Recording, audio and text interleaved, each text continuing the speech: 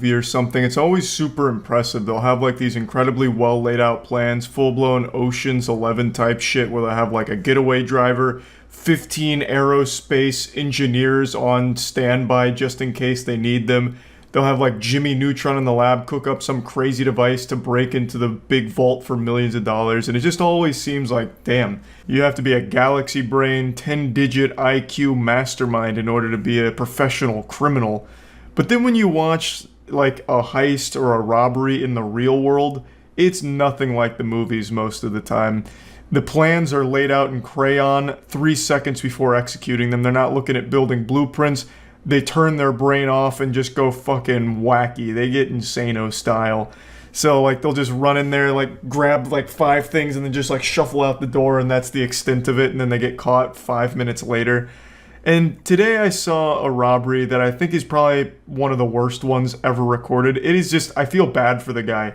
Like, watching him rob it is agonizing because it's so incredibly slow. This dude robbed a Little Caesars in like -5 times speed. I felt like I was watching an NFL replay while watching this man try and rob the cash register. They filmed him for over 1 minute and 30 seconds. He just sat there trying to rob them.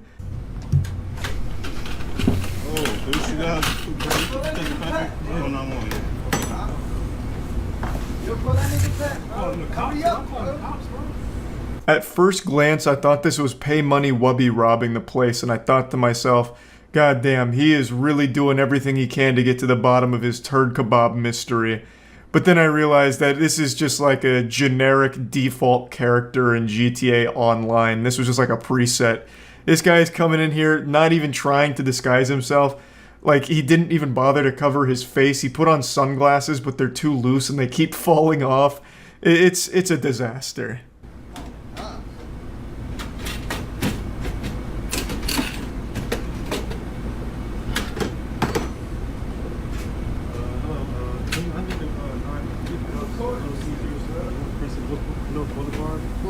It's like robbery ASMR. He's not talking. The employees are just kind of making fun of him. It's just like they're roasting him. It's just no one's taking him seriously. It's so unbelievably goofy. And the thought process here to rob a Little Caesars, bro, the pizzas are $5. How much money do you possibly think you can get from the cash register? He was better off just taking the whole register and trying to sell that. He would have made more money that way. He's going through this whole song and dance prying open the cash register, but he probably would have made more money just standing outside making balloon animals for people that came into the Little Caesars. He would have got more in tips than he did out of this register. It is $5 pizzas. I don't know what he was expecting. He hasn't exactly hit fucking Fort Knox here. It's Little Caesars. $5 pies. Like, I think he maybe got $20. Maybe.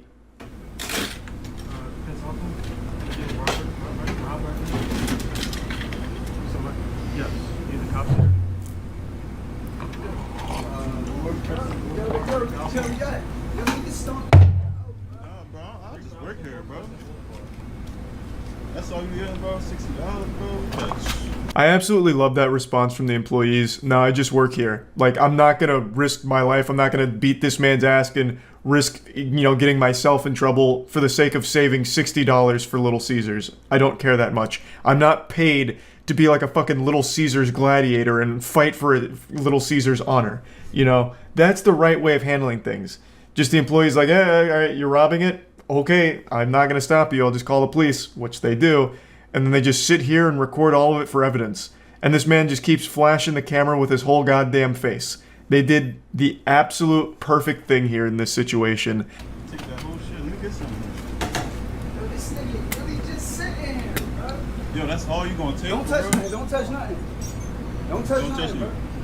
Don't touch nothing. No fingerprints, huh? Yes. Yes. This is where it gets so good. So this guy with all 3 brain cells and every neuron in that goddamn barren wasteland of a head starts firing, and he's like, oh my god, I left my fingerprints at the scene. I know what happens next. I've watched CSI Miami. So he goes back in and tries to wipe down the register. as if the fingerprints are the main concern here, even though he's flashed his whole face with no sunglasses to the camera like 8 times by now. And he's doing all of this in the slowest speed imaginable. He's entered cruise control. It's like there's so much evidence here, and the one thing he's concerned about is fingerprints. So he goes in and tries to clean the scene. Very thorough job too, but greed gets the best of him. He became gluttonous, so he goes in for more money, leaving more prints. Come on, so seek the whole register. We're next to. Yeah, so he grabbed an extra like $3 there and then tried to wipe down those extra prints, but kept missing the areas that his greasy paws were touching, and then just skedaddles in the slowest getaway of all time, just barely walking. He would have been faster if he crawled away. Like, Jesus Christ. All in all, I can't imagine he got more than 20 bucks. The guy in the video said 60, but I don't believe that. There's no way he pulled $60 out of that fucking register. All in all, he spent like a minute and a half emptying a register, struggling the entire way, looking super stupid just to walk away with less money than the register costs for repairs, and risking jail time. If he had spent this long just collecting quarters from a wishing well, he would have made more money. That's all you gonna take? No, bro, you don't work here, bro. Don't get into nothing, bro. Don't touch nothing. Yo, the store is shut down. The store is shut down, bro. Yo. I've never seen a robbery where at the end of it, everyone's laughing at the robber. Like, what? How shameful. How truly awful.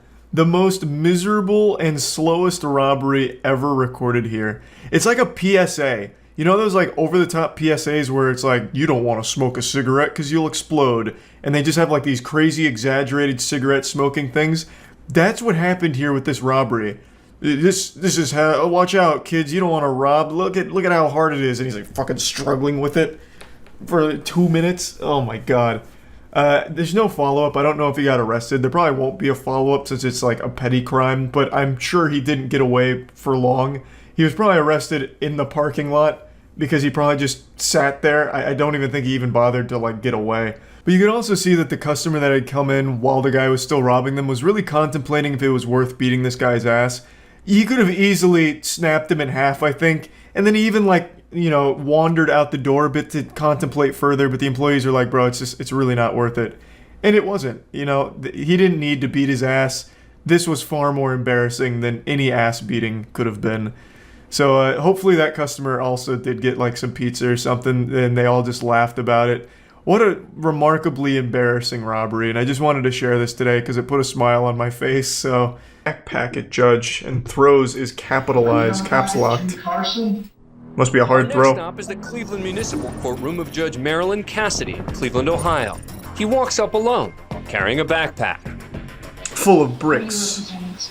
Just to launch at the judge. Oh. Uh-oh. Ah!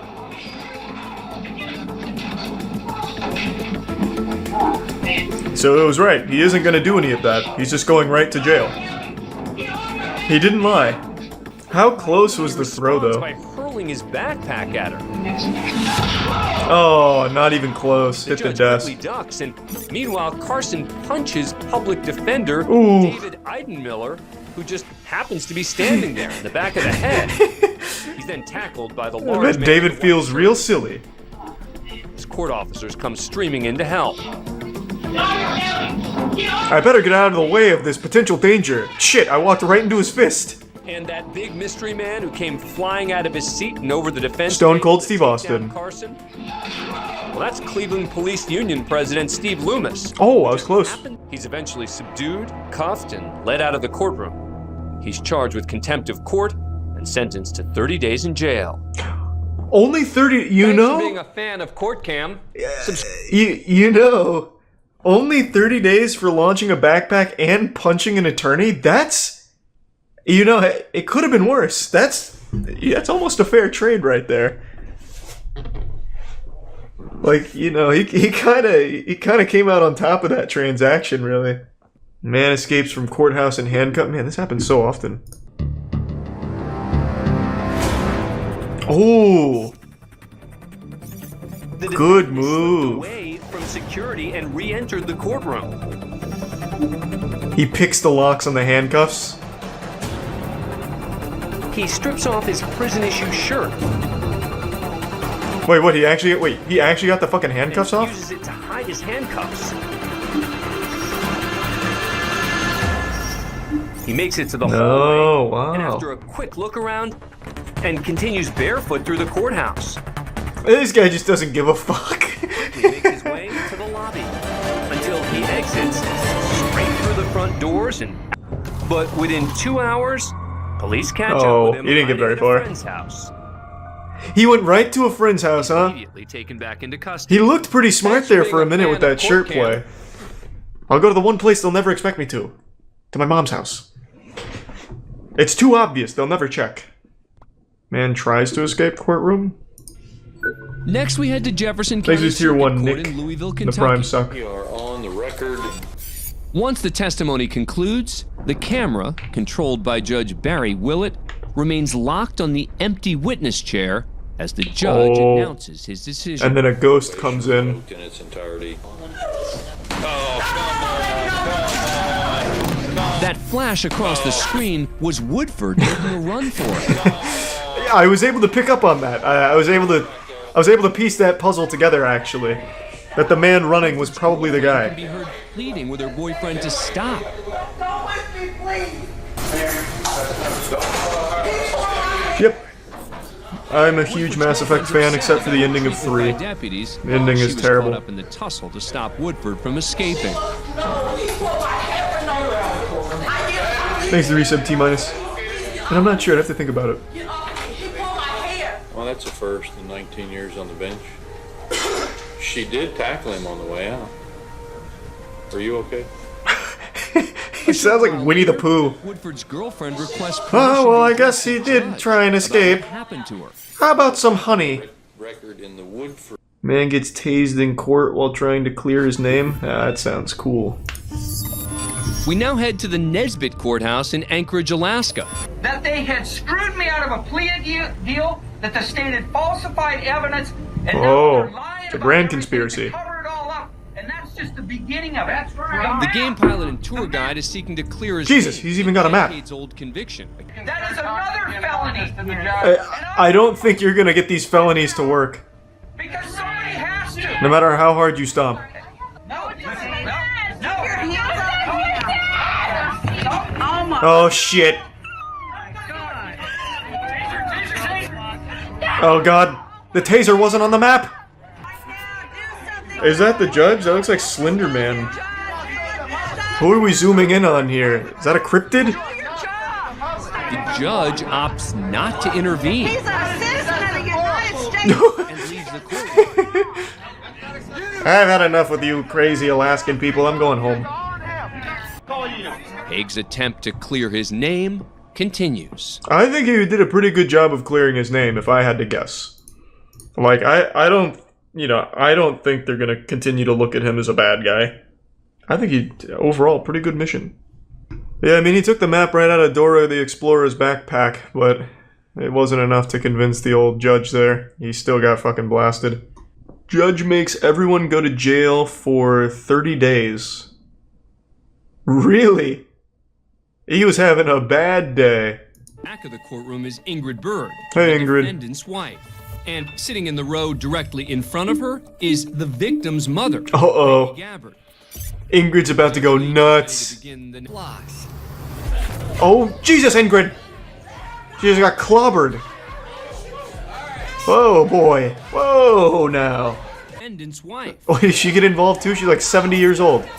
Red purse, I told you to come up here. Put him right there. Ooh, the whole class is getting fucked. Come on, for your mind if you think you're going to try to stop anything in court. We got bailiffs in here to do it. And you're sitting in there in jail right now. And where were those bailiffs, William? What do you mean? Handcuffs? This is insane. What? The incident ends with at least 4 people being charged with contempt. They were so behind. Mother, Peggy Gabbard. The defendant, Shane. This guy had to completely separate them. Shirt. If you don't get 6 months in jail.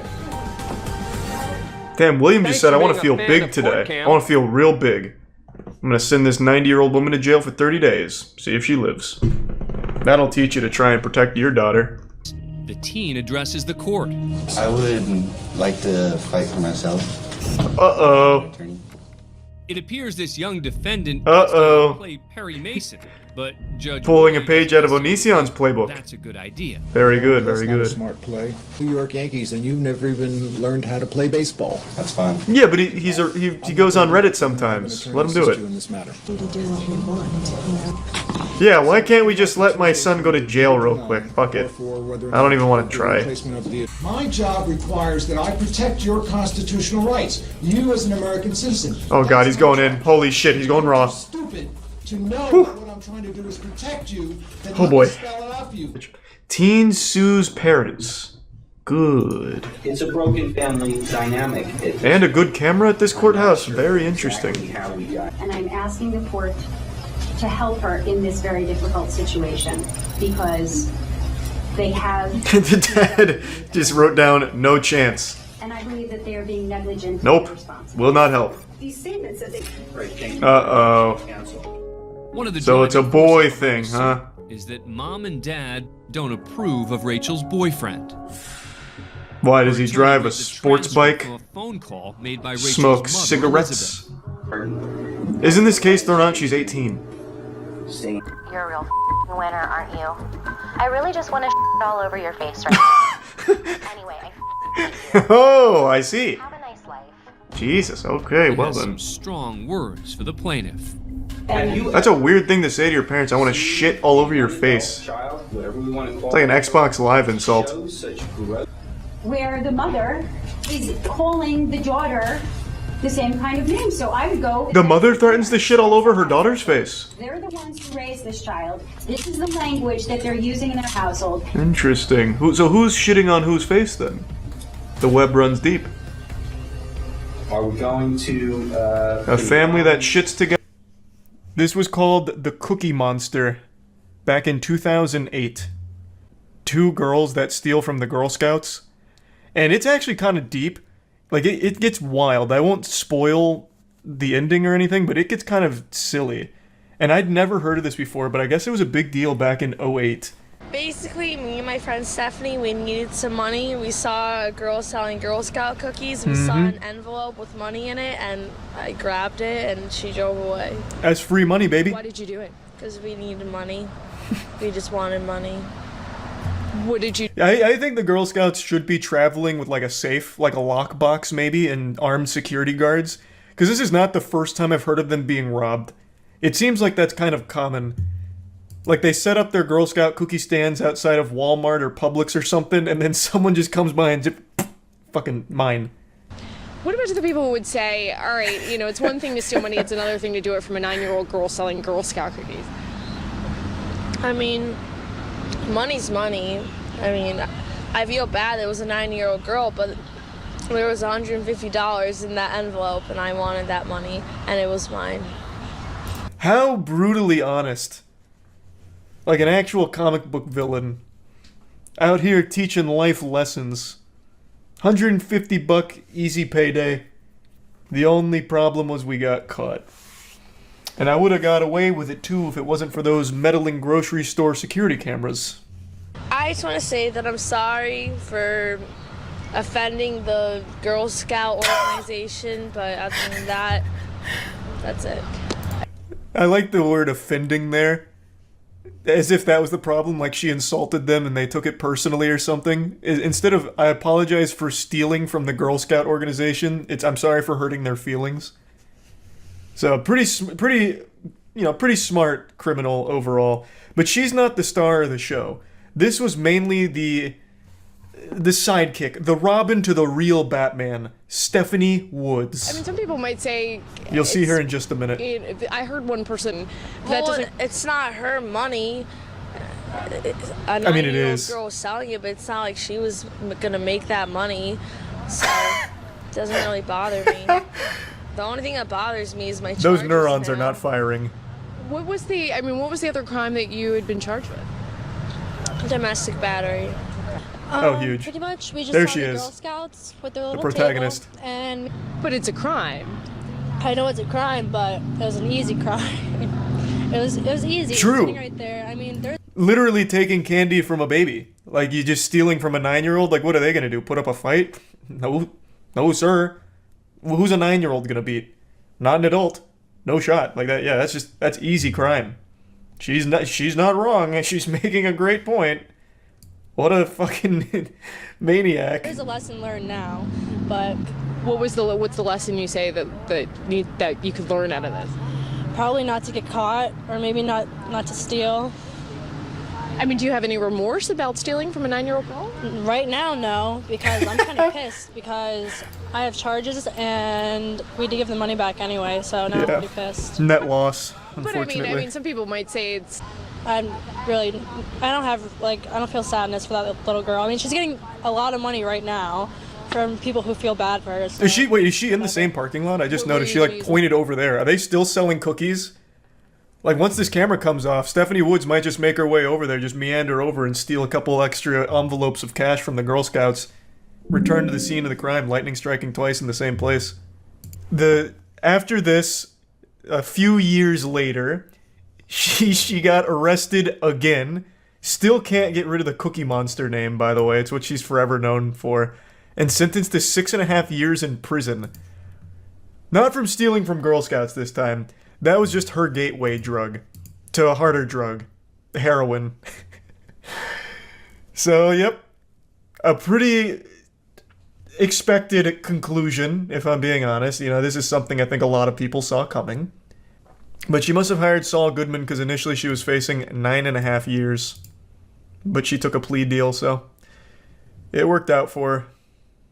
6 years, rent-free, long con. True, she won't need to worry about gas money in jail. She's out of jail now, though. This was 2014, and she served 6.5 years, assuming she did the whole sentence. Like, she's out. So if your daughter's in the Girl Scouts, tell her to sleep with one eye open, because Stephanie Woods could be right around the corner. She's like the boogeyman. Being smart has its drawbacks. Yeah, that's what I was thinking, too, listening to her speak. Like, damn, she's quite intelligent. One of those true criminal genius masterminds. A victim of her own hubris, unfortunately. What happened to the other girl? I don't know who the other girl was. Stephanie Woods was really the star. I don't know shit about the other girl. I couldn't find any info on her. Maybe someone in chat knows, for someone that's a little more familiar with the story than I am. In 2009, she was also arrested for robbery and kidnapping. She pleaded guilty. Man, I tell you, you steal money from the Girl Scouts one time, and then all of a sudden you're shooting up heroin in the bathtub and kidnapping kids and robbing other places. She stole like $400 from a gas station as well. Girl Scouts set her up. Oh yeah, maybe this was entrapment. Like the Girl Scouts deliberately left an envelope with like $150 like sneaking out of it on the side of the table, and they all turned around in order to catch some would-be thieves. You might be onto something. That's how they got my uncle. Fun fact, they also dine and dashed to Denny's 3 weeks earlier. The vid on it is called Girl Scout Cookie Money Theft. Okay, I've got to see that. All I could say is that I'm really sorry. Stephanie Woods seems contrite, claiming she's been turned into a cookie money monster. The 18-year-old convicted just days ago. They actually brought from a Girl Scout. They brought the Girl Scout in to testify? Yeah, that's the bitch that stole our money. That fucking heartless fiend. Yeah, that's her. I recognize her. Put her in the slammer. Even though I think it'd be really unfair if I got 60 days in jail. A 17-year-old What do you mean? who's yet to be charged was with her in both the Denny's and Girl Scout thefts, and was. Oh, now we get to learn about the take sidekick? stand, but Wood's attorney was nervous. She was going to turn against his client, so she took the plea. The family Days, despite this flip of the finger and then shove of our camera last week in court. Hey, Stephanie, come on. I don't have Hey, much of an come attitude on. anymore, really, except for the other day. But that was just anger. So what can I say? Her attorney Thus, would an plead that attitude. No contest was the best avenue, given the conflicting statements from her younger co-defendant. Oh, there's still more. It's the Girl Scout cookie thief like you've never seen her before, crying. Damn, in she's a court celebrity. After the judge throws the book at her. An out-of-control drug user and sent her away to get her life back on track. She will have up to 3 years to do just that. Holy shit. The road for 18-year-old Stephanie Wait, what the Woods. fuck? Wait, so she was sentenced even before the 6.5 years? Wait, did I just miss that in the article? So she just bounces from prison to prison. So she had a 3.5 year sentence before the 6.5? There's still more? From juvenile detention to the county jail, more punishment for Stephanie Woods, the so-called Girl Scout cookie cash thief. Another sentencing for Stephanie Woods. I'm adding an extra year because I just hate the letters from your fans. Ordered Woods into custody and into drug treatment, but Judge Cohen says it should stay, and he gives Stephanie 3 days in jail as a deterrent. The judge, I think, did the right thing. I really do. Damn, what a story. Yeah, that shit is deep.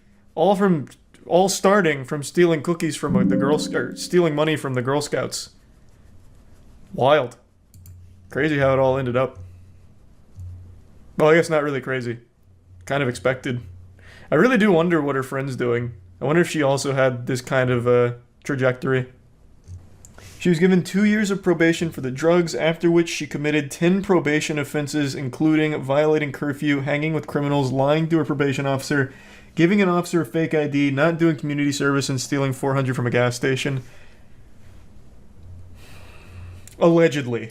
That also could be a false flag operation from the Girl Scouts. Lack of self-esteem or a bit hard on yourself, I wanted to show you a video that will prove that no matter what's going on with you, you will never be as pathetic as the man I'm about to show you.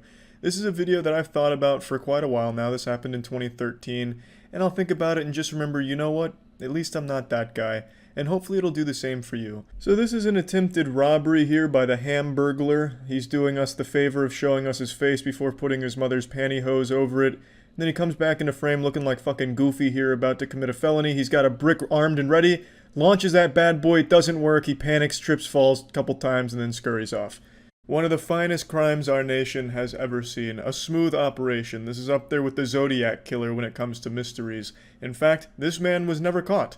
Probably because the detectives were too busy laughing at him, but they never did catch this man. He could be out there still terrorizing meat stores to this day.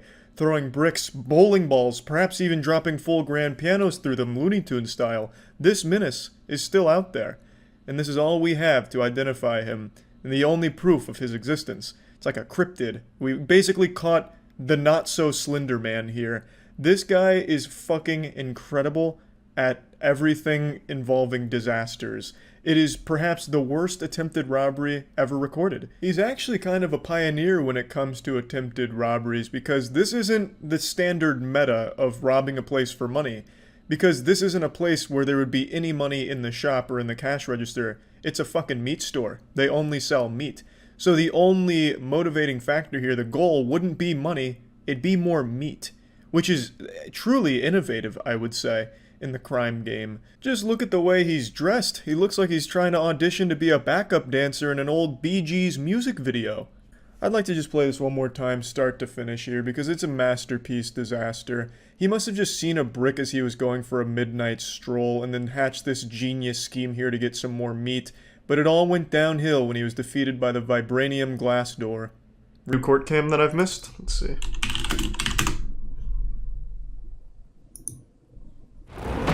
I'll just go through here, I think. This might be easier. Man tries playing mind tricks with the judge. So he encountered a Jedi. Is that Nicolas Cage? Hall is here for driving under the influence and driving with a suspended license. He looks like the kind of guy. Sir, I haven't said for the court how I'm appearing today, sir. I'm not asking you yet. What does that mean? I can see how you're appearing. Like a meth addict. Sir, today I'm appearing as the agent and settler for David Hall. Oh, he's cosplaying. Okay. My name sounds exactly like the defendant's, and I'm here to settle that matter today. Oh! So are you and David Hall one Interesting. I'm not a person, I'm an individual. David Hall is a person, I am a private individual. Hall's legalese. Interesting. To say the least. But the judge... He's got us backed into a corner. Individual. And I don't think you understand the difference between a person and an... Could you appear as a 19-year-old boy, perhaps, if I asked you to? Correct. Just starts transforming his face like a polyjuice potion. And even the person's bond today, $10,000. Damn. Slap the whole family. And the person continues to drive without a driver's license. Quick, substitute in somebody else. This time you're Martha Cranberry. Is a violation of his original bond. All versions of David Hall must remain in jail unless he can come up with the cash. Well, is there any other? Are you asking me as the settler, the agent? Hey, he's getting fucking blasted. Judge is bending him over and biting his fucking asshole off. Okay, I am not the person, David Hall. Tell him he's not leaving jail either. All right. Have a nice day. Thank you. Thank you, sir. Come on. Down the middle. You have to be a really, really insufferably fucking dumb asshole to think sovereign citizen is a real thing. Just as a heads up. Thanks to the resub chills. It never works because it's not a real thing. If you say you're a sovereign citizen, you just get laughed at. Let's see what the most dramatic moments are. He's even got merch made. That was pretty cool. Please be seated. Accused of killing 2 teens in 1993 when he was just 16. Holy shit. At that time, which became a key piece of evidence for the prosecution. Present in the courtroom. The court has received. So did he actually kill them or what? Indicating that they've reached a verdict. Villegas has been on trial 3 separate times for this crime and has maintained his innocence throughout. After spending 18 years in prison, that verdict was thrown out in 2013. Holy shit! Because of ineffective assistance of counsel. He has remained out on bond as he awaited a 3rd trial.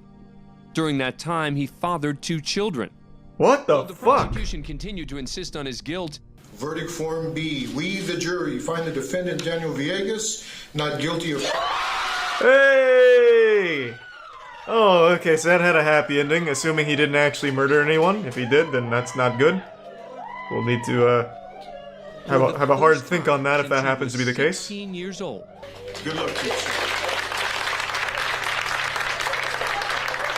He fucking did it! It only took 18 years of his life. Madison's been convicted on 3 counts of aggravated Jesus murder for Christ. the killing and mutilation of 3 young women in Ohio. As part of the hearing, I thought these were gonna be goofy. These are fucking heavy. Jesus Lord. Right now, I guess we're supposed to, in our hearts, forgive this clown. No, I hate that perspective. You don't forgive people like that. It's not empowering. It's not just demonstrating strength to forgive a murderer. It's ridiculous. Oh, fuck.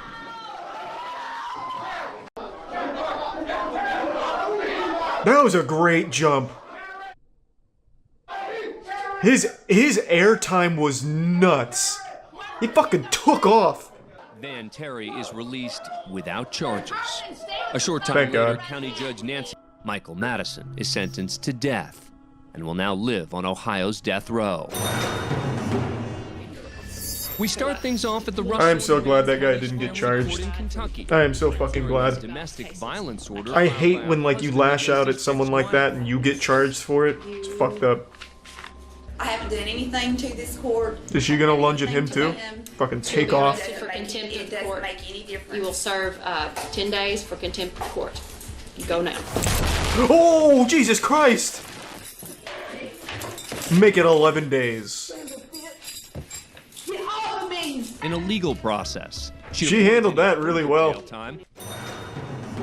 Damn, people really like lunge. No, I'm not. I'm not under oath. All right, raise your right hand. I'm gonna swear you in. Ooh! Blasted, get pranked.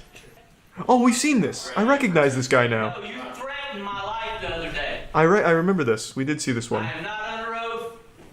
This is being done unconstitutionally. I don't remember what he does. My kids unrightfully. So that being said, He's driving a hard case. no, do you want to be here or not? The judge is handling this very well. Wants to sit here while you take their kids. This is a conflict of interest. Can I get some water, please? Do you want to suck his dick for the water? No, I need you to answer. He's so Head patient. to the Cook has accepted a plea deal that will drop a conspiracy charge, which carried a maximum penalty of life in prison. But counts of carjacking, attempted carjacking with a deadly weapon, and felony battery are still in play. Damn, that's huge. I didn't know conspiracy was that seriously taken. There was an orchestrated ambush, and you are a main part of that. And for that, I'm going to go ahead and adjudicate you guilty of all 3 charges. Oh! 20 years in state prison. Damn! I mean, it is really avoidable. Don't set up an ambush. Like, it's super easy to avoid. More severe than they expected. Exit Prime Bomb.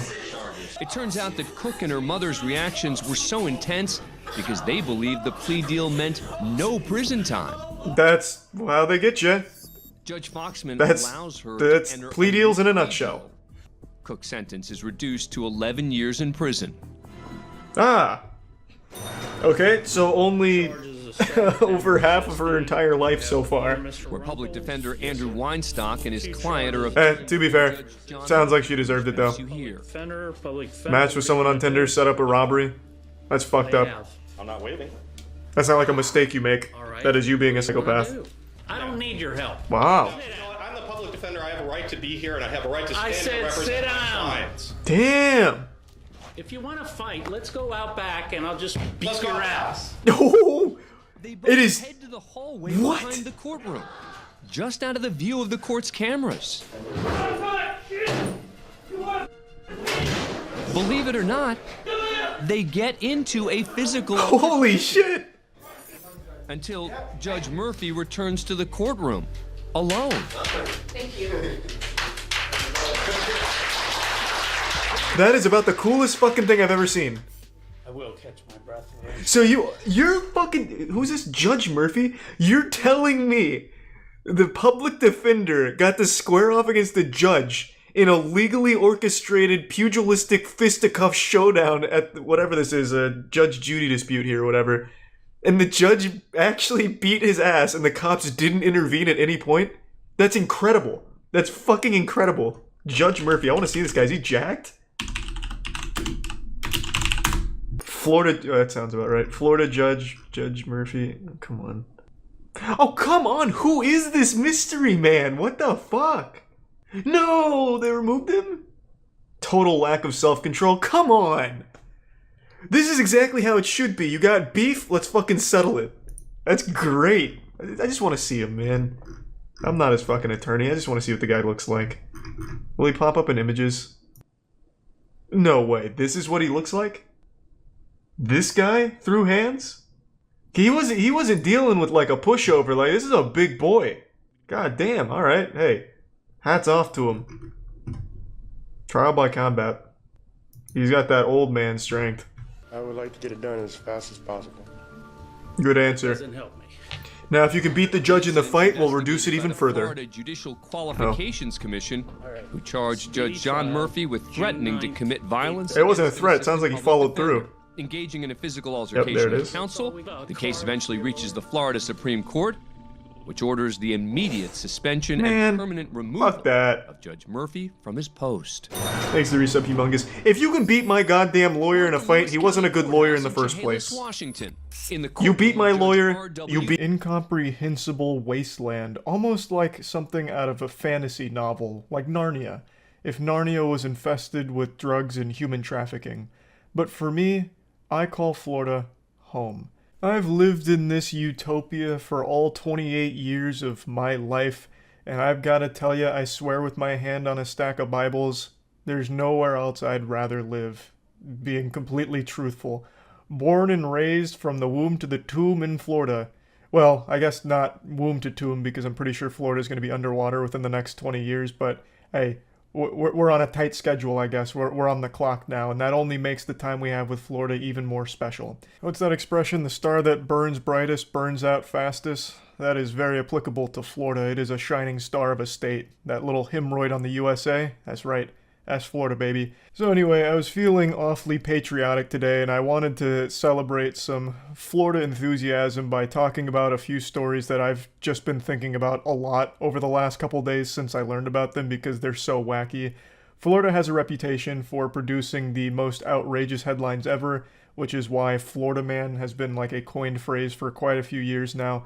Florida Man is just always referring to the crazy stories that could only really happen in Florida.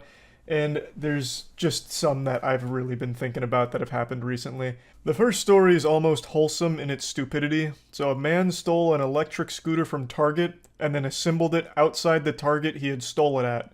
So he was out there assembling this electric scooter for quite a long time, which gave the police ample opportunity to show up and arrest him. What's going on, man?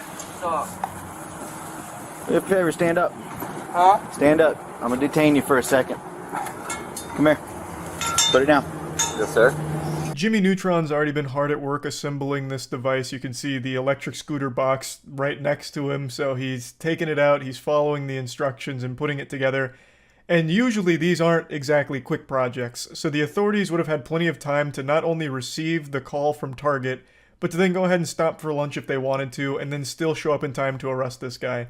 He was out there for quite a while building the scooter, so the police showed up and probably were beyond surprised to see that he was still there. This was probably like a jump scare for them as well, that this guy who had stolen a scooter like 30 minutes ago was just outside putting it together.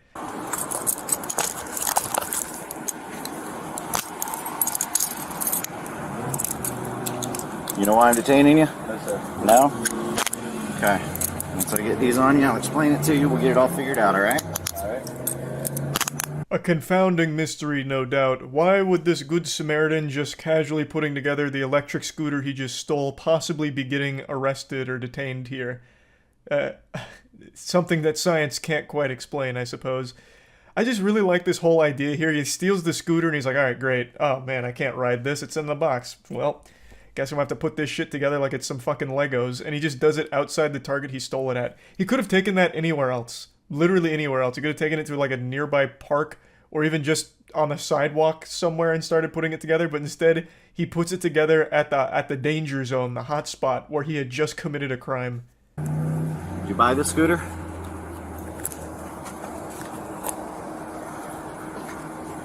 You don't want to answer that question?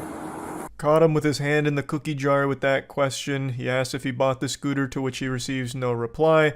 So then the reality starts to sink in for this guy.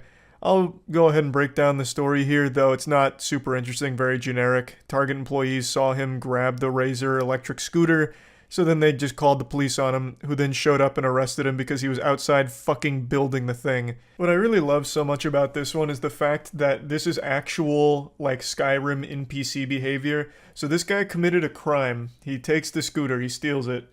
And then the second he leaves the store, he must have forgot how he acquired that scooter and thought it was totally okay to just go ahead and start putting it together there. That item he just stole. The next story I want to share with you all is actually a really interesting crime plot. This one's got a lot of layers to it. This one's like almost a huge scheme. It's a $1 million plus milk theft.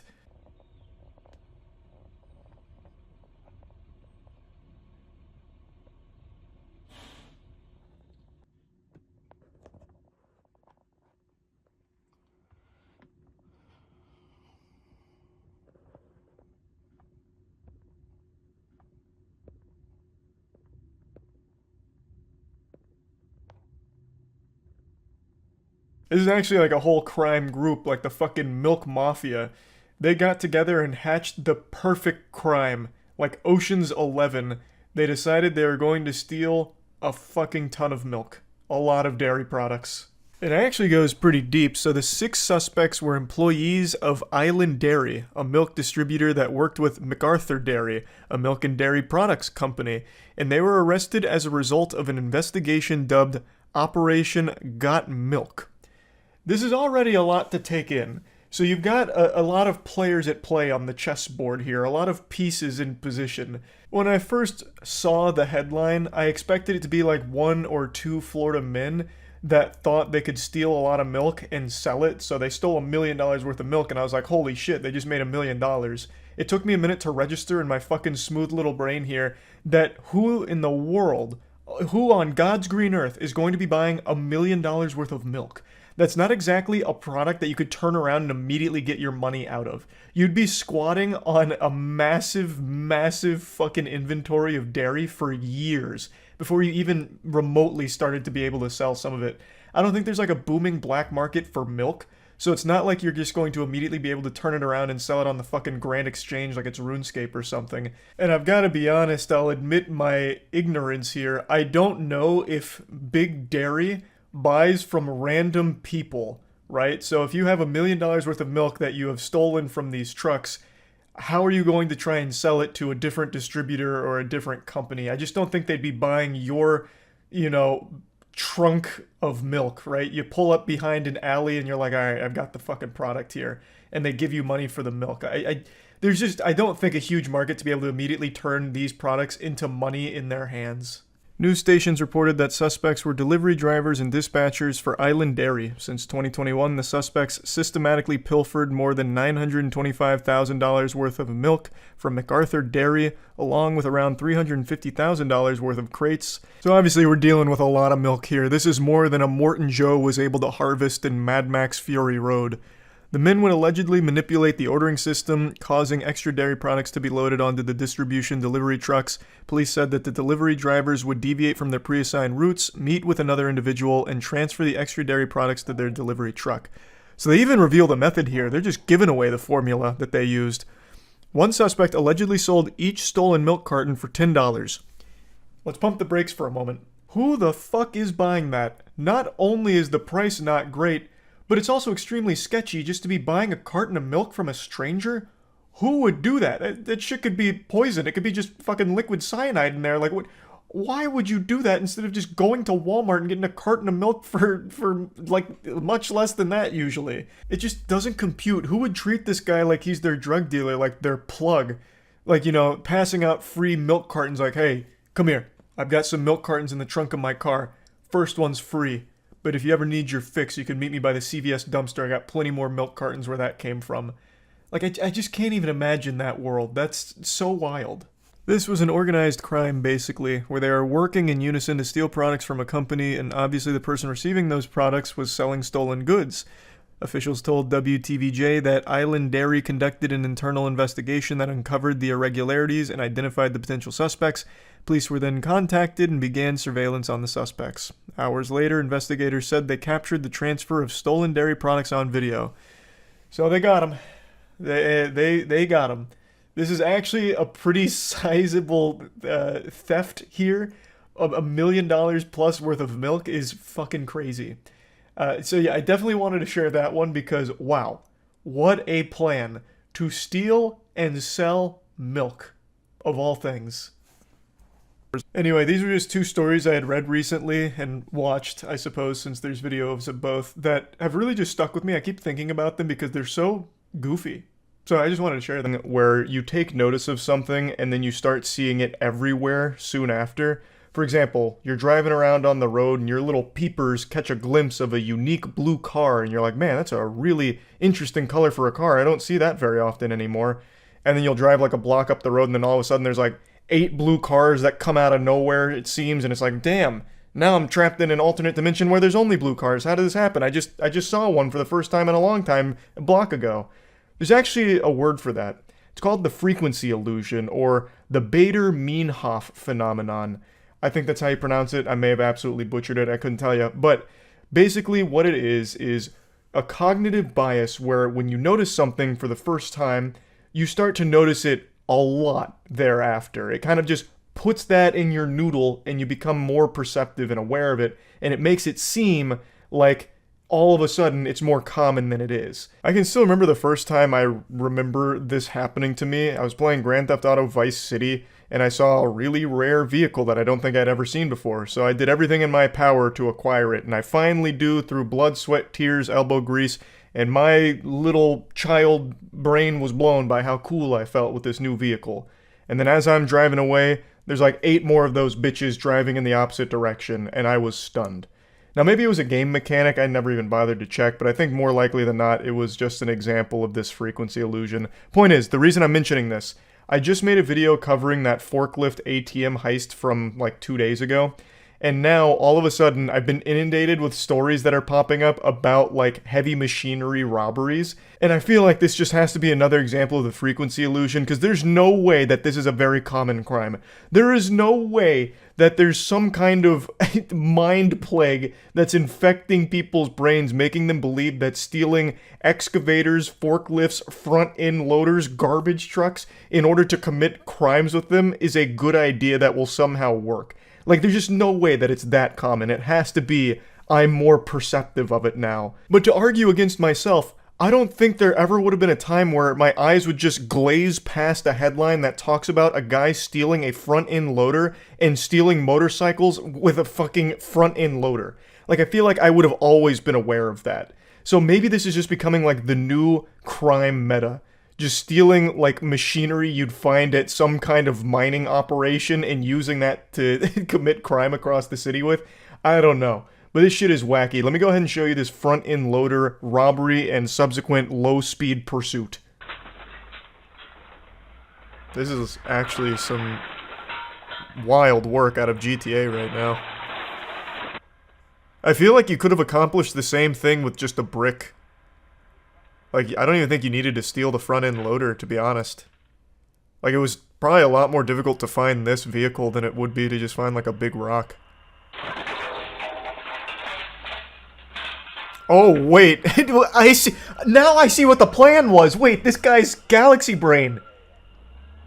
This is an incredible scheme. He got the Christmas presents. I mean, he's kind of busting up the bikes on the way home here. He's not doing a great job of securing the package. Put it down, mate. He is not stopping. He is not stopping. I was legitimately stunned by the depth of this plan having more layers to it than just take big vehicle, crash into building, and then go in and take the goodies and call it a night. This guy pre-planned this for what I imagine must have been months. He not only found a front-end loader that was prime for the pickin', but then he also went into the building with ratchet straps, I guess, and put them together as if it was like fucking grapes on a vine, and then had the perfect attachment for the front-end loader, the hook, in order to actually carry away the bikes on it. Like, there was a lot more than I would have expected here. Like, Jesus Christ, I was half expecting the front-end loader to turn into a goddamn Decepticon committing the crime. This was a shocking revelation. And, of course, the subsequent chase afterwards is where everything went tits up. He clearly only planned the first part and not the second part. I don't know how he thought he could make some kind of inconspicuous getaway with a fucking rogue front-end loader with two motorbikes dangling off of it like truck nuts. Like, there was no world where that wouldn't tip off the authorities. And this is not exactly the optimal getaway vehicle. So you can see the vehicle's not really zooming around too quickly and the bikes are banging against each other. I also couldn't help but giggle at the officer telling him to put it down like it's a child who's got a cookie he wasn't supposed to have before eating his vegetables. Like, brother, this man stole a front-end loader. You think he's just going to give up that easily? No. He is committed to this for the long haul. Okay, run over the bikes. Everybody stay well clear of this tractor. Oh, he already dropped them, but oh boy. Oh boy. This vehicle's not fast enough for this kind of engagement. And he shed the entire front battering ram. Oh god. I don't know how he gets out of this one. Unless his friend stole a helicopter and then gets like a giant magnet to airlift him out. I don't think there's any way he actually gets out of this situation though. Oh! Oh! He's ripping some gnarly maneuvers. This is a very interesting chase. We left the roads and now we're in God's country. Oh my god. Wait, the officer's on the tracks too. Wait, this officer action here is about it. This man's like, it's finally my chance. I didn't think I'd ever get to do this. We're gonna need a good Samaritan to pull him over in like an equally strong front loader. Fight fire with fire. In the bush. Got all his clothing in the creek. Oh boy. We're on foot now. He's naked. Hands in the air now! Good boy, mate, good boy! He tried to throw off the dog's scent by getting nude. That was a pretty cool chase. That was one of the more interesting ones I've seen in a while. Should have found a skunk and got sprayed. Your brain is huge. That's such a good idea. Yeah, he could have hidden his scent if he had just subjected himself to the skunk smell. But then he still would have needed to find a really good hiding place where they wouldn't find him. Instead of throwing your clothes away, just dress up as a deer. I don't know. If you're going to try and disguise yourself, I think you actually have a better chance of disguising yourself as a cop. Like, imagine he gets out of the front loader, runs into the forest, and he has, like, a cop uniform waiting for him, complete with, like, flashlight and everything, and service pistol, and he's, like, just looking around and just talking with the boys. Like, you'd probably get further with that approach. They finally caught him, but this man was operating on, like, demon mode here.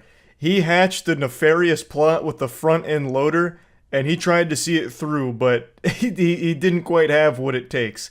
I still can't believe that he had the chutzpah to steal a front-end loader, get the proper, like, hook attachment for it, get the ratchet straps, and set up the motorbikes in a way that they can be lifted out with the front-end loader and hook. But he didn't plan the most obvious part, which would be, how the fuck do you get away? He had no plan for that. All he did was start just driving down public roads and then was, like, shocked that the cops somehow got on his tail. I don't understand. And this is, like, as I mentioned in the very beginning, this feels like it's being more common, with stealing things like excavators and forklifts and all that to commit wild crime. Like, it feels like it's being more common, but again, this could just be an example of the frequency illusion. I'm not sure yet. But anyway, it's always wild when that happens. Jinkies. It is always such an adventure to watch that. But anyway, yeah. A channel called Crime0, which put together this beautiful piece on one of the most interesting criminals I've ever heard of.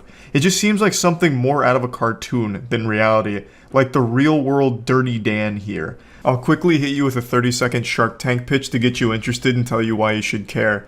Basically, an army veteran uses his skills to target McDonald's locations for robbery, and his specialty was busting in through the rooftop. So he would bring tools, cut through the roof, and drop in like an angel on the employees. And he had the manners of an angel too. He'd let them get their coats. They all said that he was really nice, and asked them to just wait in like the ice locker, the freezer, and he'd rob them and leave. And he did this for quite some time before being apprehended. Spoilers, he gets caught. But he doesn't spend too long in jail because he hatched a galaxy brain scheme to break out, which he executed flawlessly, becoming the first prisoner at that facility to ever break out successfully.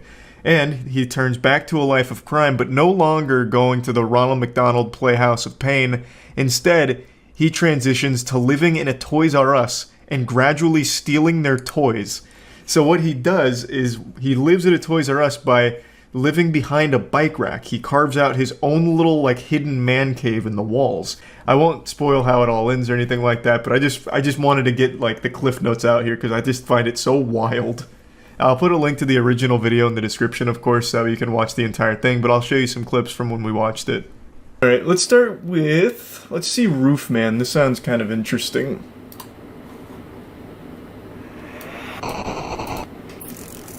I do love criminals that hide in attics and shit. Nigel and Luke here, and welcome to Crime Zone.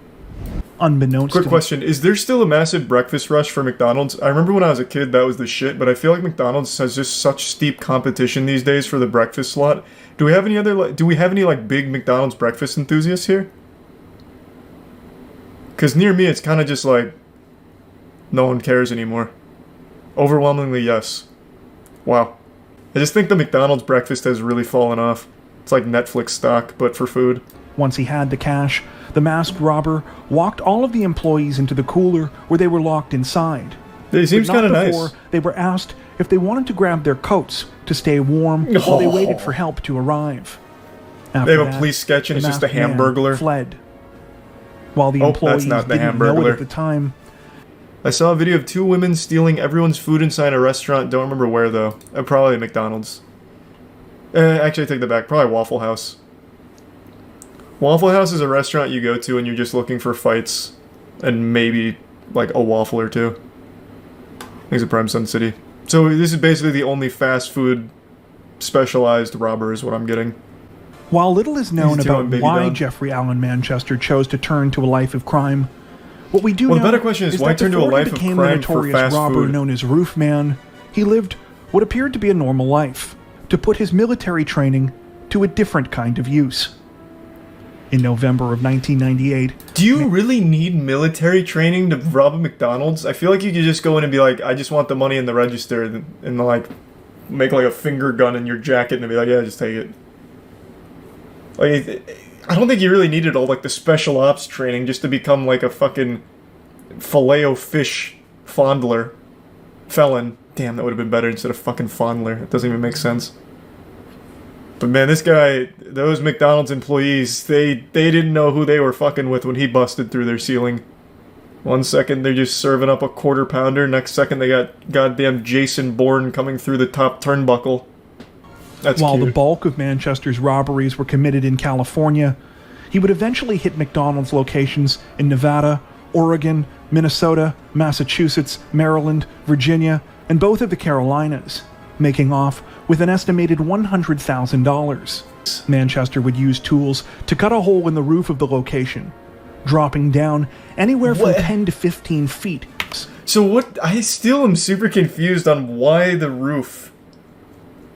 What tactical advantage does he get from busting in right here behind the counter as opposed to just rushing through here and jumping over the counter?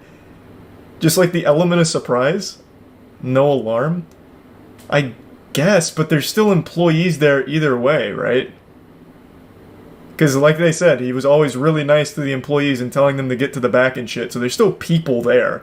So at that point, the alarm's kind of worthless, wouldn't you think?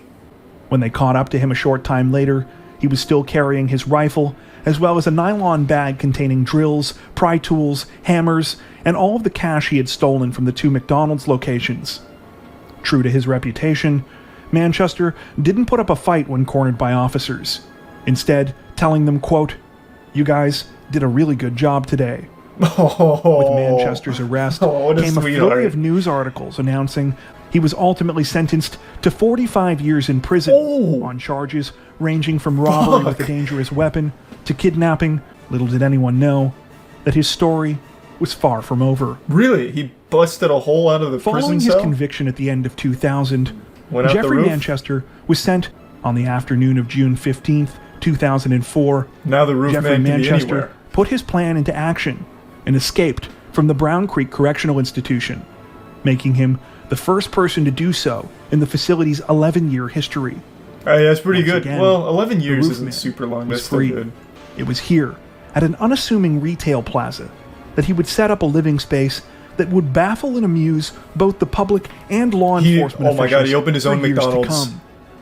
A For his franchise new owner. home, the roof man chose a Toys R Us store located in a complex called the Triangle Shopping Center, just off of Monroe Road. He raced remote control cars on the roof in the middle of the night, rode bikes around the store for exercise, and managed to get most of the nourishment that he needed by stealing and eating baby food. Toys R funny Us had all kinds of snacks. He didn't need baby food. I remember back in the heyday at Toys R Us, you could get like fucking pounds of Doritos and shit. My man's over there just eating like meat sticks and apple mush when he could have been feasting on Doritos and Oreos. This man just said, fuck it, I want the Gerbers. Thanks for some Dreadnought in the prime elbow. This actually seems like something out of Codename Kids Next Door. Like one of the villains infiltrates a toy store that the kids are shopping at in order to torment them and scare them at night. Man's actually the boogeyman at the Jeffrey's Play Palace here. I have looked literally everywhere in the world for a single picture of this man's laboratory here. You know, Dexter's lab kind of shit. Because the way it's described in the video and the way it's described by the authorities, it sounds fucking incredible. He had baby monitor surveillance spy systems set up across the store to keep eyes on everyone, all the workers and all the customers and everything. He had so many toys and shit and a really elaborate setup with running water all in his like secret man cave in the Toys R Us walls. I want so badly to know what that actually looked like. I can't imagine a world where they didn't take pictures of it. They'd have to, right? Like, it's evidence. So surely those pictures exist somewhere, and I am begging any authorities that were involved in this case to just release the photo evidence. Let us see it.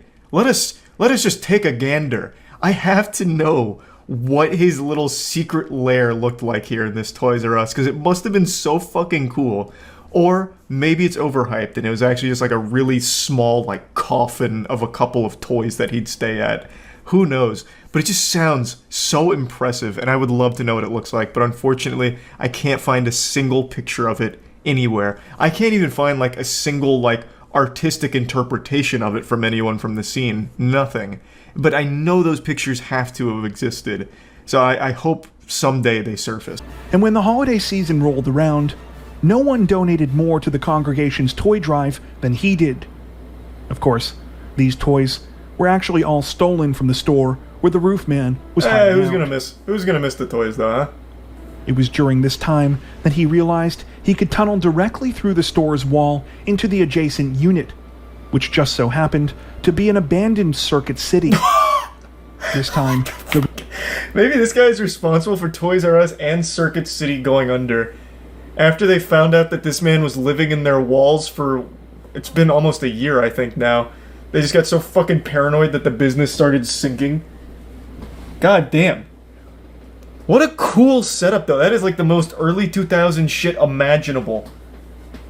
Like, that is your early 2000s shopping starting kit. Toys R Us, Circuit City, and Radio Shack. The only thing he's missing is a Blockbuster.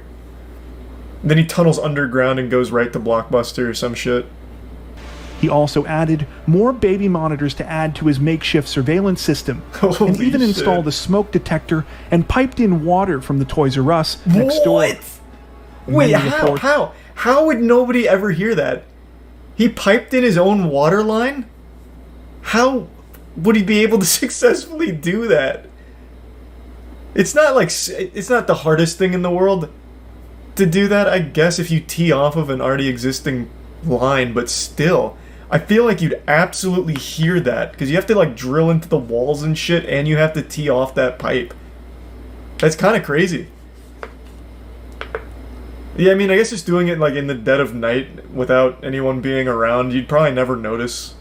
In order to continue to travel between the Toys R Us and the Circuit City as he pleased, Manchester left the tunnel between the two units intact. I bet so many kids saw him behind the bike rack and just got scared and didn't say anything. In with the walls on both sides. On December 26th, he decided it was time to pull off the big robbery that he had been planning. Unfortunately for the roof man, when he tried to pull off the crime, things did not go according to plan. Similar to the 2000 robbery in Belmont, when he held up the Toys R Us, employees were able to contact police sooner than he anticipated. Manchester responded by punching her, stealing her gun, and running away. That's aggressive. Amazingly, he used to be so nice. The roof man seemed cornered. He managed to escape through his trapdoors undetected. It's unclear whether or not he returned to the hideout within the Circuit City, identified him as the man who had been going by the name John Zorin, and were shocked to discover who he really was. In a bid to cover his tracks, Manchester burned down a dentist office where he had gotten his teeth fixed while on the run. How does that... He worried that police would be able to find his dental records there. Okay. This had the opposite effect of what he intended. Prison really changed and only him. made investigators more suspicious. Manchester showed up, believing he would be able to see his girlfriend one last time before continuing his life on the run. He arrived with flowers, but was arrested by waiting officers before he could make it inside the apartment. Manchester is currently incarcerated at the Central Prison in Raleigh, where his projected release date is December 4th, 2036. Do you know of any other cases like this that you think we should check out? What a cool story. Tell us about them in the comments section below. Thank you for watching. That prison is 5 minutes from my house. Bro, you might want to move just in case the roof man gets out. He'll start living in your walls. Sleep Grand Theft Auto 5, that's rotted my brain. But when I think of bank robberies, I always picture some absolutely massive event that's thoroughly planned and it's a huge deal. Like when I hear, oh, a bank got robbed, I'm expecting the follow-up sentence to be, and then Spider-Man stopped the robbers. I've just always imagined bank robberies like it's straight out of a cartoon, you know, high-tech security, damn near impossible to pull off successfully. You know, you see like an Ocean's 11 movie, you're like, wow, no one's ever going to be able to actually rob a bank like this, huh? They've just always made it sound so fucking wild, saying things like, alright, we're going to need a 20-person team in order to pull this one off successfully, boys. The target is a 15-inch thick, steel titanium concrete vault door that's protected by a retina scanner and biological deposit box for fingernail clippings, and it'll only accept it from the head honcho of the bank. You also have to sing the fast part to Eminem's Rap God, and if you fuck up a single lyric, the alarm sounds and the FBI swarming within 30 seconds. It's also protected by a moat with 45 crocodiles inside and 24/7 security, and they're all ex-Navy SEALs. We're gonna have to be in and out within 5 seconds. The job is simple. You know, like, in my tiny reptile brain hears all this and I'm like, wow. Well, no one's ever going to be able to actually rob a bank, huh? For some reason, I've just been under the assumption that banks in the real world have similar security protocol. Obviously, not with like all the sci-fi security protocols like infrared laser beams everywhere that you have to dodge. I've just been under the assumption that they're highly protected and robbing them is still extremely difficult. But in reality, that's just not the case. Bank robberies happen all the time and they are nothing like they are in the movies. I want to show you a recent bank robbery that happened in Orlando. This is about a week old. You have to see this to believe it. Yeah, that's right. Your eyes aren't playing tricks on you. The alleged bank robber is Mr. Incredible himself. This dude threw on the Incredibles t-shirt, popped on the shades, and said, "It's showtime." And this was a successful robbery, by the way. I'll explain his method in just a moment, but here's the security camera footage showcasing the culprit. And he got away with it for now. He wasn't caught. He's still at large. So if you do recognize that man, make sure to call that Crime Stoppers hotline. Now, you're probably scratching your head wondering to yourself, where was the robbery? Charles, you forgot to show the climax. You didn't show where he actually robbed them. But you're wrong. You just witnessed the robbery. That was the entire operation. The extent of his plan was to go into the bank and ask for the money. So he demanded money from the teller and they gave it to him and he walked out. That's how that bank robbery went. He didn't flash any weapons. I haven't read any reports about him making threatening remarks or anything like that. They just explained that he demanded money from the teller, which he received, and then fled the scene. Now, the use of the word demanding in the reports leaves a lot of wiggle room for what could have been said or done from the guy to get the money. You know, maybe he went in there and was threatening the employees or seemed to just be like this menace. Maybe he treated it like a Call of Duty Xbox Live lobby and got real loud, vocal, screaming this and that. And I have always said it's never worth risking your life for the business you work at, you know? If someone comes in there and they're saying, you know, empty the register, you're gonna get it, bub, it's best just to comply. What's the point in risking life and limb for the business you work at? It's simply not worth it. Plus, insurance covers all of it for the business anyway. So it's just, you really shouldn't be, like, willing to die for your job, I would say. So I have no ill will towards the teller here who did give this guy the money. I just find it super interesting that this is the technique that was used for a successful bank robbery, just going up and asking for the money. It doesn't seem like he did anything beyond that. His plan was as simple as it gets. Can I have some more of that cash? In fact, I'm not asking, give me more of that cash. And they did. So I decided to look into it a bit. And it turns out all bank tellers are instructed to always follow the thief's instructions no matter the case, whether a weapon is produced or not. If there is a thief there demanding money, it is the bank teller's responsibility to follow it. They're instructed to follow along no matter what because their safety is of paramount importance. So that caught me by surprise because I wasn't sure. I knew bank tellers always had to go along with like someone who shows a weapon or something. Like they're not going to try and, you know, make a holdout and challenge them to a fist fight in order to disarm them or anything. I just thought like they had to produce like a weapon or some kind of threat or like reasonable showcase that they're going to cause a problem. I didn't realize that if they even just hinted at wanting to rob them, that they had to follow along. So that was a little surprising to me, but it makes complete sense, and I completely agree with that ruling as well. However, I still think this guy's planning is lackluster, to say the least. He didn't even make an attempt to conceal his face. The closest thing he has to a disguise is just some sunglasses he picked up at the gas station, probably on the way to the bank. Now, I don't want to undersell the importance of his wardrobe pick for the day. I think the Incredibles shirt really sealed the deal. There's a good chance this crashes and burns if he's wearing just like a normal Abercrombie & Fitch shirt or something, but he threw on the Incredibles shirt. That right there adds like a +10 to intimidation. They didn't know who they were fucking with, and they weren't taking any chances. So he got away with it for now. He's managed to elude authorities, as I understand it. So overall, just like a really goofy, wild story that I happened to stumble across today and just wanted to share with all of you. This is not at all how I imagined bank robberies going in the real world. I very rarely have ever read about any in the real world, aside from like the big ones where there's getaway cars, like massive police chases, shootouts. You know, I haven't heard of any like this, so I just found it to be pretty interesting. Say about Florida, but one criticism you'll never hear about this state is that the people are boring. Florida men never disappoint. Period. I don't care who you are or where you are in the world, you know about the beautiful creatures known as Florida men. And today I want to talk to you about a brave explorer. His name is Reza Bellucci. Now, you might know of him more recently because 2 days ago he was arrested after trying to cross the Atlantic Ocean in a hamster wheel floating ball, basically. But what you may not know is that he has attempted very similar feats numerous times in the past. In fact, he even has an entire Vice documentary made about him and his ideas. Rather, idea is the wrong word. It's a passion, a calling, nay, his destiny, to, for some reason, walk across water a long distance in a bubble. In the Vice documentary, they cover one of his attempts to go 1,000 miles from Miami to Bermuda in basically the bubble boy thing from the old Jake Gyllenhaal movie. There's even this really cool shot here where it looks like an AC-130 mission from Modern Warfare. This shit looks like some aerial phenomenon, like a UFO that would have just been declassified by the government. He always gets stopped by authorities trying to save his life from just ending up lost adrift at sea endlessly and dying of starvation and dehydration. But he just keeps coming back.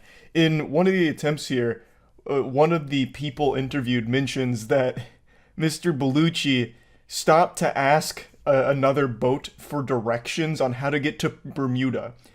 So he's not exactly a sailor or anything. He doesn't know where he's going when he gets out on the water. He just knows he needs to get out on the water, and from there, Jesus will take the hamster wheel and guide him where he needs to go, I suppose. Because he doesn't have any way of navigating it, I guess. So there's no doubt if he wasn't stopped by authorities every single time, he probably would have ended up dead by now. In fact, I would say that with 100% confidence, he would have not survived this. Because he just gets into a fucking inflatable hamster wheel and starts running, hoping that he gets to the destination he has in mind. Now, what's really interesting is he actually seems like a really wholesome, nice guy.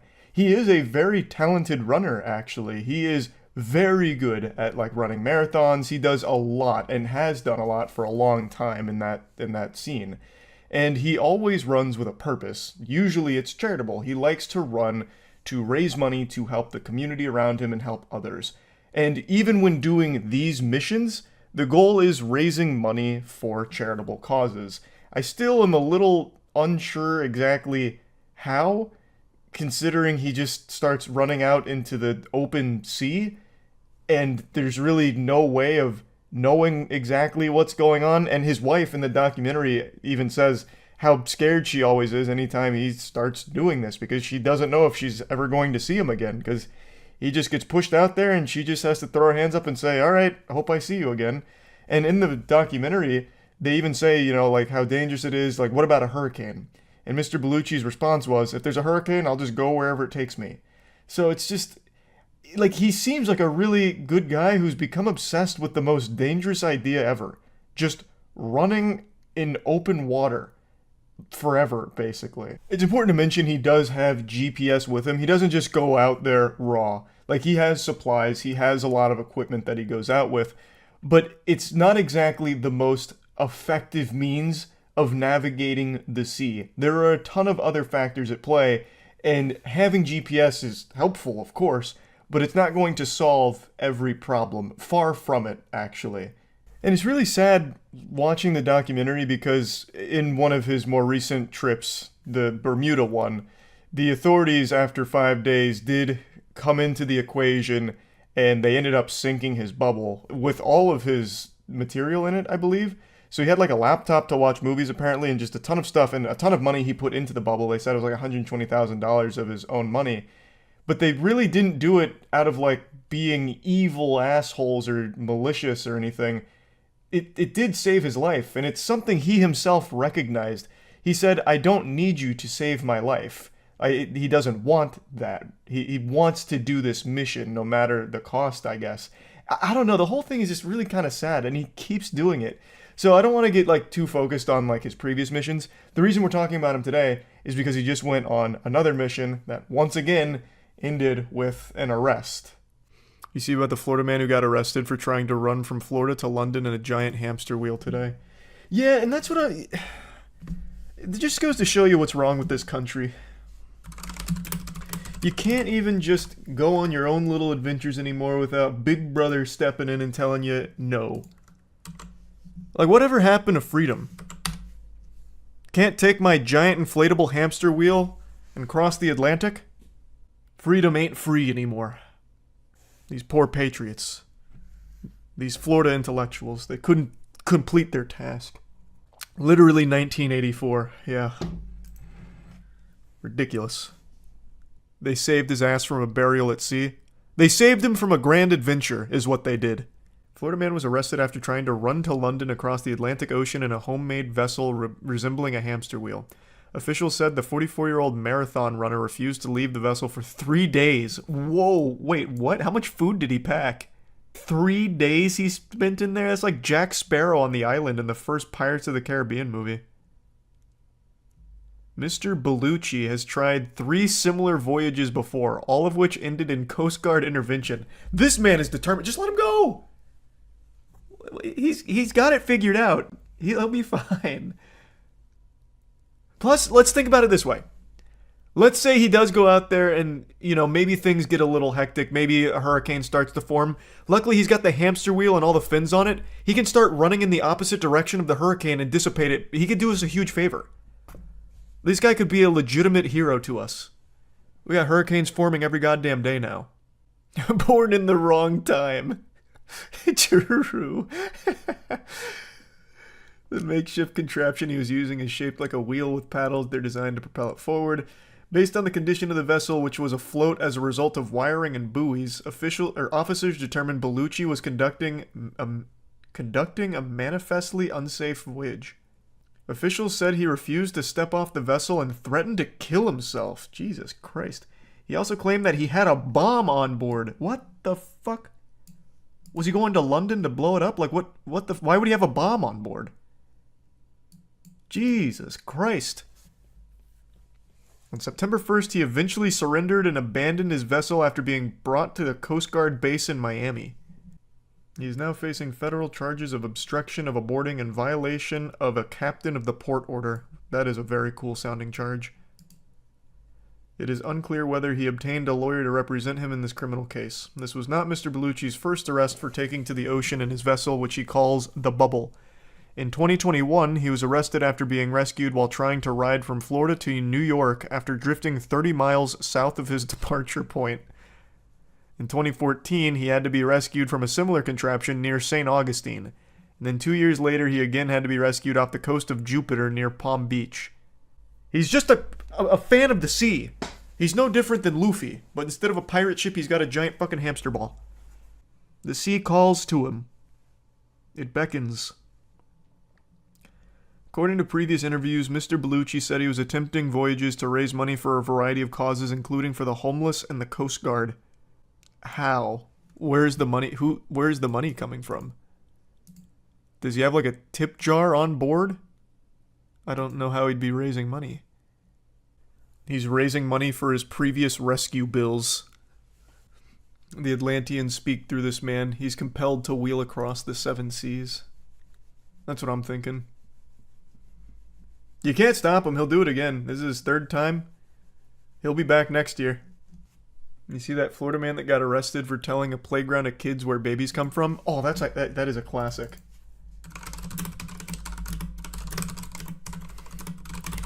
Yeah, this was a great one. This is classic Florida man shit. Florida man arrested after telling kids where babies come from.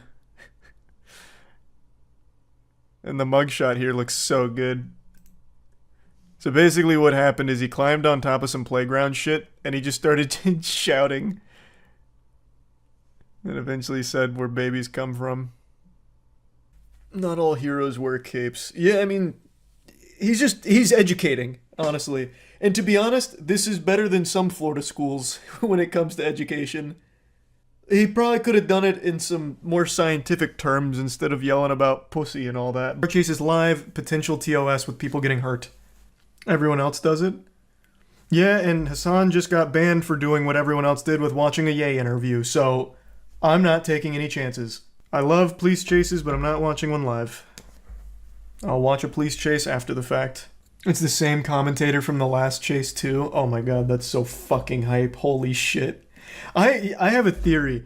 We're getting so many police chases in such a short amount of time. I think that last one that went viral with the Grand Theft Auto stealing cars and going crazy, I think they saw the ratings and the response from that, and now, what was that, the SoCal Police Department? I think it was SoCal. Now they're just getting people hopped up, like, you know, they're leaving car doors open, maybe with the keys in the ignition, kind of enticing them as they have the chopper around the area, just waiting. Just fucking waiting. Just keep farming content out of it. Isn't that just called a bait car? Oh, true, yeah, I guess they used to have that bait car shit. Yeah, but they'd have the bait car and the cops nearby ready to, like, arrest them. I'm saying they're doing bait cars with a chopper ahead to film them. And then maybe they'll call the police, like, all right, hey, he took it, go. But don't chase him too much. We want this to last. Did you see the police chase last night where the guy drove into the Angels Stadium? What? Was that the 3-hour chase? Oh, never mind. This is the one with the clown car with like 6 people coming out. When did he drive into Angels Stadium? Into the stadium. Going into the stadium, bottoming out as he makes his way through the ticket booths at Angel Stadium. Check this guy out. Yeah, this is the same guy. Now very dark in that parking lot.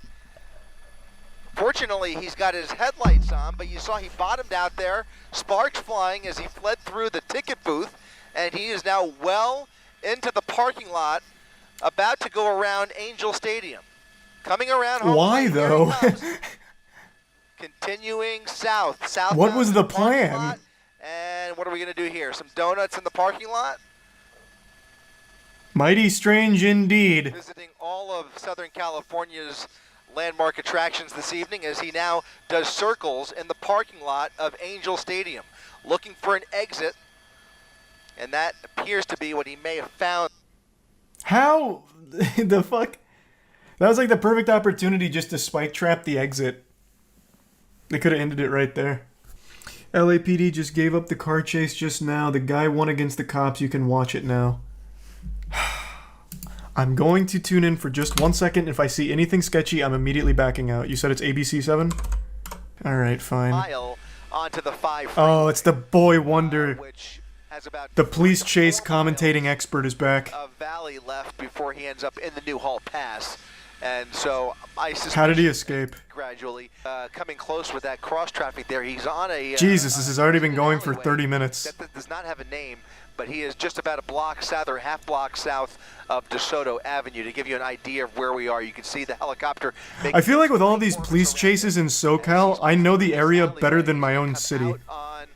Gone on such a fucking tour of it through these. Street, I believe, out of LAPD's jurisdiction, and even the helicopter probably would have turned around. What? Probably would have, he probably would be done.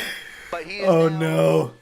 Off the freeway in the San Fernando. Is that how that works? They have like an aggro range, like it's World of Warcraft? LAPD's jurisdiction, giving that actually, World of Warcraft I don't think has aggro range.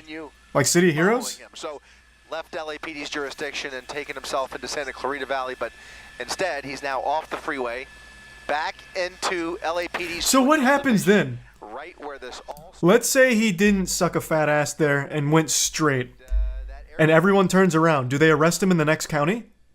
He has stopped. Like just forward his information to them and they arrest him there? Yeah, they put out an APB. Okay. Because it looks like it's red in the other direction. I can't looks tell. like it's red. He's at a red. Okay. There's a green light allowing that. He's obeying traffic laws. Southbound 405. He's in the right lane on the northernmost lane of Roxford Street. Yeah, this is live. And we'll see he basically is fixing. I'll watch the conclusion to this. It seems like a polite chase. He's just waiting in a red light. He could either go. He's in no rush.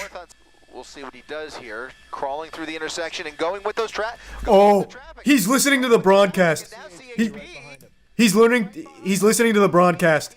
He heard the secret. He heard the cheat code of going back up here and getting to the next county. He heard.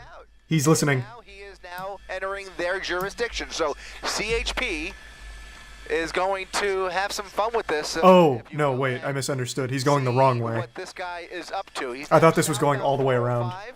CHP took the bait, but took the bait? What do you mean? Resources and they just, it's fucking 3 a.m. They just want to drive fast for a little bit.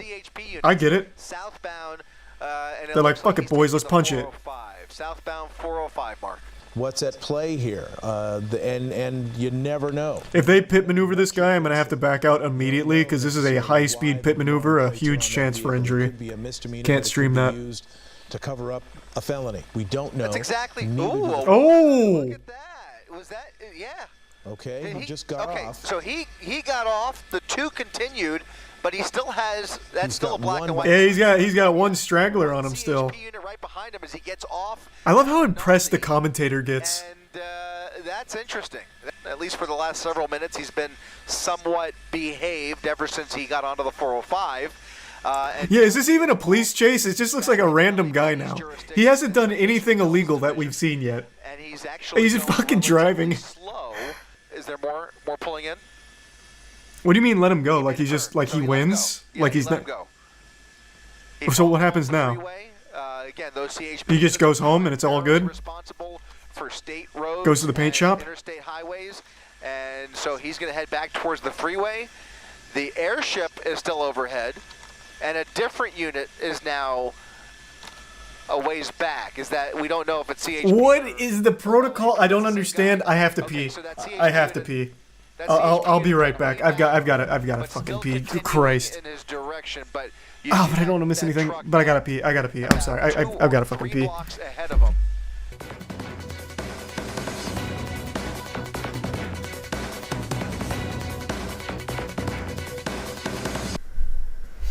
Alright, I'm back. Wait, what? What just happened? Did he deploy an EMP? What's going on? They lost interest, they gave up, he just won. What? Pursuit, and it is no longer a threat to the public, it would appear, because he has slowed down. Our coverage will end now. We thank you very much for watching. We'll see you back here tomorrow night on ABC 7. Good night. Wait, so is the crime forgiven? Because it was a pursuit. I don't know what he was originally being stopped for, but he evaded authorities. He ran from the police. Is it all good? Like he wins? That's exactly right. And at least at one point, they were willing to. No, they just arrest him later. Okay. Imagine if that was a rule, like, if you outrun us for 45 minutes, we forgive your crime. You lose your stars. That's crazy. Wait, that is actually nuts. I don't think I've ever seen that. Then again, I'm new to the police chase scene. Can't say I'm overly familiar with police chase protocol. I'm very new to this genre. Yeah, that's what I was thinking. Like, if they just plan on arresting him later, like they deem he's not a threat anymore due to the obeying road rules, like, if they plan to get him later, that assumes that he's in his own car. That could be a stolen car. It could be fake plates. That seems like an intro ceiling twice.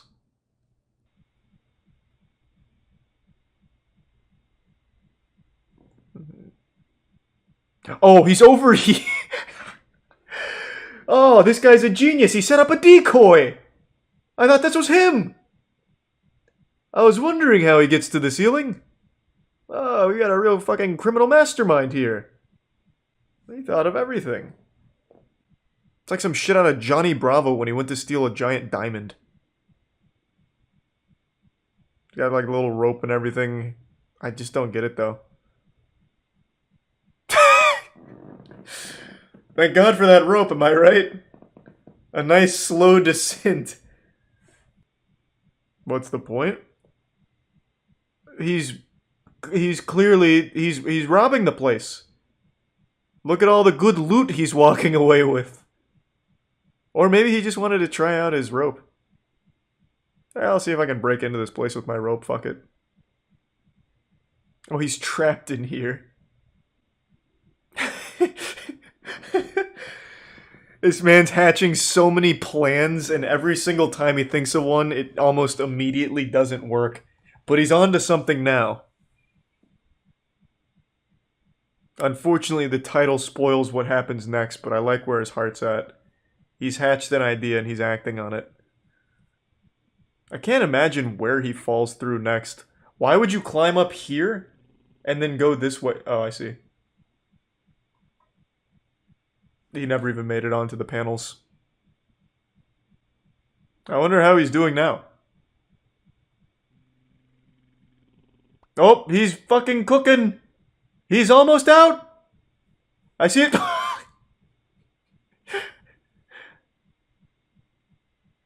Alright, we were close on that one. I think one more time, and we should be free. Man's gonna just call the cops on himself to let him out. What do you mean if you know the whereabouts of this subject? He's still in the store. It's become his sarcophagus. He hasn't left. Just check the store. Oh my god, he falls through the roof as well. Or the ceiling. Man, how many fucking people fall through ceilings? I used to do vodka coke. That was always my mixed drink of choice. Cheap. And it just tasted like drinking very cold coke. Very unpopular mixed drink though. None of my friends liked it, and every time I ordered it at the bar, they always very confused and gave me some shit. So the owner's trap was locking all the doors? He's delivering some really strong kicks there. That door is putting in work. Oh, and he's going with the old horse kick as well. This is not his first rodeo kicking down a door, but he has never fought an opponent like this. That shit is vibranium. So what is he even doing here? It doesn't look like he was even trying to rob the place. It looked like he was escaping. Oh, that's rough. Oh, there goes the hammer. Are we sure that this belongs to just like a normal shop owner and not somebody that was like torturing this guy and he finally got an escape going, only to get trapped in the second phase of the solve trap? Because it didn't look like he was even trying to rob this. He's getting really close.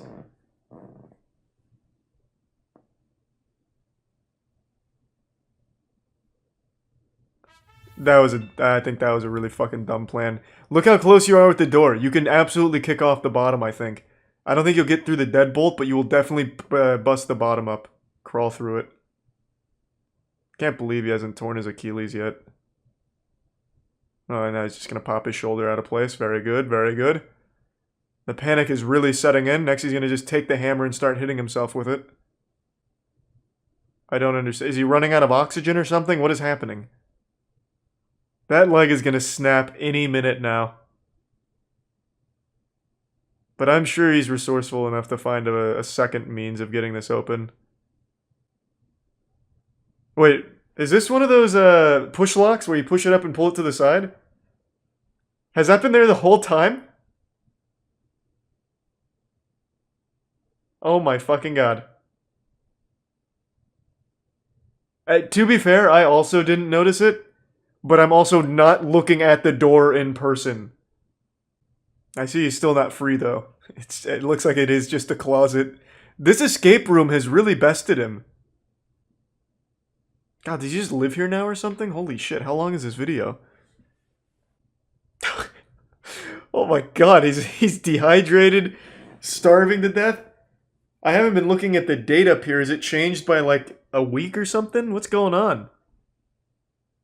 This man's deteriorating. Oh, that was easy. Hey, what's up, pussy? Should have locked the cop in. That would have been a big brain move, but there's obviously another officer over here. That would have been like some mastermind shit, though. He just tucks his legs forward a little bit. This officer becomes trapped and he just has to take on one guy. It's like some GTA RP kind of shit. No, there's clearly two cops is what I'm saying. Chat, Jesus, you would never succeed as a fucking villain. A, cops don't respond to calls alone, there's always backup, and B, he was clearly talking to somebody over here. Oh, Steve from Blue's Clues is out! Judge Buzzard springs into action. And it's on. Like the judge is going after them on foot Two himself. escapees are in handcuffs and prison-issue sandals. Oh, he ate shit. He's like the Terminator As out does here. This bright orange clue here. He's just slow riding They it. made it to the third floor. Uh-oh. Here he comes! Man, this guy loves And now to the justice. second, just one floor away from freedom. Oh god! Buzzard is gaining some ground. Judge Buzzard! About to fucking eat him! Oh! The judge tackles the lagging defendant just outside the Damn exit it. to the building. Both have second-degree escape added to Yep, their there you go. charges. I didn't try to escape to get out. I tried to escape to get well, and I tried to do what I could, do what I could do to get my drug addiction. What? We're heading out to Jackson, Michigan. to the Okay. Fourth Circuit I mean, I Court. guess that makes sense. He was just running from the courthouse to rehab. He didn't want to wait. This man, Jacob Larson. This incident's a violation of a restraining order against Jacob. All those messages were like, a lot of them were like last year. I mean, Man, you really can't afford like a usable camera here. This quality is abominable. It's like a fucking picture of Sasquatch. 4 months earlier. Yeah, I know, but it's like this, like, fatal attraction. Are there even people here? This is just like a video game glitch, like when you go out of I bounds. told you. You know what? I told you to leave her alone. And apparently that. Oh, please fight again. God damn it, I want to see it again. Today, you're going to jail for you and her are Hey, you know what? You got a bad attitude. You had a bad attitude last time you were in court. Okay? You and her are buddy-buddy. Y'all get along. He's probably fucking your girl. What do you think about that? County jail. You want to go for a year? Try it right now. Do it. One more He's bluffing. He doesn't have the power. Over Facebook. You're going to jail for a year in the county. 365 days county jail. Can't do it. What do you mean? It's crazy how many people say you can't do that. He's the fucking judge. Like, what do you mean? This man could tell you you have to stand on a corner with your butthole flexed in front of a traffic light if you wanted to. Put your hands behind your back. Get to know you all too much. I'm good. That's all right. 93 days. It holds true. The quickest way to tell when someone's an insufferable asshole is when they call themselves a good person or a nice person. That's how you immediately know that you will never like that person, and they certainly are not good or nice. As he pulls out what appears to be... He's going in! No one seems to notice until... He's making a statement. Shockingly, he lights up. And this time it's noticed immediately. Hey! We the people deserve better. Oh, what a hero. My man. We the people deserve better. And on that day, weed was legalized. Taken away by the court officer, slapping Boston with a disorderly conduct charge, as well as another charge of possession. But he can sleep easy at night knowing that he was on the side of justice and brought change. The joint that changed everything. There's a lot of things that you can do, and your life doesn't have to be over. That is a useless law, but that was such a fucking dumb idea. Like, what did he expect? My god, he's so brave. That's it, I'm changing the law right now.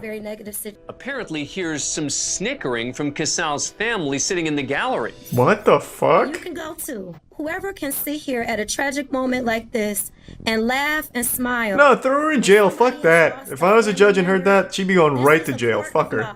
You cannot come down What to a the piece Frank of Murphy shit. Hall of Justice. Ma'am, you are being taken into custody for criminal contempt. Your disruptive and disrespectful behavior disrupted today's proceedings, and you, ma'am, are going to the Wayne County Jail for 93 days for direct contempt. Now that's what I'm fucking talking about. Well, it's been a while since I've had a full-blown justice boner, and that just triggered it. I wish it was more than 93 days, though. Donna seems to have learned a serious lesson from just one night behind bars. Don't you fucking dare let her out. Miss Cosby, is there something you'd like to say? Yes, I deeply apologize. In fact, laugh at her.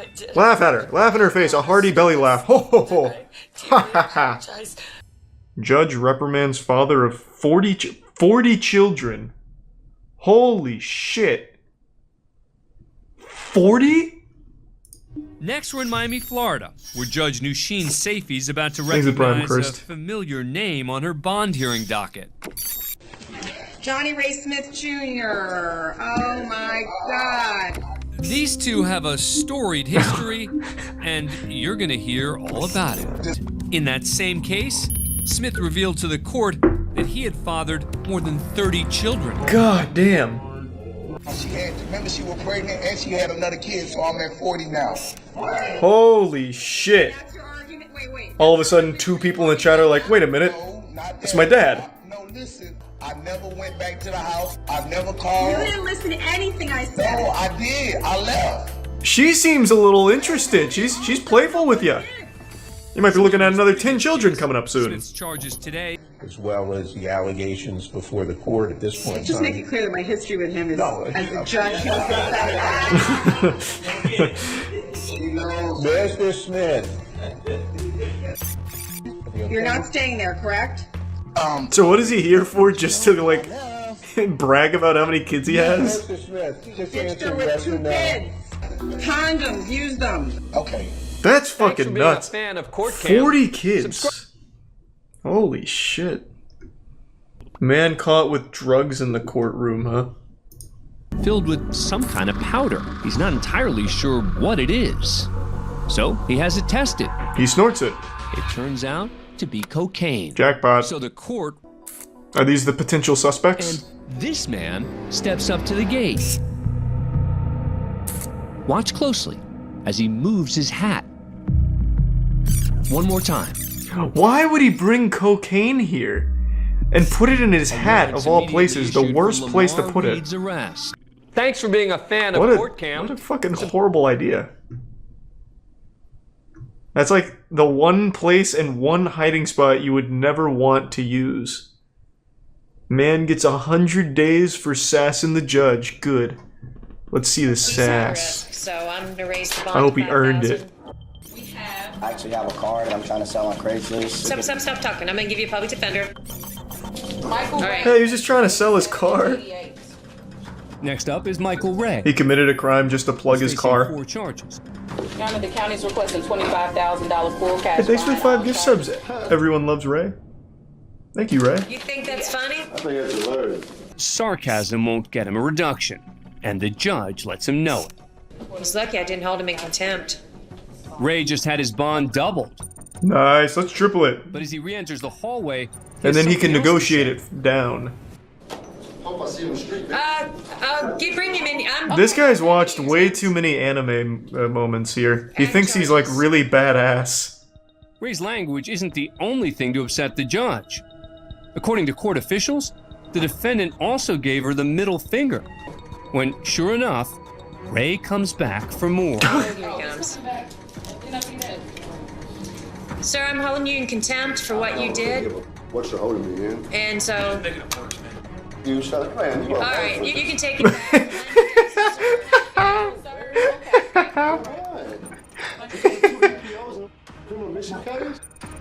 That's right. That felt like something right out of GTA RP. He's done. I think we need to. Yeah. Can we bring him back? Yes. What started out as 4 serious charges has grown into a grand total of 10. Nice, go for 20, don't be a bitch. Yeah.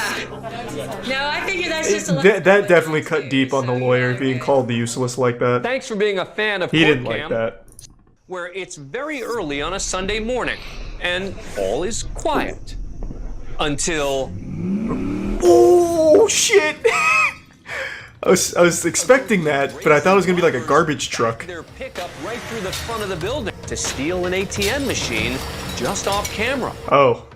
This is just Oh, one wow. of a series of recent Oh, break-ins involving I see. ATMs just as the truck hits the gas to dislodge the ATM. With nothing more than what appears to be a bare cash deposit box, Nice. thieves come up empty and drive off. What do you mean empty? They were there for that little 3 box. days later, after the courthouse boarded up the windows,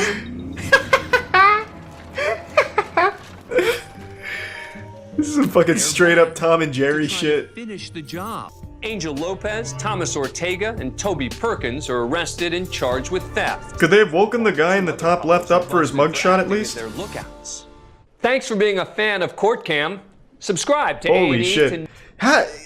So they actually did get money out of them? Isn't it extraordinarily difficult to actually break into one of those? Like, here, let me see. What would I type in to find that? Maybe this would work? Well, yeah, now it just looks like I'm planning. No, I saw these earlier.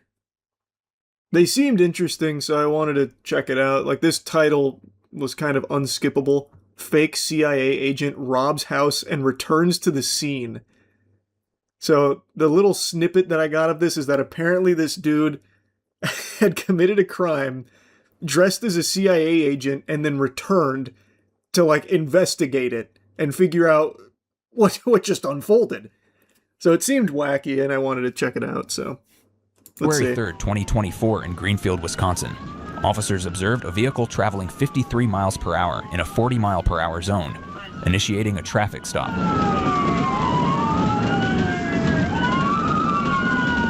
They don't know who they're dealing with. That's the CIA right there. They're about to bust him in a sting operation here that he's conducting. They're ruining his stakeout.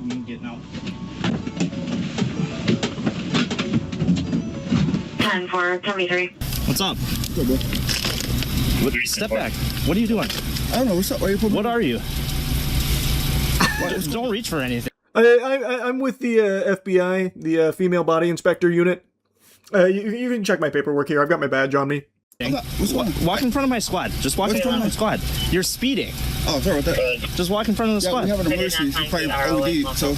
What's that? Said this guy probably OD. He's one of my informants. He's one of your informants? Yeah. Okay. Well, I'll come inside with you. Yeah, come on. All right. What?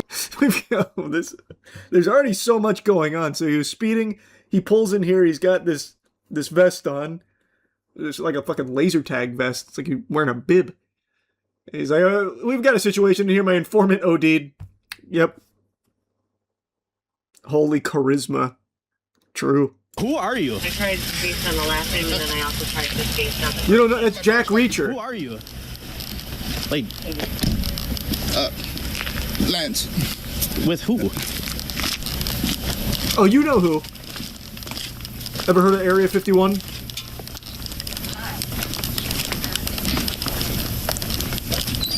I don't know who he's with, but some agency, he says an informant of his is overdosing. Hey, Joe. 3850 West College. I'm like, this is so cool already. He is so committed to the LARP here. He's got his props out. He's got the names ready. Joe! Joe! He's praying right now that there's no answer.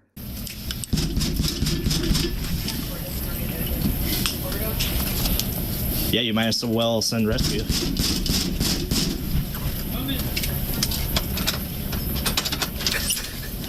You alright? Huh? You say you're overdosing. What's up? You said what? You say you're OD. What's up? No, I didn't say Get the OD. hell out of here, dude. Oh, I thought he was OD. Nobody You good? OD'd. Dude. Are you serious? You just stole our money. You just stole our money Nobody's from our stealing anything house. from you. Why did you call us? He stole our money from our house. We have him on video. I know this is it's a very small thing. I have not heard the word stole probably since I was in elementary school. So there's no way. Are you telling me this guy went to a... So he stole money from them, and now he comes back LARPing as the CIA, who overdosed while shining a light in their face. That's cinema, bro. Lance, you're cooking. He is impersonating a cop, or he is pretending to be a cop. We have him on video on the computer. Is that why you called me? He stole our money out of our Hey, Joey, room. you got surveillance? Huh? You have surveillance? It's like when you steal from a merchant in Skyrim and try to sell it back to them. Yes, it has you and your wife pulling up in your car. We just went to go meet you for drinks at the bar, and you weren't there. You told us we have proof. We can talk to you about that. We got more squads on the way. What did we do wrong? Who is this guy to you? He's our friend, supposedly. Supposedly our friend. Dude, and Why you sitting there? he just sent me this thing saying he's Are CIA. you serious? And I just found Brazil, you come here every day. You've met my son. So what's going on? What are you talking about? Why'd you call and say you And I found You that stole our money from our house. We'll talk about it. Who are you? Why'd you call and say you OD? Who are you? Nobody called the cops. What is going on? Yeah, What are you talking about? You... The money in the safe that you helped install Oh, safe. So I'll need you up here too. There's so much lore. Who is this guy? He's a cop? He's more than a cop, actually. He's a super soldier. You ever heard of the Captain America Super Soldier Serum? So, from what I gather here, he installed a safe in their house. They went to go get drinks, and meanwhile they were doing that, he stole the money from their safe that he installed, got caught speeding, so then came over here, pretending to be a CIA agent, and now talking to his friends like, who's overdosing? This is an incredible plot. The storyline here goes crazy. I don't know who he is. He's not a cop. Who is he to you? I'm not a He's cop. supposed to Never be told our you I was a cop. friend. He just stole money from our house. Hey, He so it was a took phone call. $1,500 from our house. In the house. Katie is saying they're money missing. So Katie's saying? Are you serious? Whatever Are he's you? doing, I know he's. Is he a real cop? I'm at their house right now. Is this guy a cop? They called and said it was OD. Nobody called and said there was an OD. You just stole money. We were supposed to meet you and your wife out for drinks. Are you a cop? No, I'm not a cop. So what are you He doing? just broke into my room. I can show you my room. He broke Show into me our the room. room. Let me show them the room. Can you guys see my room? Video surveillance. He has a video. You come over here. Yes, sir. Yeah, you come over here. Listen, I've been working this operation for a long time. Stand by for a second, babe. What's going on? Basically, this guy's an informant. His girl called and said he was OD. I got here, and your buddy sees me speeding, whatever. Now they're saying something about some money missing or whatever. You good? Yeah, I don't know. Okay, He said it who was do drugs, you whatever. work for? Special Activities Division. Okay, what company is that? Wait, what is Special Activities Division? SAD? You work for SAD? Oh my god, he's got higher clearance than the president. Oh my, I didn't realize. Wow. You don't usually see these guys in the flesh. Yeah, I mean, What company is like, that? what are we doing here, man? I don't know. Your buddy assisted me, so hey, we're good. Yeah, that was false. She's fucking high out of her mind right now, so.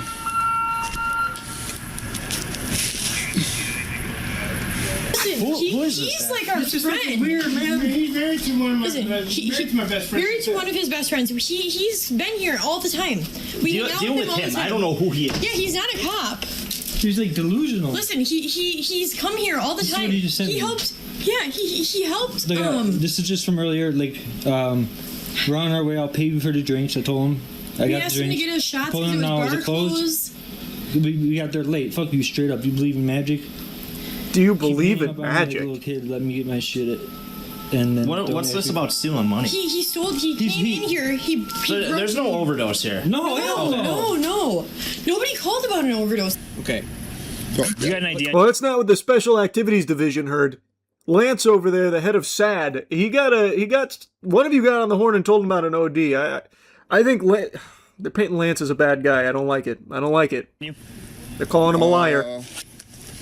I just have this here.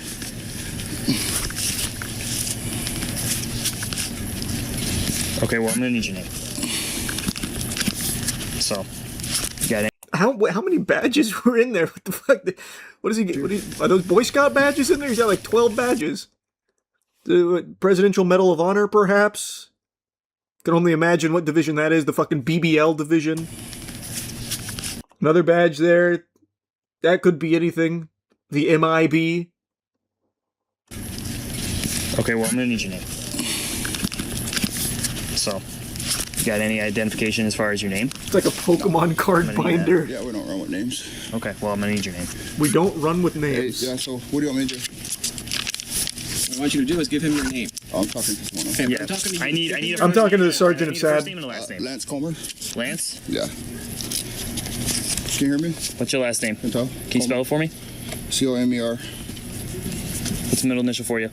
There's none. Okay, what's your date of birth? There's none. He wasn't born. He was actually created in the lab. Because I need to identify who you are. You're just flashing a badge around here, man, not giving me anything other than that. Yes, you are. You're going fucking chasing this guy around. That's who my officer was chasing after. Nobody. There's a robbery, though. There's a robbery. He came in here. He said he was going to bring it back. He helped him install a safe yesterday, and to put his cash in.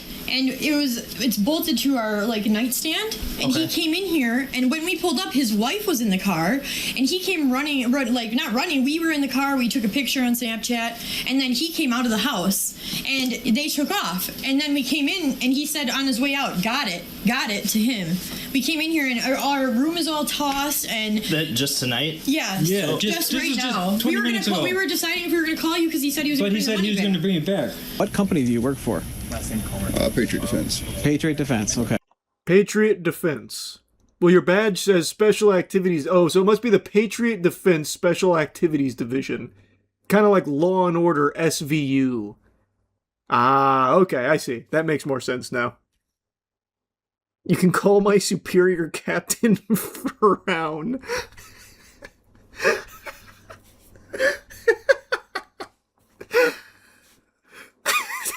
Dude, he's working for SAD PD, the Special Activities Division, Patriot Defense, fucking SAD PD.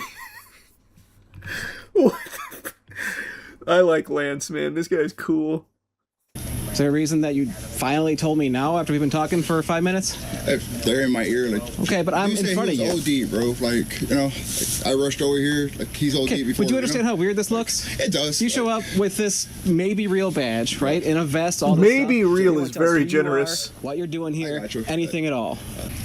I give you first, last name. So the white guy last name is Wagner.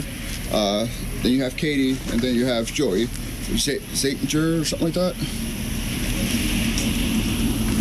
Damn, he's crushing it here. Yes. All right. What's Joy's last name? Zegner. Z-E-U-G-N-E-R. One opportunity. So there's Wagner and Zegner. Z-E-U-G-E-R. Zegner. Is that...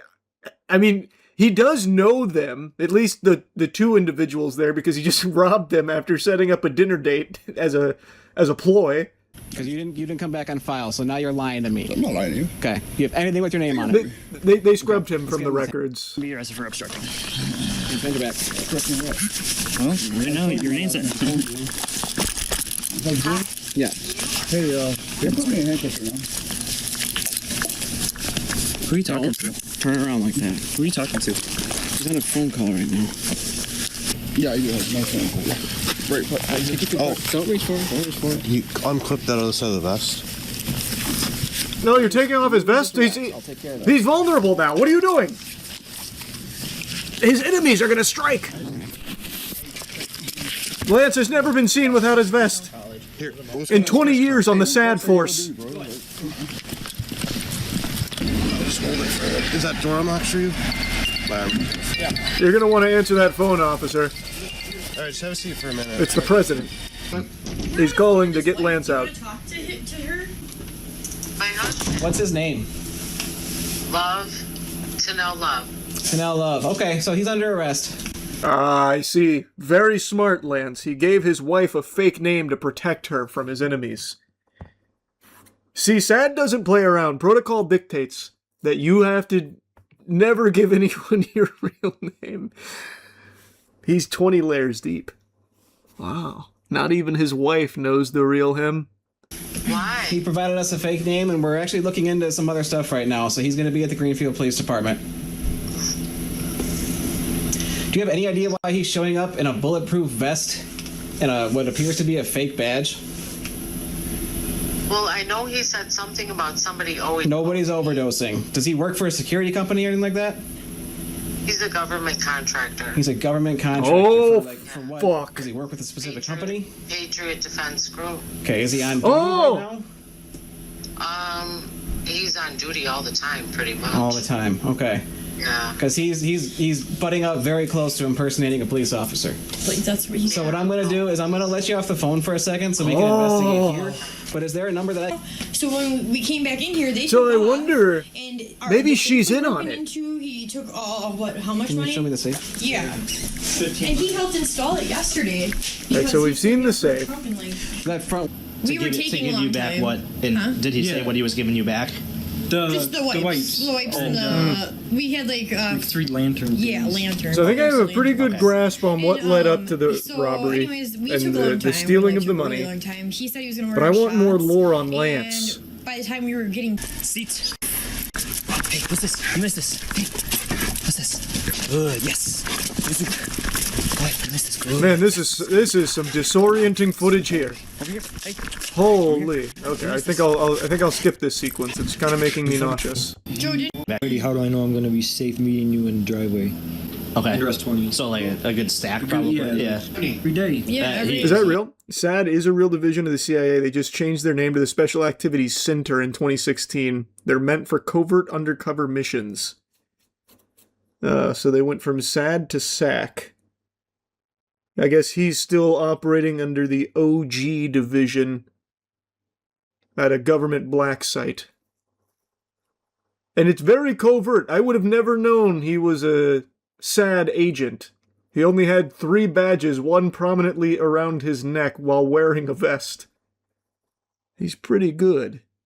He's been undercover for years.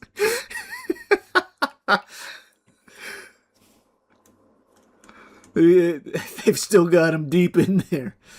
He's been investigating that fucking safe for a long time.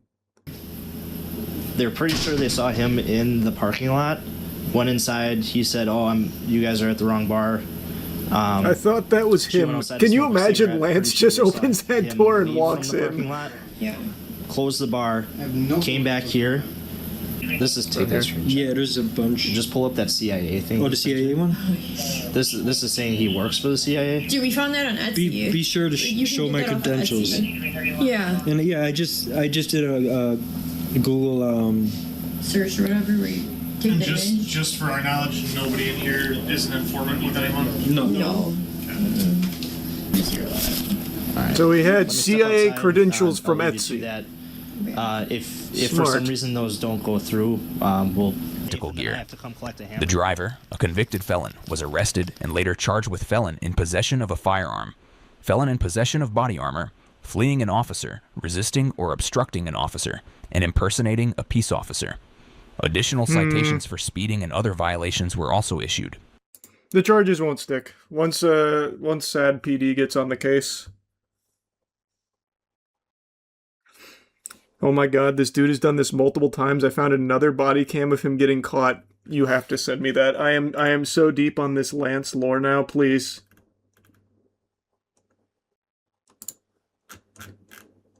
How is that possible? I thought that was like a spur-of-the-moment decision to, like, try this. So it sounds like he is at least employed at some kind of security company. And that's why he has some of that gear. And then he gets Etsy CIA badges. Oh, you're right, yep. Fake CIA agent gets caught again. On November 18th, 2023, officers in Oak Creek, Wisconsin, were called to a Motel 6 for a man who tried to check into the hotel with multiple weapons. The suspect was 38-year-old Tunnell Love. They're still using his fake name. Excellent work, Lance. You fooled them all. This guy's good. Had prior charges for impersonating a police officer in California and was charged in connection to a 2020 Christmas homicide in Denver, Colorado, which he was later acquitted in. I'm not exactly sure. I don't see a weapon on him. You know, they said. Man, he's really struggling over there. I just don't want to pinch him. Okay, what's your name, man? John Doe. John Doe? John That's not your name. Another good one, Lance. Love. Okay. That's really my name. This is my stuff. Okay. Oh, sorry. It's okay. All right. He brought his whole loadout over here. Damn. Sad PD's got Lance traveling thick here. Got him armed to the gills. earlier described it. I don't want to go through your computer because then I have a security clearance and I don't want to lose my shit. Okay. Well, you're not in any trouble right now. I know, like I didn't do anything wrong. No, you didn't do anything. Right, so we're just trying to verify who you are. Generally attached to that, and then we can get you. So this one doesn't have a crazy plot line. You sure you grabbed it? Okay, well then that's the problem. So. This one's. Whoa, Jesus. So, right to voicemail. Your call has been forwarded to an automated voice. Yeah, it feels like she probably wouldn't answer because he was saying that his You're really wife making is it mad a at him, little which bit is more why he's difficult than it here. needs to be. So I feel like that's probably not Okay. the play. All we're doing is asking for your name so we can confirm some stuff. Once we confirm it, you can be on your way. Like the other officer said, everything on your CCW has. Man, the amount of times they information on it, so dropped it's not that It's gun. not that we're trying to trick you. The sooner we get your information, we're out of here. As long as everything checks out fine, we're done.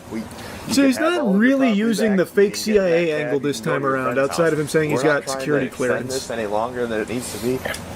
He just doesn't want to give his info because they're going to see there's previous charges and From stuff. like a lawyer or something, or because he probably can't legally own these guns.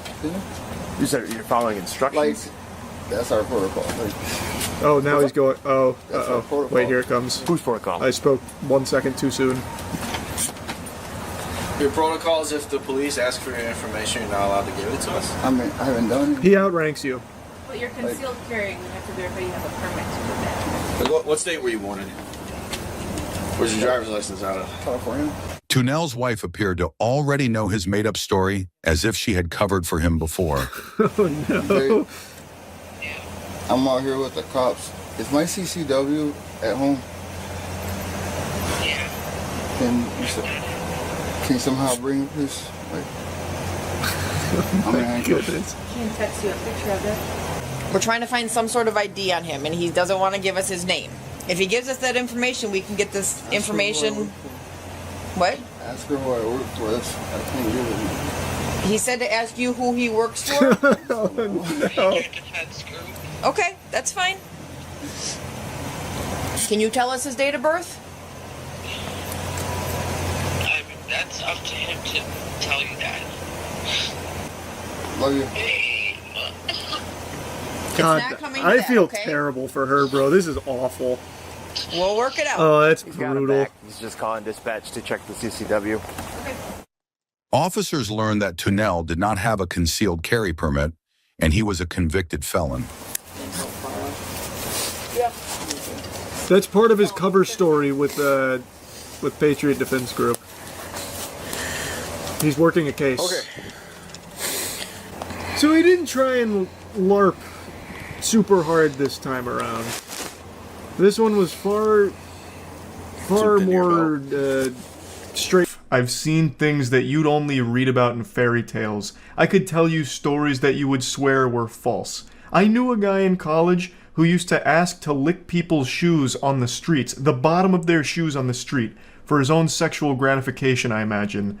I don't know if it was sexual, it's my theory, but he used to love licking shoes, and he became known as the Ybor shoe licker. Ybor being the area that he resides in. Point is, I'm getting lost in the lore of the Florida comic book superheroes. The point is, these eyes have laid upon things that could traumatize even the most grizzled of Navy SEALs. And yet still I'm surprised by some of the things that happen in Florida. Today I watched a news story that I can't make heads or tails of. I don't know who's in the right and who's in the wrong here. You know, so I just wanted to share it with all of you because it's starting to convince me that Florida is not even a real place. It's just like a giant sketch comedy section. Like a quarantine zone of bad sketches gone wrong. Well, I went to jail. They come arrested me last Thursday. They were here. I lose them to animals, but I was not expecting them to lose them to my neighbor. That was like my friend. So those are the main characters here, and I'll give you a quick backstory. So they're neighbors, and one of them killed the other's rooster. Now, the guy's claiming it was done in self-defense because the rooster was extremely aggressive, and he's facing potentially up to like 5 years in jail for animal cruelty. He already spent like 30 hours in jail for this. The other guy's claiming he did it just maliciously to kill the rooster. And we're about to get a lot of exposition here, so get ready. I didn't know to give it a 21 gun salute. CPR? Mouth to mouth? You know, or call the chicken ambulance? Big Roo was Jason DeFelice's pet rooster. That is, until James Nix hit it with a stick. Now, like a game of Clue, we have the murder weapon and the location of the murder. But we don't know the circumstances as to why. We know James is responsible for the execution of Big Roo, but we don't know the motive. We also know James sounds like Larry the Cable Guy, but that might not be good evidence for us. We get James's side of the story here, and the way he tells this war story makes it sound like Big Roo was the raid boss of this trailer park. He makes it sound like, Big Roo was coming around the block to shake James down for his lunch money, and James panicked and in self-defense hit it with a stick, which unfortunately killed the rooster. He didn't mean to kill it, he just wanted to get it away from him, but it unfortunately led to the demise of Big Roo. He then says that he didn't do CPR or mouth-to-mouth or call the chicken ambulance, saying that he didn't know what to do, kind of panicking about it, which I don't think is going to help James's case here since he just left the body in a ditch. He could have absolutely called the chicken ambulance. I mean, we all know that hotline number, like the Ghostbusters, who are you going to call? Chicken ambulance. But he didn't do even that, so he hit it with a stick and then left it. Which is sad, and I do know from personal experience, roosters can be some real aggressive sons of bitches, that's for fucking sure. I remember being a little kid and like a school field trip took us to a petting zoo.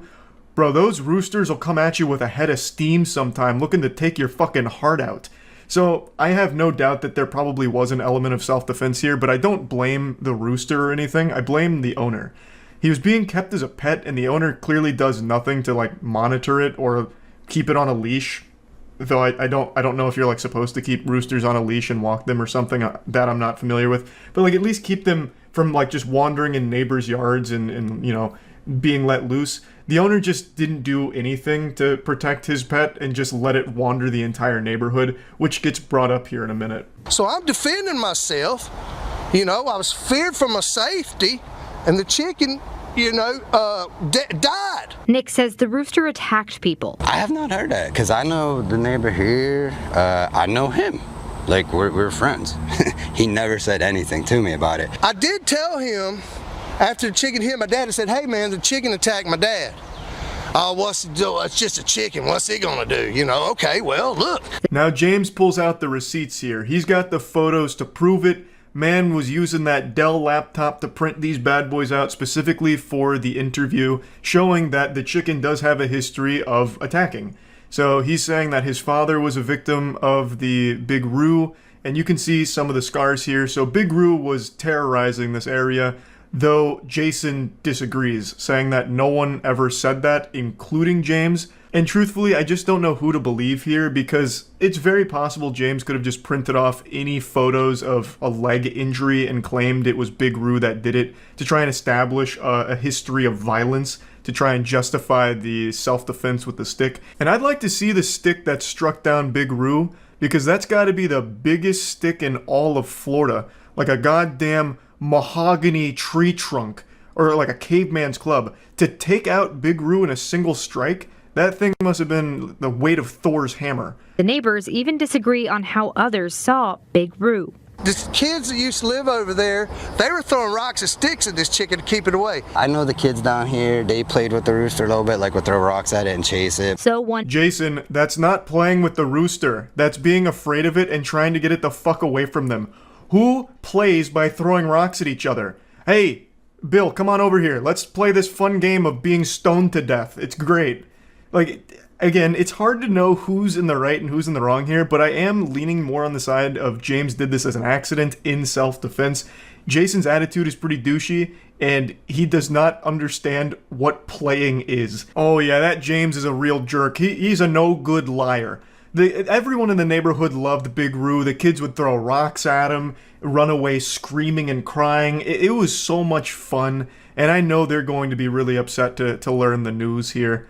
Also, I think Jason does bear a big fault because he's the pet owner, and he did nothing to, monitor the pet, just leaving it completely open to roam the area, clearly. Even he's not defending that. He's talking about how, the neighborhood kids would throw rocks, so Clearly, there's a history of Jason just letting the rooster wander around completely unsupervised, which is very irresponsible. One day, when Nick says the rooster followed him and attacked him, his neck flares up, and he's doing his thing, and he's trying to jump up at me. He was trying to get the animal away. This makes total sense to me, because if there was a big rooster coming at me and it started busting out the Squidward dance, I'd probably panic too and try and flee, or, flight or fight response would kick in. It'd be a real mess. Again, the way James tells this story just seems a lot more genuine than the way Jason tells it, but it's just so hard to know for sure. But I also think it would have made a lot of sense if James truly did this in self-defense, to go to Jason and be like, look, man, we all loved Big Roo, and unfortunately something tragic just happened, and then explained it to him. I feel like it wouldn't have got this far, but it seems like he just left the rooster's corpse outside, just like rotting outside. So, which means that Jason now doesn't trust James' story, because James made no attempt to communicate what actually happened to Jason, I guess. This is just, there's so many fucking plot lines going on here. I feel like I'm trying to dissect Evangelion. It's just so many moving parts. And I try to hit it, but the chicken's jumping up at me, and I accidentally knocked it in the head. Call it a lucky shot, whatever. But when Dave Felice came home, all he saw was his rooster dead in a ditch. You see what I mean? Leaving the body out there was just a bad move from James, because it immediately makes Jason question what the fuck happened and why. It makes it seem like James just killed his rooster in cold blood and left it outside like a trophy or a warning to other roosters, like Vlad the Impaler, putting the goddamn Big Roo on a pike. It's just there could have been a much more efficient way of handling this, just like more communication, like, Jason, you stupid imbecile. You again left Big Roo unsupervised and it tried to attack me, and I accidentally hit it in the head, and unfortunately it went right to Valhalla. They could have talked it out. They both shoulder a lot of blame here, but I really do think Jason's intentions were self-defense. Roosters, again, from what I understand, can be very aggressive. Jason openly states, yes, this rooster just wandered around this entire area. Neighborhood kids threw rocks. The other neighbors over here, knew the rooster. So clearly there's just a lot of problems in general with what happened here. And it's a sad story, but one that I find so fascinating. I said I'm calling JSO. I called JSO. JSO didn't do nothing. Then a couple of days later, I realized I could call animal control. And in late June, James Nix went to jail for animal cruelty. Next thing you know, he calls the chicken police on me. That's the last organization you want to visit from. The chicken police are no-nonsense, ruthless, strictly business, merciless, and they will fuck you up. God have mercy on the soul of someone who gets a visit from the chicken police. While the neighbors continue the fight, Nick says he never should have been arrested. Chickens are dying every day, people, at churches, Popeyes, and Kentucky Fried Chicken. Really? He's not wrong, but it's not a great comparison either, because it's not like those chickens are being hit with a stick in the back of the restaurant. They were factory farmed. This was a guy's pet. Again, I think both people are at fault here, but I just don't know who's more in the wrong. I don't know if it's necessarily animal cruelty if it was done in self-defense. Like a rooster, they could hurt you, right? It's not like they're completely unable to do damage to human beings. People get attacked by chickens and it causes damage. Usually not life-threatening or anything, but you still don't want to just be attacked by a random animal just on your way home. Again, Jason shouldn't just let his roosters wander around and, rampage this whole neighborhood. And James should have done more to tell Jason what happened. That it was an accident, that Big Roo attacked him. So, again, just a wild story. And Florida is just so full of wackiness, I couldn't help but just bring this one up. Obviously, clever thieves hatched a genius idea on how to steal an ATM machine using a forklift. This isn't the first of its kind, and it certainly won't be the last. In fact, it's a pretty popular genre of content online, with surveillance cameras capturing goofy ATM heists, and it's always a whole team of clowns that show up to the party, and somehow none of them had any neuron activation to plan beforehand, because it almost never goes right. It seems like ATM robberies are done exclusively by people that can't tie their own shoes, but then also somehow have access to the wackiest vehicles ever. Like, last night it was a forklift. There was one a couple years ago where they came up with a fucking excavator, actual heavy machinery, an excavator they used to carve the ATM out of a building, pick it up in its bucket and dump into a goddamn van. Like, I don't even know where they're getting it from. It's like they're playing GTA Online in real life. But yeah, it's always just so interesting. So I want to show you a few of them. We'll start with last night's forklift heist. This happened in Sacramento, and it's like something out of a SpongeBob episode with every villain is Lemons here. So there's only a couple of chess pieces on the board here. We have the white pickup truck on the top and the forklift on the left. Now pay close attention to that forklift operator, because he may be out here committing a crime, but he said, "God damn it, I'm not violating OSHA regulations." Robbery is one thing, but violating OSHA regulations, that's an unforgivable sin, and I will have no part in that, thank you very much. So that gentleman's in the proper forklift attire, complete with even the hard hat, and then he just fires this bitch into turbo drive. He engaged the NOS boosters and just gave a big wallop to the ATM, knocking it off of the pedestal there. And then he begins the second part of this incredible scheme that they've hatched. The truck driver throws that ass in reverse to get in the proper position to receive the ATM, and then the forklift driver comes over here and just skewers it. He starts pumping it a little bit, hoping to get the tongs on the actual ATM unit itself and not just the outer casing. It's like an egg, and then the orange stuff is the shell, and what he wants to get to is the yolk in the middle. So, with the delicate hands of a surgeon, he gets underneath it and cradles it like a baby. So, mission accomplished so far. He's got the ATM on the forklift, and now it's just the last little piece of the puzzle, and he blows it. Yeah, he blows it. A bit of a fumble there, miscalculation, could have happened to anyone. And as you can see, it's happening to the best of us. Now all of a sudden there's a spectator in the stands. Another car swoops in here, a variable they couldn't have accounted for, and this had to be the most shocking moment of that driver's life. What started as just a normal trip to the ATM ended up with him getting caught in an idiot sandwich, so he says, "You know what, I'm not hungry, I'm going home." And just when you thought this game was over, sports fans, wait until the fourth quarter, because look at this comeback. A perfect exchange from forklift to truck bed. Dominic Toretto puts pedal to the metal and drives off. No need to fasten or secure the ATM in the truck bed. It's not going to fall off. They're operating off hopes and dreams. And when has that ever not been enough? According to news reports, the ATM fell off a few miles up the road and ended up causing a car accident. So I can only pray that whoever was involved in that accident is okay. Just, who could have seen that coming? Into the bed of the truck, only for it to fall off in the middle of the street, causing a traffic accident. No one could have accurately predicted that that would happen. Just truly a freak accident somehow, that ATM falling off the truck. But I don't want to just talk about just this one ATM heist, because there's so many that are just as wacky and goofy, so I want to show you a few of them. But before doing that, I want to show you something that is far more valuable than an ATM machine. It's Godslap. Issue 4 of Godslap, to be precise. It just dropped today. Issue 4 of Godslap is here. This is the standard cover, as well as always, 2 beautiful variant covers.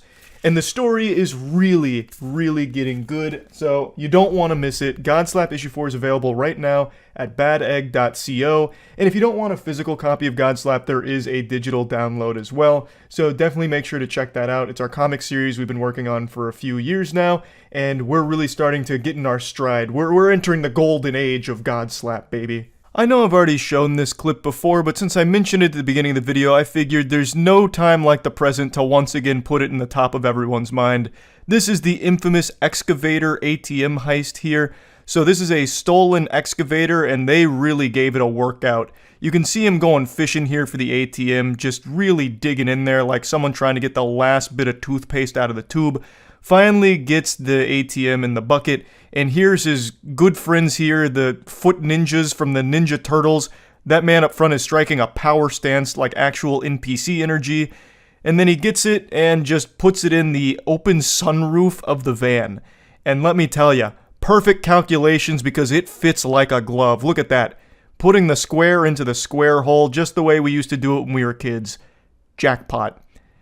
Now, it may not have, fit as perfectly as they maybe drew it up in the playbook, which is why they give it a couple of little slaps to try and get it down a bit deeper, but at the end of the day, it was good enough, so they were satisfied with the job well done and drove away.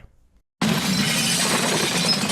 footage is shocking. A pickup truck smashes into a grocery store, but this driver isn't done. He goes on the other side and zooms straight through. When I first saw that clip, I actually laughed out loud very hard, which isn't normal for me from a YouTube video. I just couldn't even wrap my head around the thought process of the driver. Like, he accomplished the goal on the first try here. He got a strike down the bowling alley. He backed his truck up into the store through the doors the first time. So why did he pull out and do it again just for a bigger fucking explosion? Like, on the other side, it accomplished nothing. He had already done what he set out to do with getting his truck inside. I don't exactly know why he did that. That was absolutely a fuck you. This became personal. It went from an ATM robbery to a statement real quick. Why is this happening? Because crooks are after the ATM machine. They load it in the truck and they're off. Now, this one doesn't use any fancy schmancy machinery here like a forklift or an excavator. Just good old-fashioned spit and elbow grease. Just two dudes being men, picking up an ATM and putting it in their truck and driving away. No need for elaborate planning, no need for even a single thought to enter your brain for this one. Just, I want ATM. I drive truck through and pick up ATM. Okay. Actual caveman brain idea. With the use of brute force, brazen ATM thefts are happening all over the country. This whole video from Inside Edition is mainly a montage of wacky ATM thefts, and you can see that they brought out a timeless classic strategy here with, once again, the forklift, but this one's got a little pizzazz to it. They're hitting us with a razzle-dazzle. So they're doing like a little balancing act where they're just like, they got a fingernail on the ATM machine with the forklift tongue, and he's just like kind of balancing it on the way out and like holding it back and driving away slowly. It's like something out of the circus. It's actually very impressive. There's real talent behind the wheel of that forklift. This isn't something that anybody could just get up and do. There is a real passion for their work here. And dare I say it, they even seem a bit considerate. They said, you know what, I want the money from the ATM, but I don't want to cause too much damage in the process. So I'm just gonna real tenderly pick it up, balance it, and just get away with it. I don't want to hit any walls or anything. He didn't come in here and just start fucking slapping it around like the last guy in the forklift video we saw from last night. This guy came in here with a real delicate touch. Or at least that's what the video showed. Maybe right after this brief clip, the guy just goes ballistic and starts just like speeding the forklift into everything he can find, maybe. In Chicago, a crook wraps a rope around the ATM and gives the signal. A truck then hauls the machine through the front door, even injuring his partner. That one's probably my favorite. Just a beautiful blunder, really. Wraps the cord around the forklift, and then he's like, all right, punch it. And then he just gets absolutely blasted by the ATM. He didn't stop to think for just 1 second how the world works with physics and shit, that by standing at the doorway where the rope was leading out, that the ATM would follow that trail. So he just stands right in between a bullet and a target here and takes a hit to the leg from the ATM.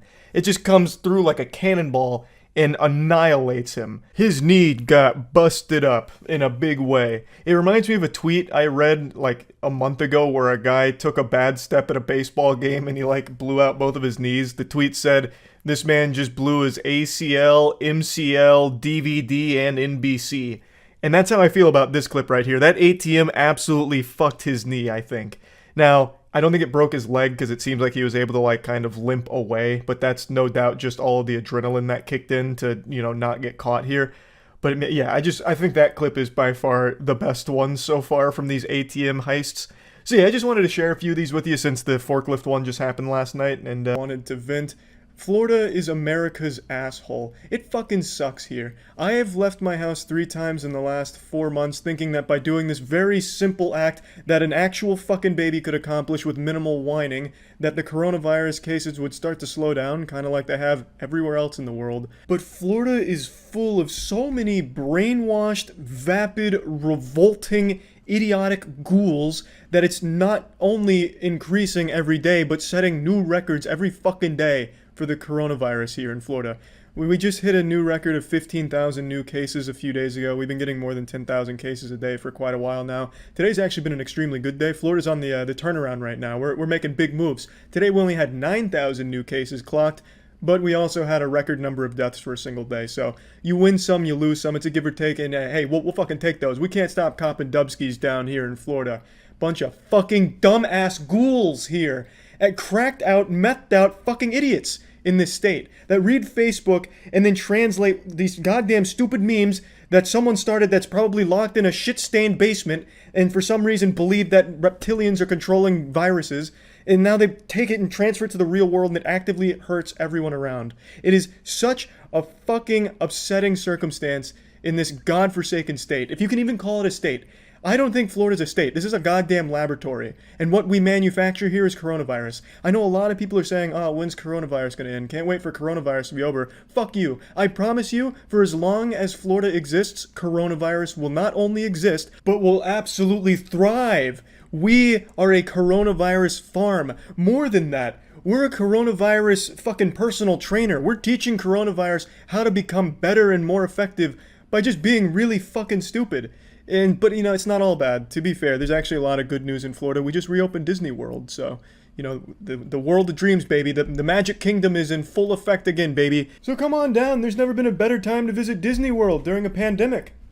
My dog probably understands more about coronavirus than these fucking stupid people that are out on the streets protesting it and shit. Speaking of anti-mask protesting, let's go ahead and take a look at one that happened yesterday. Let's see what kind of high IQ intellectuals we're dealing with at these protests.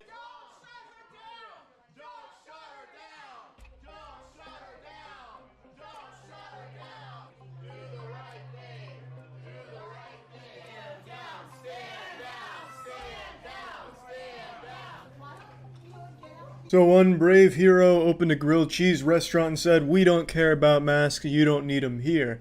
So the police came in because masks are kind of a big deal and said, "Hey, you need masks." And that's when all hell broke loose. Jesus Christ, blood, tits, and cum was flying everywhere in the restaurant. Children are being snapped in half, taken over their knee, and just busted right in two as the people were shouting, stand down, fighting against tyranny. Something you'd read about in the Bible. Good versus evil, mask versus no mask. The clash of the titans. The abominable anti-mask troglodytes in one unified voice said, "We wanted grilled cheese, and we didn't want to put something over our face, god damn it. It is our right as Americans to not wear a mask in a grilled cheese restaurant."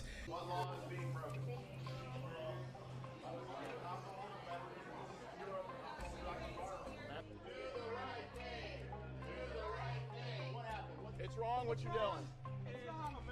This is America. This is America. Now, I'd be a fool to think any of these anti-maskers are literate, so I don't expect any of them have ever read a history textbook, but I find it almost humorous how identical this is to McCarthyism. If those of you that don't know, McCarthyism was pretty much a point in American history where a man named McCarthy would accuse people he didn't like of being a communist, and people are doing that exact same thing with people they don't like that are wearing a mask, or just in general things they don't like. I don't want to do this, that means it's communism. Oh my goodness, what is that over your face? Is that cloth? How can you breathe? You're suffocating yourself, you communist. No, I won't wear a mask, you communist. Guarantee half these people can't spell communism. But I do actually find it interesting how history repeats itself. I know growing up you'd always get told, oh, we have to study history so it doesn't repeat itself, but I always thought that was a load of dog shit because I mean, it didn't make sense to me. Why would history repeat itself? But now I see I was just outright wrong, and it does actually seem to repeat itself, which is pretty fucking wild. You want to call me selfish for not wearing a mask? I want to say to you, all the people calling me selfish, you're the one who's trying to force me a medical procedure so you can feel more safe. Chris, I don't only want to call you selfish, I'd also like to call you a homunculus. I think if pathetic was a person, it'd look a lot like you, Chris. Out here striking like an Uncle Sam pose here, calling putting a mask on your face a medical procedure. Yeah, you're not only selfish, Chris, you're also very dumb.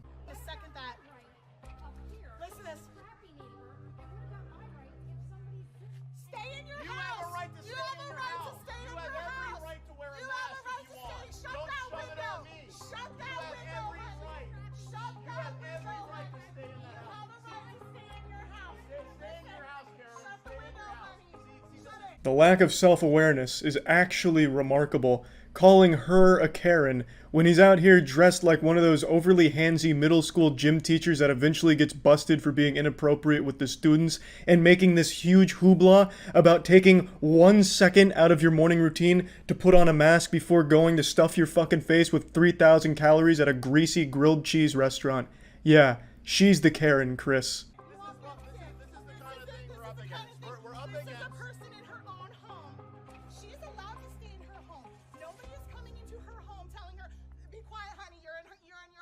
Hi, Chris and Tara. You're not actually up against people. You're up against a virus. You see, this fucking misinformation is turning people on each other.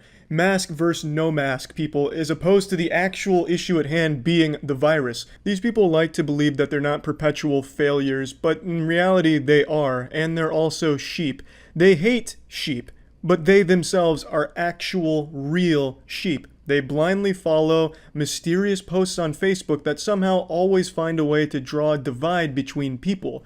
I'm not one to subscribe to many conspiracy theories, but I firmly do believe that there is an outside force manipulating these really gullible idiots like this into transferring the actual issue from a virus to other people. So that way, if you have them distracted and don't give a fuck about the virus, just have them attacking other people, you can just cause a lot more chaos that way. And I really feel like that's the goal with a lot of the shit on Facebook. I really do think Facebook in and of itself is just an actual virus as well. It should be labeled a pandemic too. It is a truly festering, disease-ridden cesspool. There's a few more clips from this anti-mask rally, but it's just more of the same diarrhea drivel from someone else's mouth. I think what's even the saddest part about this is more and more people across the world keep laughing at Florida and the people in Florida, and that only cements their belief that they're right even more. It's such a weird circumstance where the more they get mocked, insulted, laughed at, berated, belittled, it makes them more powerful and cements their beliefs even further, which makes absolutely no sense to me. Who likes to get ridiculed? Why? It's weird. It's like people in Florida have a humiliation fetish. Like maybe they're putting something in the water to turn everyone here into some kind of like humiliation craving cuck. I don't really know, but it's genuinely fucking baffling how people can be so content to just get constantly made fun of in every corner of the world. Nobody respects Florida right now, and for very good and very obvious reasons. But those reasons and that actual just laughing at and mocking is making them believe it even more. It's crazy and sad and fucking frustrating, and it's all that's been on my mind for like the last week, so I just wanted to get it all out of my system here and really nostalgic. It's a brand new Robbery, but it elicits a feeling of nostalgia. It reminds me of the first Fast and Furious movie where they were stealing DVD players. These gentlemen are attempting to steal this TV off the wall, which I find super odd because no one really steals TVs anymore. They're very hard to move, they're less expensive than something smaller like an iPhone, and just really don't see a lot of TVs being stolen anymore. But these guys must be like thieves that time traveled from the early 90s to late 2019, and they're just confused by the scary future. But you know, they see TVs like shit, they still got TVs. Yeah, boys are back in action, let's steal this bitch. That's probably still worth it. Unfortunately, the security camera doesn't capture any sound, but if it did, you'd probably be hearing the Benny Hill theme being played over the loudspeaker, and this guy right here that's fucking DJ turntabling the TV on the wall shouting for help. Luckily, there was a vigilante in the area hearing the cries, but I guess those windows must be clean as shit because he thought that one was open instead of the broken one next to him, so he hits that like a dog trying to come inside but hitting a glass door. The cavalry arrives and they get their third friend opening the trunk, which is just very overconfident, thinking they're actually going to get this TV off here. And this must be just the slipperiest goddamn glass of all time. It's like they're on an ice skating rink. Now finally, after windmilling the TV for 30 seconds, they finally rip that bitch off the wall and luckily break it immediately so they get nothing out of this, and they keep slipping and sliding all over the place. It's like there's fucking butter on the bottom of their shoes. Then finally the mastermind, the supervillain, the real muscle behind the operation hops in the driver's seat and peels out. They may have left empty-handed, but at least their pride is intact. Their spirits were probably still high, and I imagine they drove away looking for the nearest Radio Shack or Blockbuster to rob next. Let's go through this one more time and watch the slippery bandits in action again. I've mounted a few TVs in my day, but I've never seen one with this kind of range of motion. I've never seen one that you could spin like a fucking washing machine. His tactics also don't make sense because he's going with it, he's trying to like unscrew it and then kind of like kick flip off it. I don't even know if these two guys know each other. This guy comes from way downtown, like out of fucking nowhere for a surprise RKO. I can't imagine that they plan to be this far away from each other. This might just be like a really nice coincidence, like shit, I was trying to rob this place too, fuck it, this guy's already here, let's try and help. Damn, we're not strong enough to help, and it's super slippery. No doubt his hands are sliced up from landing on that glass, but he's a trooper, so he doesn't let the pain bother him. He goes and rips that TV off. At this point, it wasn't about stealing it, it was about teaching the TV a lesson. You don't fuck with the slippery bandits. That fucking TV thought it could make these guys look stupid? Unbelievable. No one makes these guys look stupid. I don't know if they got caught or anything, but I imagine if they did, they'd probably just immediately go to jail and hope that the video never surfaces. Like they're in the fucking courtroom. I didn't do it. Well, we have video, you did it. Fuck it, don't show it. I did it. Just please don't show it. It's gotta be real fucking embarrassing. When it comes to Florida and the people in it, like half the people here think using sunscreen is gonna send you straight to hell. So with that in mind, let's see what Florida people are up to when it comes to coronavirus and the controversial topic of wearing a mask. You literally cannot mandate somebody to wear a mask knowing that that mask is killing people. It literally is killing people. Yeah, this is why it's so easy to scam people these days, because everyone just wants to feel special, so they just will believe anything at all that puts them in a category that's different from others, no matter how fucking wrong it is. Like this claim right here, you can immediately disprove that masks are killing people with a 2-second Google search, but it doesn't matter because she believes it. She saw it on Facebook, and now she 100% believes it and will not hear the actual truth. That's why people are buying fucking special rocks that they're told blocks Wi-Fi, which they're told, you know, exposure to Wi-Fi over time will cause your nipples to fall off. And they don't bother to do any research on it. They just stick in this fucking disgusting echo chamber on Facebook and believe things like masks are killing people. And we the people are waking up, and we know what citizen's arrest is, because citizen's arrests are already happening, okay? And every single one of you that are obeying the devil's laws are going to be arrested. And you, doctor, are going to be arrested for crimes against humanity. Whoa, calm down there, Judge Dredd. Jesus Christ, she's out here being the judge, jury, and executioner. Threatening a citizen's arrest, that's serious. You know, citizen's arrest, I think, has been pulled off successfully 0 times in the entire history of that fucking thing's existence. I'm pretty sure citizen's arrest was started as a joke, and then they just kept it there as a joke. Threatening to citizen's arrest somebody is like threatening to shoot laser beams out of your eyeballs at somebody. It's a threat that you just laugh at. Every single one of you have a smirk behind that little mask, but every single one of you are going to get punished by God. You cannot escape God. You cannot escape God. I'm going to say that again. You cannot escape God, not even with the mask or 6 feet, okay? Damn, and here I thought I was safe with my 6 feet, but I guess God has an answer to everything, huh? He can counter pretty much every move? What a shame. Well, as you would expect, the majority of people that are against masks think that it infringes on their God-given oxygen. Because apparently when they put on a mask, they like suction cup it to their face and suffocate themselves or some shit. I don't know how the fuck they wear a mask unless they're like duct taping it around their face until they pass out. I couldn't tell you. But you're going to see that argument a lot in this council meeting here today. 6 feet, like I said before, is military protocol. You're trying to get the people to train them so when the cameras, the 5G comes out, what? They're gonna scan everybody. We gotta get scanned. We gotta get temperatured. The kids have to go to school with masks. Are you insane? Are you crazy? Yeah, are you guys crazy? Are you insane? This lady's out here, very knowledgeable, spitting some facts right in front of you. And you have these devilishly crazy ideas like 5G? Like, oh my god. I'm actually pretty sure this lady is an android constructed by Facebook. Mark Zuckerberg himself created her in a lab and just compiled every fucking garbage Facebook conspiracy and belief and put it all into one person and then unleashed her on this council meeting in Florida just to test it out. I think all of you should be in a psych ward right the heck now, because none of you know what the hell you are all talking about.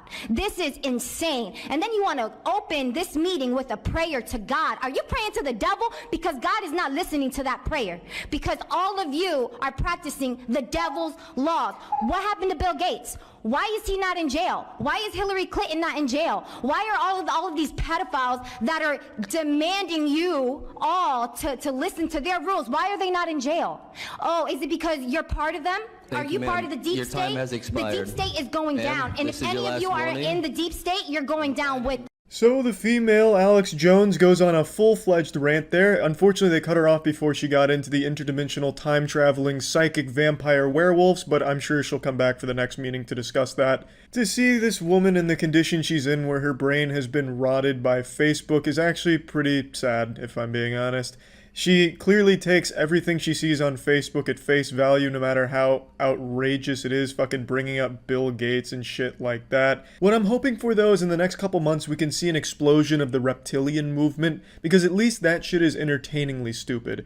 Not dangerous, you know. For those that don't know, the reptilian conspiracy is people that believe that there's lizard people among us that hide as human beings, and they'll talk about like zippers on the side of their face and shit like that. The reptilian one is great. And I'll quote you, Miss McKinley. You said if you don't like the rules, shop somewhere else. Well, after today, I won't have that option anymore because I am discriminated on every single time I tell somebody that I have a medical condition that does not allow me to wear a mask. Another passionate speech is given here, and another misguided person is led astray thanks to the internet. As you can see, the person behind her is holding up an anti-vax sign talking about the dangers of vaccines. So, I mean, this is kind of the clientele you're dealing with when you're presenting this kind of shit at a council meeting. But it is sad. And apparently everyone in the entire fucking world that uses Facebook has a medical condition that prevents you from wearing a mask. I guess just using Facebook is a disease in and of itself that inhibits the person's ability to fucking breathe anymore, apparently. It's super weird how everyone who reads that rubbing essential oils in your butthole is gonna heal you of coronavirus somehow also has an unspecified, undiagnosed medical condition that prevents them from wearing a mask out in public. Super fucking weird. You're not God, and since masks are harmful, where there is risk, there should be choice. You're removing our freedoms and stomping on our constitutional rights by these communist dictatorship orders or laws you want to mandate. Today, you have the ability to show your residents that you truly care. Because if you do vote to mandate masks in a workplace, in public, in schools or stores, the death of many will be on your hands. The overwhelming evidence that is being presented to you today in no way, shape, or form can consciously allow you to put your citizens' health at risk. Voting yes to mask mandates makes no scientific sense. Ah yes, some very compelling evidence was being presented today, such as, masks are bad, it's the work of the devil. What about Bill Gates? Are you kidding me? This is God's air. What the fuck is happening? You want to 5G us? Yeah, that's some real good evidence right there. I just can't even fucking wrap my head around it. They've convinced themselves that they're making good points. It's like they don't even hear themselves talk anymore. It's wild. It's wild. It's like using Facebook over time like rips your soul out of your body and you just become like this husk, like this clueless fucking husk of a person. These fucking people, have they never seen a doctor? And nurses, doctors in a hospital setting, they fucking wear masks for 6-8 hours a day. These people have probably never put a mask on in their goddamn life. They lack object permanence. Like if you put a handful of dollar bills, like if you put $5 in your hand and put it behind your back, they probably think it's not even there anymore, that it's just fucking vanished. They're like goddamn children. They see a mask over your face and they think you can't breathe. It's so silly. Keep taking the road of least resistance. Keep listening to the TV brainwashing you from birth. Keep listening to conditioning messages in your local stores while shopping, just like Fidel Castro did over the loudspeakers in Cuba. Don't you see the problem? The truth is out there. Just go seek the truth. Yeah, the truth is out there. Go seek the truth. As long as it's the truth that I found on Facebook. I always love that sentiment from people like this. Go do real research. No, not that research from like scientists and shit. I'm talking about like actual research, you know, from like Facebook meme pages that are run by a dude in his fucking shit-stained underwear in his 40s. That he actually knows what he's talking about, not these experts. These experts are fucking clueless. They're propaganda machines. And do real research at Facebook. My concern, since I do have a medical condition that I cannot wear a mask, you are taking food away from my table. Now that is an absolutely great point. Hey, while you're on your phone, why don't you download like Uber Eats or some shit like that, or one of the million other apps that deliver food to your door. That way you can still get those precious nutrients on your table without being a big fucking nuisance to everyone else around you. And they want to throw God's wonderful breathing system out the door.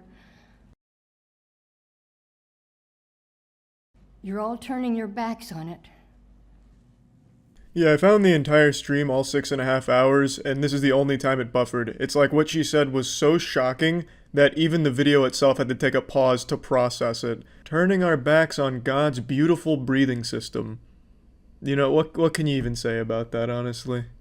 God made it so that we would breathe in fresh oxygen to go to our body, to every cell in the body. It has to have that to make energy.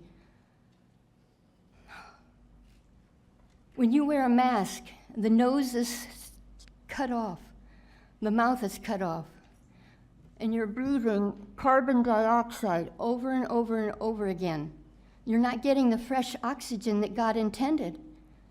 You're sending carbon dioxide to every cell in the body, polluting it.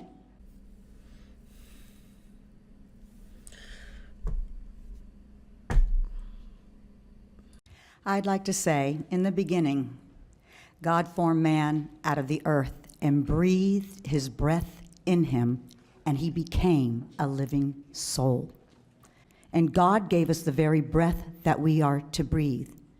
I would also like to know, where do you get the authority to reduce my oxygen? Who made you perpetrators over my life? Jesus Christ, there isn't some kind of invisible goblin unit that's stealing oxygen away from you and giving it to the government. It's a fucking mask. And ma'am, as a doctor, I really have many question marks about your degrees and what you really know, because what you say is the political dogma that they're trying to shove down our throats on every commercial and every store, and it's disgusting. And I'm sorry, ma'am, but I don't think that you are worthy of your credentials. And I would ask suggestively that you go back to school and get educated. Yeah, why don't you get educated like this perfectly sane woman here who was talking about how God breathed into people's assholes in the beginning of time or something? Why can't you be more knowledgeable and smart like this woman? To put masks on our face, to keep us from breathing oxygen, to get us to become sickly. Actual fucking toddlers with a little tantrum. No, I'm not eating my vegetables. No, how dare you make me eat my vegetables? That's not fair. You can't make me eat these vegetables. I don't want to eat these vegetables.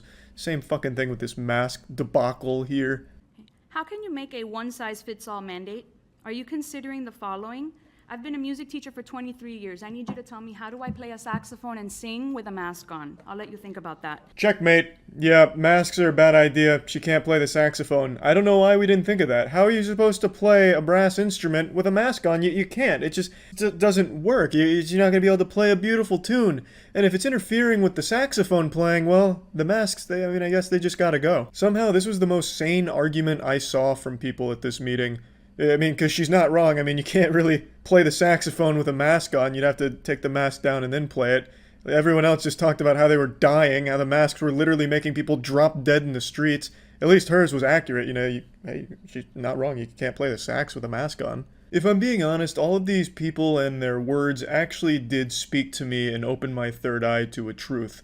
I now understand why insane fucking lunatics like this actually have some level of power and a voice in decision making. It's because they're the only goddamn troglodytes that leave their cave to go to these fucking meetings. This meeting lasted 6.5 hours, and the only people there were anti-vaxxers and anti-maskers. These fucking brainwashed idiots that still believe the tooth fairy is real waited 6.5 hours just to go walk up to a mic for 30 seconds and regurgitate what they read on Facebook while being laughed at by the people they're saying it to. A normal, rational person will be like, well, 6.5 hours just to speak for 30 seconds and, get made fun of. Probably not worth the time investment. But these fucking people lack even the most basic cognitive functions to register what boredom is. So they will happily wait 6.5 hours just to read some garbage script off their phone they wrote while fucking half blacked out on Xanax and wine. And then it's incredible to me. And incredible is the wrong word. Terrifying is the appropriate word. These speeches are like fucking middle school debate club level shit. But yeah, anyway. Only some real karate. Jesus. This is like when I play Tekken. Damn. Holy shit.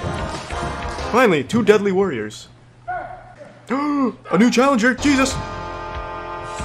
Same stance. I see they were all trained by the same master. Oh god. Who's next? A 9-year-old? Wow, this is a big mismatch. Don't use your legs, use your size advantage. Hey, don't listen to me, I'm not your master actually, I'm not your sensei. Do what he taught you. He seems to have trained you well. I like how they only let him go for like 20 seconds just to make sure nobody accidentally hurts each other so that way the master and the dojo aren't responsible for it. Does this not look like a high school gym? No, it's most certainly a high school gym. Where else are you going to train martial arts? I feel like I'm watching a David Attenborough segment. Like when the bees are swarming the wasp. Good. Okay, when the police get it, we'll see. We'll see, okay? Yeah. I think the police are going to be on his side if you're stealing.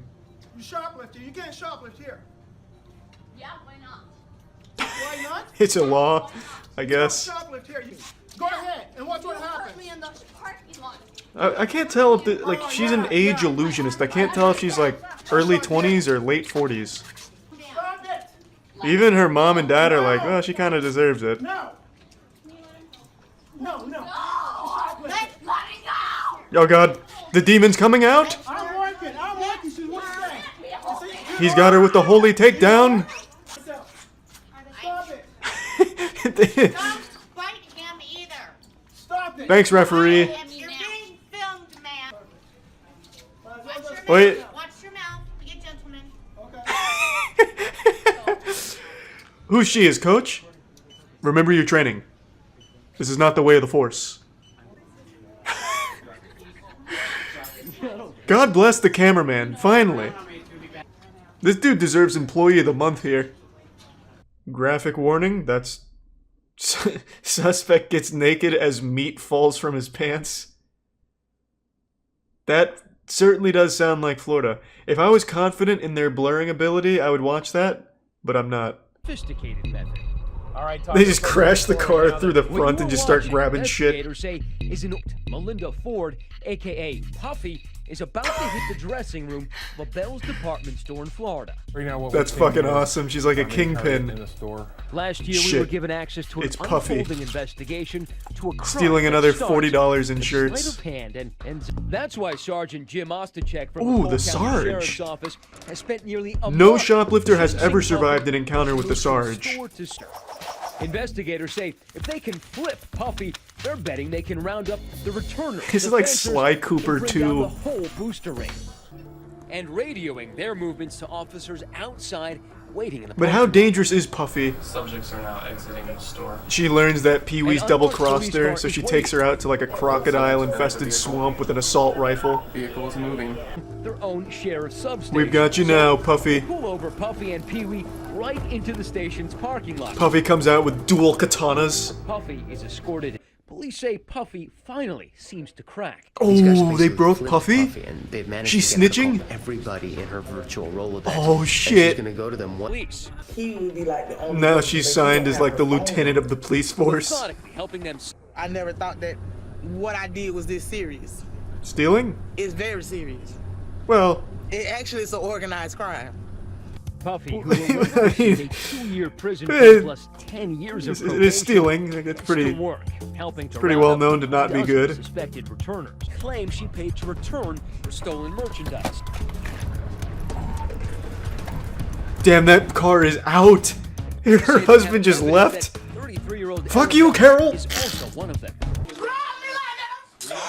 She was Damn, this is like the end of an Ocean's 11. 24 months of probation. God damn. Don't tell me it's filmed like this. Much better. Put a finger in his asshole, it'll calm him down. It's like a human cheat code. You're not getting away from us, dude. That's what you think. Right now, he's doing a huge brain scheme where he's sweating and getting it all over his body, making him slippery, and he'll slip right out. We don't want to hurt you. I feel like I'm watching the MMA right now with some little ground and pound action, but much slower. You're going to jail, man. Please help me. No, you're going to jail. He's getting arrested for having a man bun. Yeah, he didn't steal anything, they just don't like the man bun. And it's not a man bun, this is called the top knot, by the way. Hats off to these 3 dudes for not getting bored of just, like, holding this guy. Little dance with him. Don't come back to this target, you heard? He just gets hit by a car. Why is it called held at gunpoint? Oh, it's not over yet. What the fuck? This is 12 minutes? What the fuck? What is he? Does he come back to steal more shit? But this time wearing a mask? Why'd you let him go? Oh, he lives across the street. Hold the teammates. Well, the cops are a little late. Oh, he went to steal somewhere else? Bro, this cameraman's getting so much action in one night. Send the cameraman in to negotiate. Target guys, so It's an assault. Why is he hiding behind a gas pump? You never know what the shoplifting guy is capable of. He might start tossing Molotov cocktails out of the chimney or something. He's unpredictable. Is there even anyone in there? The shop owner looks very calm. And he's just jogging around, hanging out. What is happening? I thought he had taken hostages. He dressed up as the storekeeper. Yeah, like hitman disguise. He knocked out the storekeeper and put on his disguise. Well, where the fuck is he? Is there even anyone in there at this point? They got the wrong address. They meant to go to the Target. Oh, this is fun. Everyone here is having a good time. He flushed himself down the toilet. He's already getting trained by Master Splinter in the sewers now, yeah. He's gonna come out an even stronger shoplifter. There he is! I see him! That's the guy! Run back to the Target. You're safe there. Jesus, they got a helicopter out here for a shoplifter? Shit must be boring as fucking Sherman Oaks. Finally, some action. I don't care if you only stole 5 packs of Yu-Gi-Oh cards. Situations where I have to admit Twitch chat was right and I look like a bumbling imbecile now. About a month ago, chat was trying to convince me that there was a viral TikTok challenge that was getting people to steal cars and sometimes crash them for views, and I wrote that off as a bunch of baloney. I said, I doubt that's an actual trend, probably just one stupid asshole did it, called it a challenge, and no one ever followed. But it turns out I was wrong. Not only is this boogeyman real, but it actually has led to the death of 4 teenagers this week. Somehow, the challenges continue to get more and more brain dead and dangerous. This generation of Tide Pod eating and hurting yourself for views on TikTok is reaching an absolutely absurd level of wildness.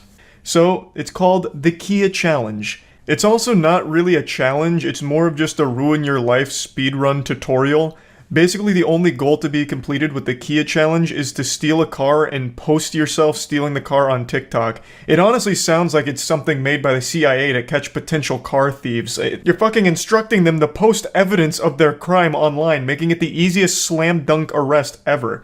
But anyway, the Kia Challenge was videos that were teaching others how to steal Kias and Hyundais specifically because of a massive vulnerability in many models from Kia and Hyundai. For Kia vehicles, many of them built from 2011 to 2021 have this problem, and for Hyundais, those built from 2015 to 2021 also have this problem. I'm not here to teach you how to do it, I'm not your Thieves Guild sensei, but I will tell you, it is shockingly fucking easy. It's mind-blowing how stupid and simple it is. These cars are more insecure than me going through puberty. They basically steal themselves, honestly. It takes seconds, like actual seconds. Not even like mini seconds, like maybe 2 or 3 tops. It's fucking baffling, honestly. So, since this challenge went viral, there's been this massive increase in thefts with Kia and Hyundais. And this week it led to 4 teenagers dying. In a few of the Kia Challenge videos that are still available online, the people in them are driving recklessly, and in a couple of them even crash. However, this one happened to be a fatal single-car accident, killing 4 of the passengers here, and now the driver's facing a felony charge. Pretty sad story all around, and it all stems from a little TikTok trend. Just when you thought we'd seen the dumbest trends from that platform with like devious licks and shit like that, they've gone even harder now. But I think it's very important we discuss what a massive fuck up this is from Kia and Hyundai. How in the world, 2,000 years after the death of Jesus, with all the technology we have now, how can you have this massive vulnerability? It's obviously a massive problem here, so much so that they have now been served a class action lawsuit as of late September because these vehicles that they manufactured during the time periods I listed don't have immobilizers on them, which as I understand is standard among pretty much all the other automobiles out there. I'm not much of a car guy. I don't know too much about that shit. I know more about the anatomy of a fucking alien than I would a car's engine and what goes into vehicles. But according to the lawsuit, the engine immobilizers are crucial, and they've come at Kia and Hyundai for not having them, stating that they valued profits over safety and security of their customers. And it also outlines just how big of a problem it's become. It is just an absolute epidemic with all of these car thefts with the Kia and Hyundai models here, and it all ties back to the lack of engine immobilizer, as I understand it. And it seems like this was a massive blunder here, because all the extra doubloons they were able to squeeze out of their profit margins is all about to whittle away here and probably end in some net loss with this class action lawsuit. It's a huge deal, obviously.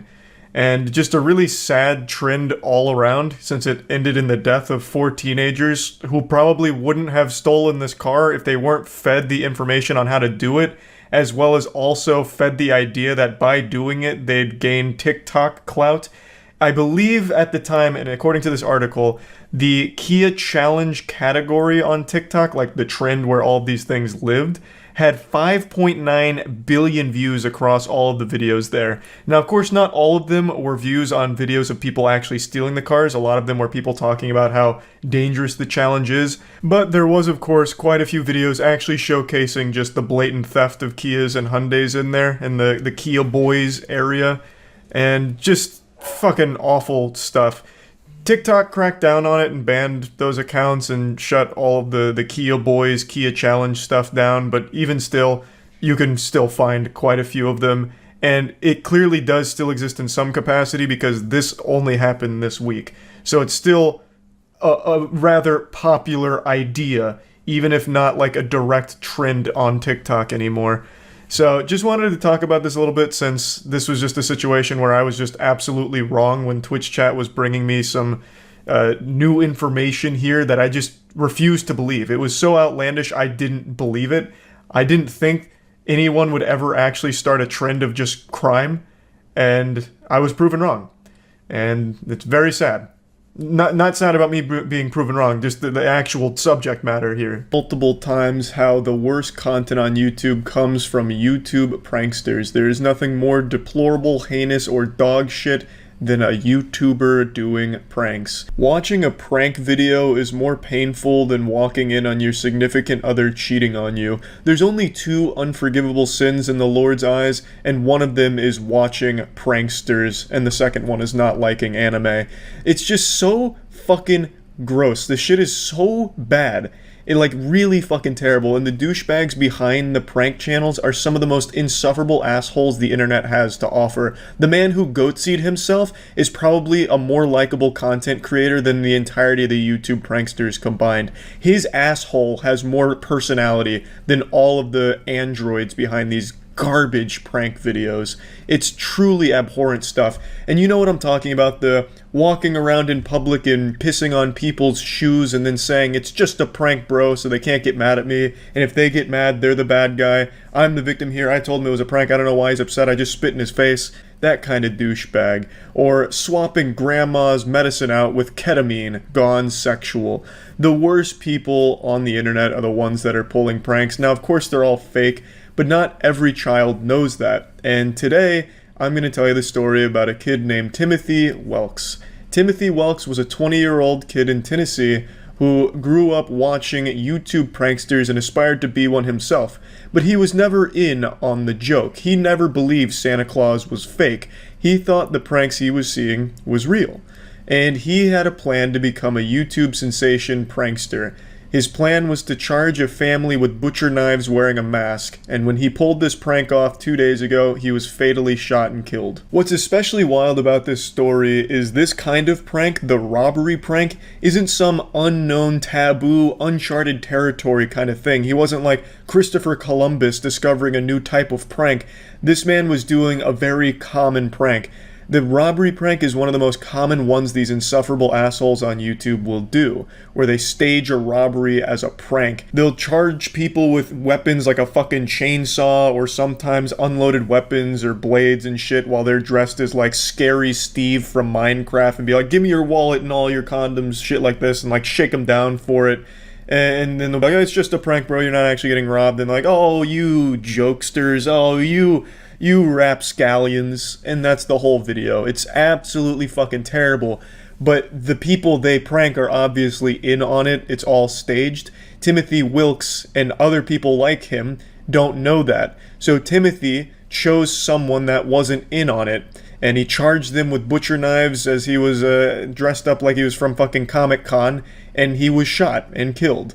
And I don't know if this is real, but there is a source that was released by one of the publications that said it was the audio from the incident, and since this was filmed for a prank, there is clearly film of it that exists, but that hasn't been released. But I did hear audio, and his last words after the gunshots were, "It's just a prank, bro," as he was dying and crying. I don't know if that's real, but there is no doubt in my mind when this did happen, he absolutely shouted, "It's just a prank, bro." And those were most likely some of his last words. That is some of the saddest shit. You couldn't write a more poetically pitiful conclusion. To have been misled by these awful people on the internet to such a degree that you end up giving your life for the sake of a fucking prank. What an awful, awful, awful way to go out. The person I feel the most bad for is, of course, the man that shot him.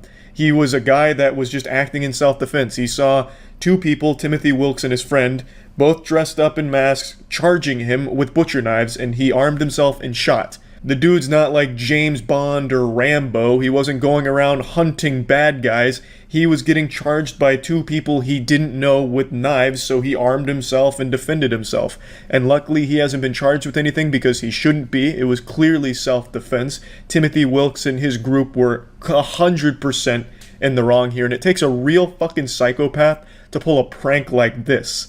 It takes someone extremely delusional to think that this is somehow an okay prank or anything like that. These fucking pranks are so stupid. The punchline is literally, ha ha ha, you thought you were about to die. Now, of course, in all the other ones, it's all fake and the people are clearly in on it, but in a case like this, Timothy Wilkes literally thought this was going to be a good prank. Like, he'd go up to these people, make them fear for their lives, and then at the end they'd all be laughing, slapping ass, and then grabbing themselves a little beer or something. I just don't understand how someone could be so incredibly delusional. It's baffling. It's absolutely shocking and disturbing that someone could actually think that charging strangers with a butcher knife and then saying it's just a prank would make everything okay. It's fucking wild. But yeah, I wanted to just talk about this story a little bit because for years now I've mentioned how these insufferable asshole YouTubers that command their audience of 11-year-olds literally brainwash them into thinking horrible things are okay or normal, and that a lot of these kids don't recognize that the shit they do is fake, and that's bad and dangerous. And this is exactly what I was talking about. Timothy Wilkes isn't the only kid that believes the pranks he sees on YouTube are real. I'm sure there's others, but none of the other ones are crazy enough to charge people with knives and wearing masks like it's the fucking purge. So it's just one of those freak things that was always going to happen when you have absolute fucking degenerates making dog shit pranks where they're like kidnapping their friends and putting them through Saw games and then saying it's just a prank at the end and then everyone's all smiles. Fucking ripping their dick off and then just saying it's a prank and they're like, oh shit, you got me, yeah, my penis is gone, should have seen it coming, that was a fucking epic prank, friend. It's crazy. Fucking crazy. Horrible situation here, and I feel horrible for the guy that ended up killing Timothy in self-defense. That's gotta be a traumatic experience for him, and well, it's just a situation that should have never happened in the first place. Views, would you sell your soul? Slap your mother? Slap my mother? You better not, I'd come over there and bite your dick off. But what about going to jail for 3 years? Does that sound reasonable for TikTok views in exchange for that prison sentence? How bad do you want it? What's your limit? Would you throw away 3 years of your life just for a few TikTok likes? If your answer to that question is no, you're a pussy, you're a coward, and you will never make it as a viral TikTok superstar sensation like this guy and his friends. I'm kind of underselling the story. Not only did the main guy in this video get 3 years, but his 2 friends that helped him make it got 2 years in prison. So check this out.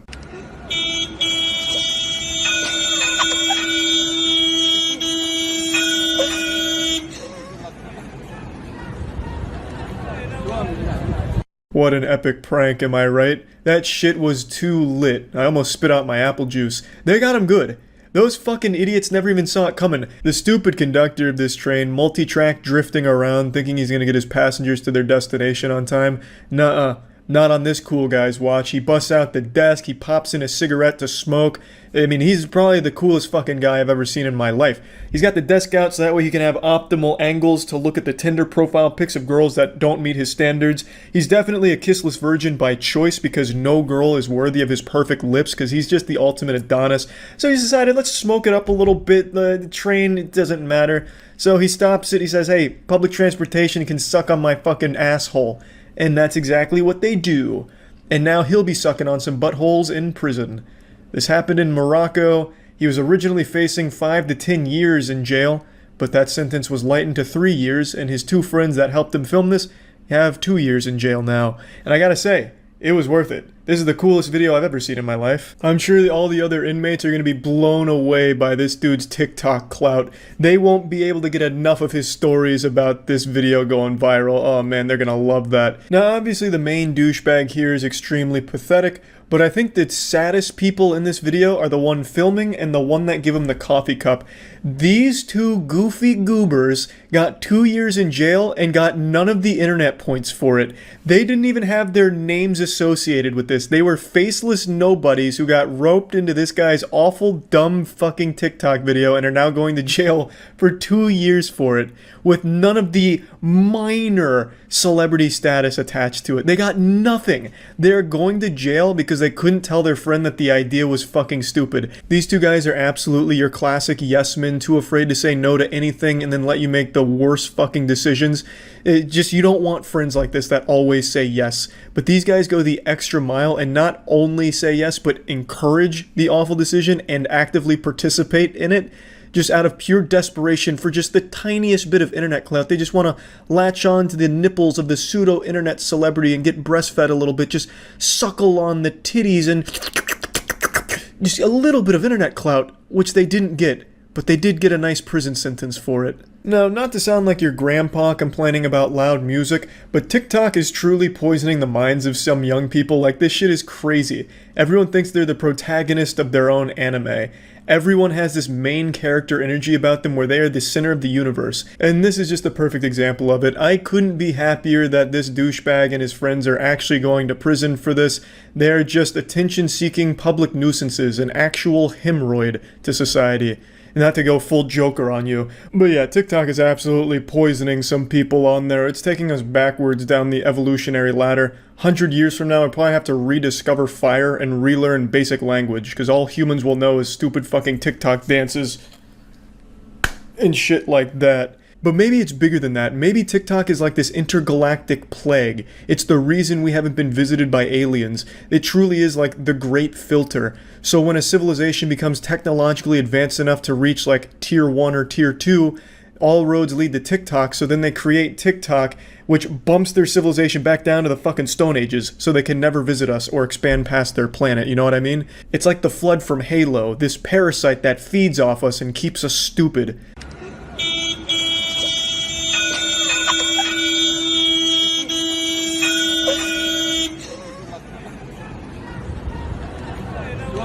To be honest, this just kind of looks like an elaborate suicide attempt that didn't work. Like the thought process here, I'm gonna sit in front of a train and hope that it stops in time. Like the amount of faith you have to have in a complete stranger there is mind-boggling, hoping that the conductor's paying enough attention to stop in time before he just fucking flattens you and sends you to the afterlife, fucking banishing you to the shadow realm.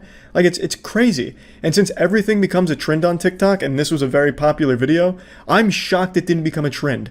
I thought for sure this would be like the hashtag stop a train trend, where you like go on the tracks and you throw your ass in a circle, clapping your cheeks to some pop song and hope that the train stops, and then people just getting blasted by trains going all over the news.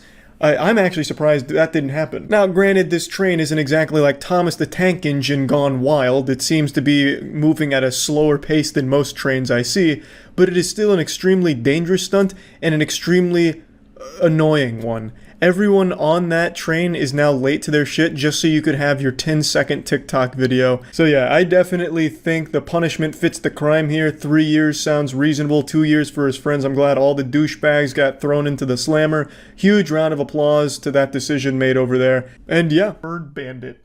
Please search for man with parrots in McDonald's robbery. This actually looks like some kind of marketing campaign for McDonald's back when they had the Hamburglar. Is this real? Is this not a marketing stunt? Searching for this man they have dubbed the Bird Bandit. He actually looks like a One Piece character. Like, what? This character design is exquisite. And that's a real parrot? Check him out with his friends there on his shoulder. Investigators are accusing the man of robbing someone with a knife. Yep, police say the Well, same that's man not was very later nice. spotted in another store What a jerk. carrying the 3 birds that you see right there. News Wait, 3 birds? I wish you would stop graying it out when I pause it. Hold on, let me find the picture of him. It's a little blurry to tell. He got 3 birds on him? It's like that guy from John Wick. Man, and that is a mean goatee. It's coming to like a dagger's point. Also, I like this right here. Anyone with any information is asked to contact police. I think if you've ever seen this guy in your life, you probably remember him. This is like the lowest level attempt of concealing your identity ever. He's wearing the most identifiable shirt and then 3 fucking live birds on him while wearing... I don't even... What kind of hat is that? It's like some kind of old swashbuckler's hat. Accused of robbing a McDonald's on Arlington Boulevard in the Seven Corners area Tuesday around 8 a.m. Police say he pulled a knife and demanded money at the counter. Police Oh, he's say even got a pair of sunglasses on. Never mind, he actually did try with the disguise. I've got to say, I'm a little disappointed in the pants. He's got a great shirt, but lame-ass pants and flip-flops. His stylist just gave up halfway through the fit. with 2 live parrots. They appear to be macaws. Wait, they said 3 though. To his cowboy Is this not hat one? and a third on his shoulder. Reaction from McDonald's customers who say they feel bad for the feathered participants. Honestly, that's really crazy. Like, why would you bring a pet? Don't crime with the birds. True. Describe the suspect as Agree. being I in his agree with late her. 20s or early 30s. Well, let's not. Okay. Also, let's not get rid of the theory that the birds aren't the ones controlling him, pulling the strings. Like he could be a victim in this as well. Something like that before. They can talk. God, it'd be so cool if the unclear birds were that threatening will the play cashier. Any type of role in the solving I of wouldn't this even be crime. mad if I was In the Fairfax cashier. County, Jackie Benson, News 4. Imagine the birds roll up and they just start like saying some vile shit. Did you hear about the guy that got arrested in Nebraska because he got with a bull in his car? Yeah, it's this video, right? He got arrested? Even my mom sent me this video. She thought it was the coolest thing ever. I didn't know he got arrested, though. I only saw like a little clip of it. Around 10 a.m., the Norfolk Police Division responded to What's he a call arrested of for? man Having a good driving time? Being a good eastbound Uber? On 275 with a Watusi bull in his passenger seat. The officers received a call. I think that's they thought fine. that it was gonna Oh, be- wow, the cow shit all over this. They thought that it was going to be. They thought that it was going to Wow. a cow in. I can't say I ever saw the back of the car. This thing's got a lot of features.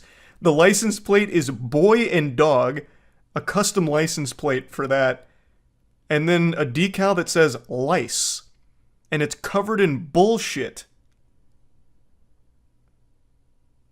Wow. I mean, I have no doubt the bull was scared, but goodness.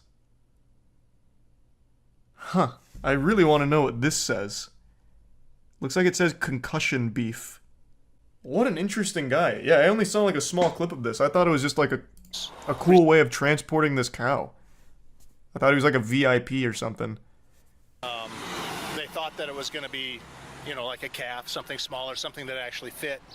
What is that it said on the side? Fit, Best smaller car? calf, something smaller.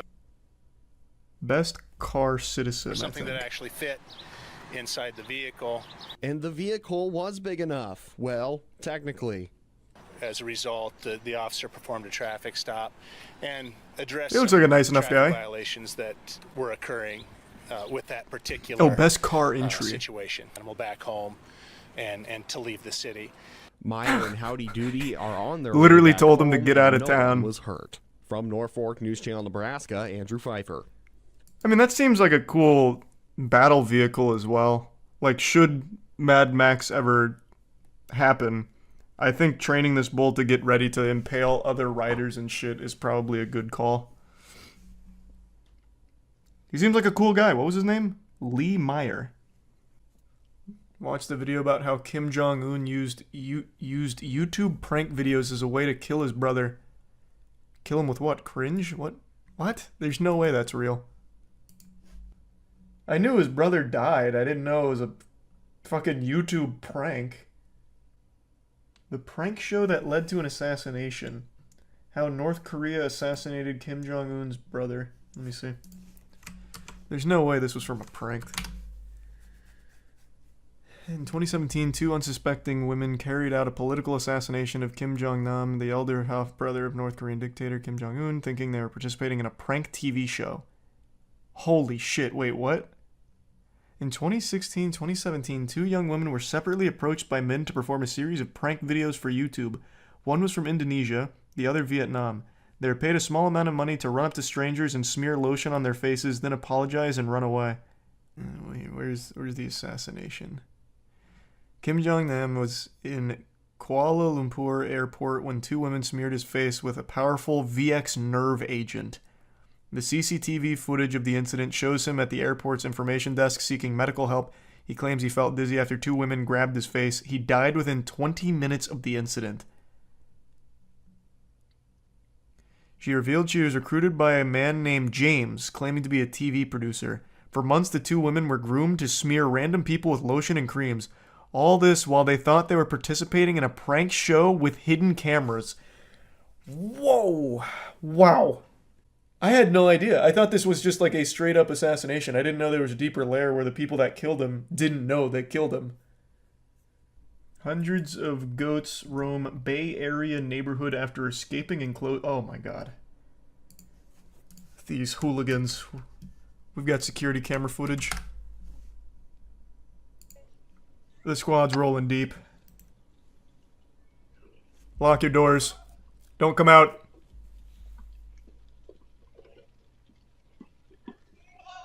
Oh man, they just robbed this place.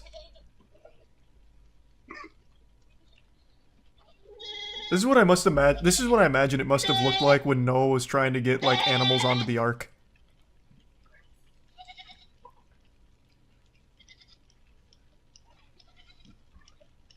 Man, that just doesn't stop.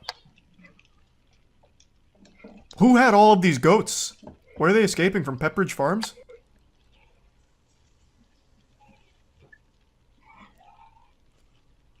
God damn.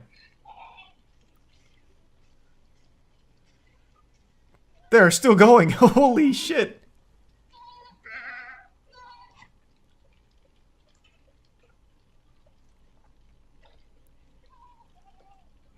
Hey, welcome to freedom. Enjoy the American dream, my friends. Godspeed. Damn, still going, huh?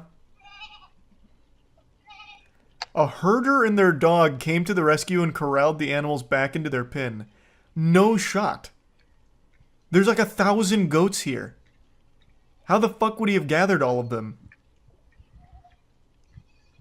There's no way he got all of the goats back.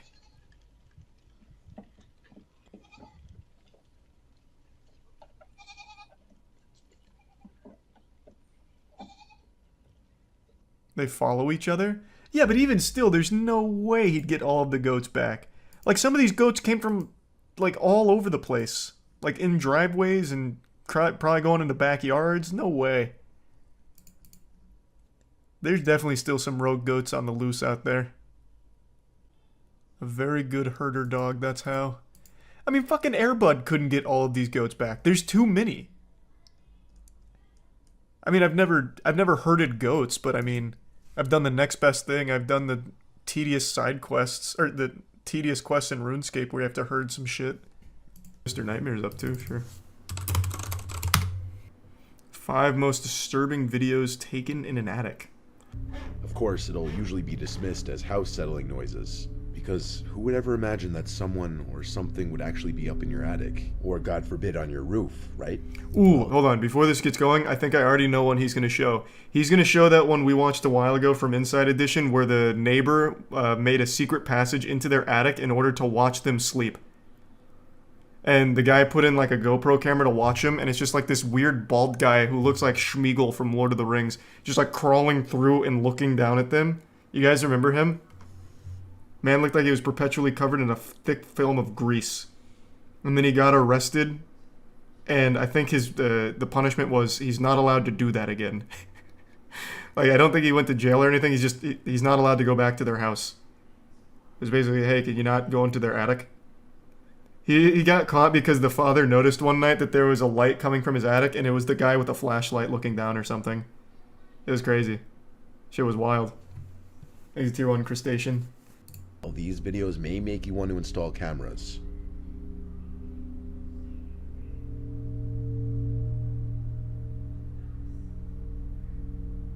Jerome and Ashley Kennedy, this is the one. Pittsburgh Immediately couple, into along it. With their 10-month-old Yes. baby, were living comfortably. This is the one I was talking about. Above their heads in their own home. The row house next door that was being renovated was owned by 73-year-old Robert Havrilla, who's described There by the he couple as he literally looks like a guy that would be crawling in attics. Like, this is the attic boogeyman. It's like he was born in there and never left. So he keeps trying to find his way back. Yeah, fuck yeah. Immediately into this one. very reclusive and known to keep to himself. Jerome was in bed one night when he heard noises above him in the attic. The He's kinds so of noises wishy-washy. that weren't just house noises. Yep, He knew there it somebody is. was up there.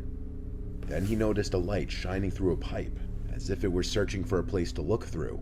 So Jerome installed a surveillance camera in his attic, and a day later, caught on tape was many people's worst nightmare.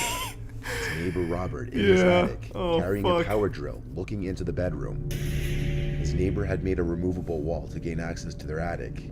It wasn't just the attic, though. Jerome also God, found perfectly it's so round holes in the weird. common wall between the two row houses. The shapes indicate that Robert the neighbor was drilling holes through the wall. Cops were called, and Robert was charged with stalking and trespassing, which he pled not guilty to. Robert's attorney made a statement that his client had no bad God intentions. He claims he was in the attic for maintenance reasons connected to his renovations, not to peep on anyone or do anything malicious. Yeah, he looks like he's renovating up there.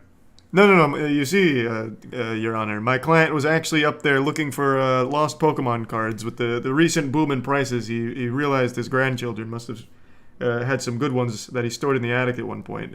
There was nothing weird about it. And the fact that he had a flashlight while looking through the pipe into the neighbor's house is truly just a coincidence and a misunderstanding. Anybody with half a brain would know this is BS. The many holes drilled in the common wall and through the ceiling in the attic were without a doubt meant to spy on his neighbors. Strangely enough, it appears Robert was aware of the camera that Jerome had placed, as he looks right at God, it it's like on an screen. alien. So why he continued to do It's what like a he baby did alien. is unknown. When the window doesn't provide a good view of what it could be, he decides to go outside for a better view, and this is what he sees. Oh, it's gonna be Slender Man. I feel it. Fuck is that? Oh, well, this shit is fake. Damn. Wait, what is that? Something from a Studio Ghibli movie? What am I looking at? Hey. It's half ahead of what looks to be either some kind of creature or perhaps somebody wearing a mask.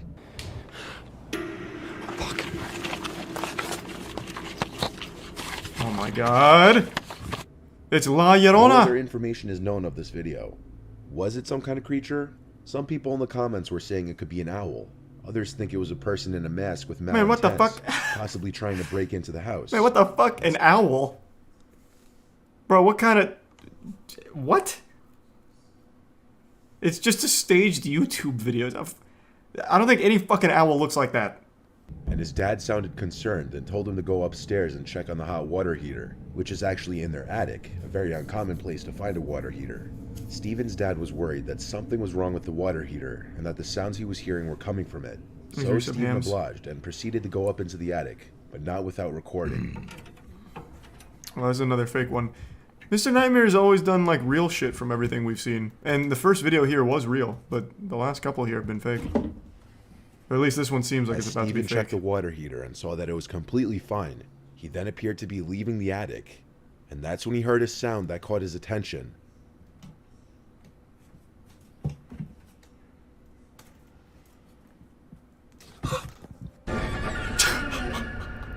As Steven heard something come from inside a large, long box, he took a closer look at it and saw someone's eye peeking out. He's just one of trying the to use holes. his imagination like SpongeBob and Understandably, Patrick. The 17-year-old was Leave him probably alone. in shock. And I would have this stomped video you're that about box flat. No, you would not. You would not. I know for a fact you wouldn't. I don't know you personally, but I know you wouldn't. Assuming that's real, there's not a single goddamn person in this chat that would have, like, fought that guy. All of you would have run. No way. You're not like the hero of an anime. I know I do this too. Everyone comes up with these like crazy scenarios. I would stop a school shooting if I was there. I would charge him and then disarm him using Dale Brown's kung fu techniques from the Detroit Survival Fitness. I would be the man to do it. But you wouldn't. You just wouldn't. So the man decides to go up there with a Exhibits lighting bricks. camera and check it out. And gamer. Is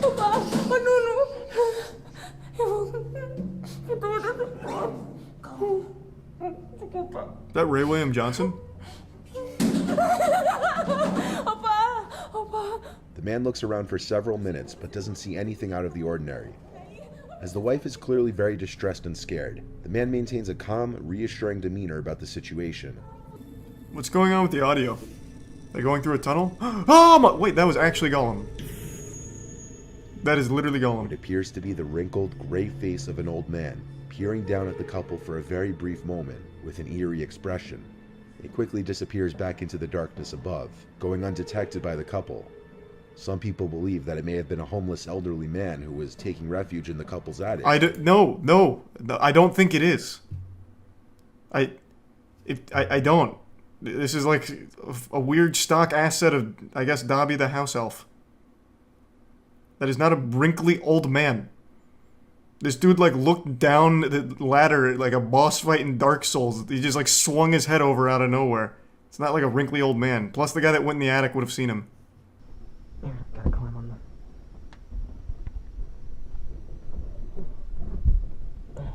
God, what oh, it's like an infrared. I feel like I'm in an AC-130 right now. Like that Modern Warfare mission. Good lord.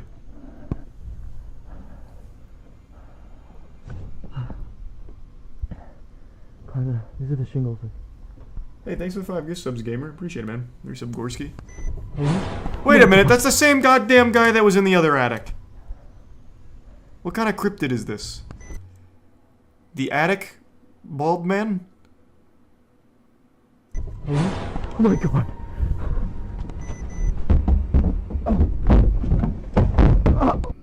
He grabbed his rifle and returned to his roof, but the creature was no longer there. The creature seems to be bald with a large round head, but no facial features can be seen.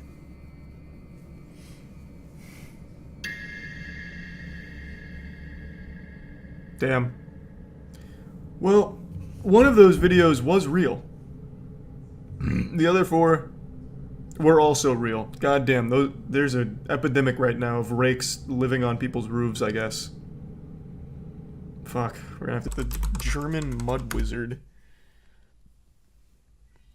Robed wizard taunts police struggling in mud. What is happening here? Did he deploy a quicksand? Is this guy an earthbender? What is going on? Well, he is very powerful. What is this? Prestidigitation? Like, goddamn. Oh! There he is! The wizard has been summoned.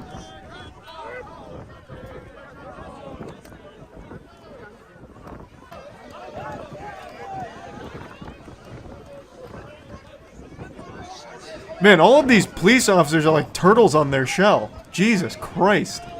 This is embarrassing. Oh, it's like toddlers when they're still learning how to walk. Are they all drunk or something? What is going on? There's no way it's that hard. This man's fighting for his fucking life. The Mud Wizard's gonna drag him back by the heels like a horror movie in a second.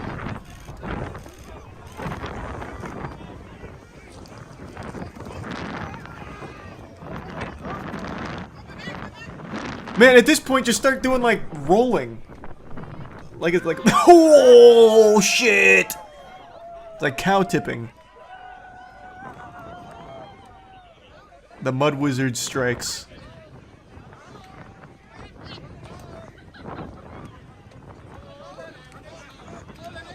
We're gonna need reinforcements. His tootsies are stuck in the mud. Whoever set up this trap, though, really did a great job. It's like some kind of holy barrier. Oh, no. So this is how it all ends for this guy, huh? He'll just be stuck here forever.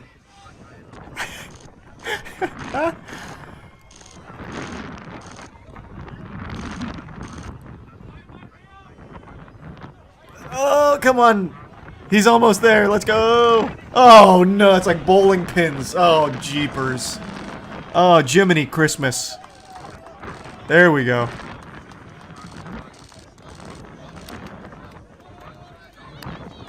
That's the Mud Wizard for you. And none of them can navigate the mud pit.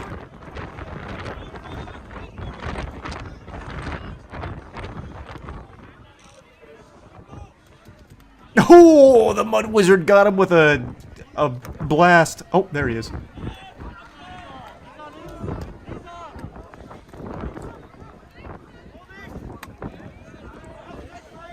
You're in his territory now. This is his domain. His spiritual pressure is able to run rampant here. This guy is actually being swallowed whole. He's gonna need to be airlifted out here in a second. He's going really deep. He's going straight to hell. Like, good lord. They're gonna need to get the chopper and a ladder inbound ASAP. And the Mud Wizard's coming. Oh god! Oh no! Oh lord! Have mercy! It's Radagast the Brown!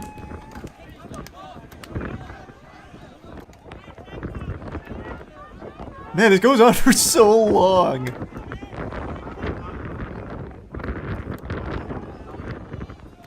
There we go. We got him. Mission successful.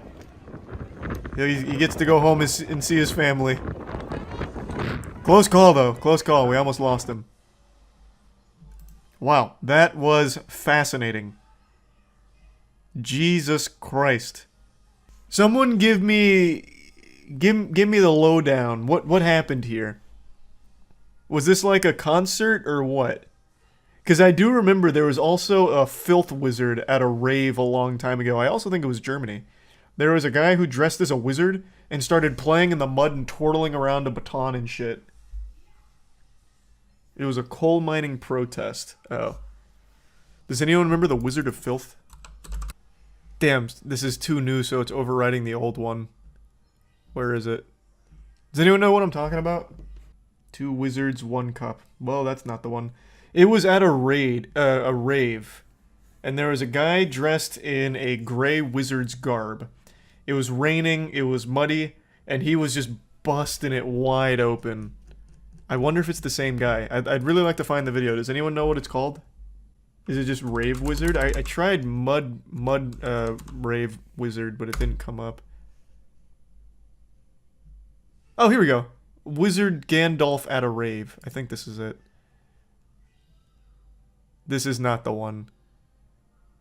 How often does this happen?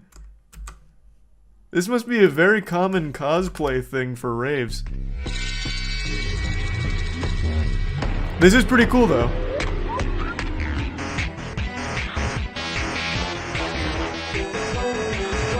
He was wearing gray wizard gear. I think he even had a walking stick. And he was dancing. Anyone at all? Why is it?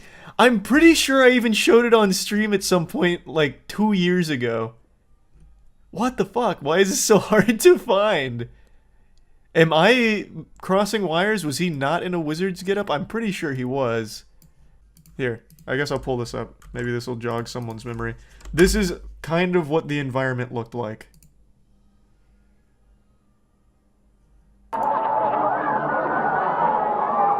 But then there was a guy dressed as a wizard, and he was throwing mud, and he had a walking stick, I'm pretty sure. What the fuck? Are you... What? Man, what the fuck? No, it's not the Glastonbury Wizard. What? How does this fit anything I have said? I pulled this goddamn video up on stream years ago. Thanks to Resub Filthy. Why can't I find it? Did it get taken down? Was it not as popular as I remember? Hey, I'm gonna describe a video real quick. Tell me if you guys know what I'm talking about so I can find it. Have any of you seen Is it the Blippy video? No, that Blippy shit video, that was so good. It was a music festival. It was a concert. It was raining. It was muddy. People were throwing mud at each other, and there was a guy dressed as a gray wizard throwing mud at people. Oh, the one in Germany? Yes, that's what I thought. But I can't find it. I can't find it. Wait, I can find it. Okay, wait, cool. at the protest, you mean? No, that's Mud Wizard. I'm talking Filth Wizard. This was like a level 99 Filth Wizard. Oh, Andrew, shit. how could you think this was Mud Wizard? My bad. Yeah. It's not nothing like it.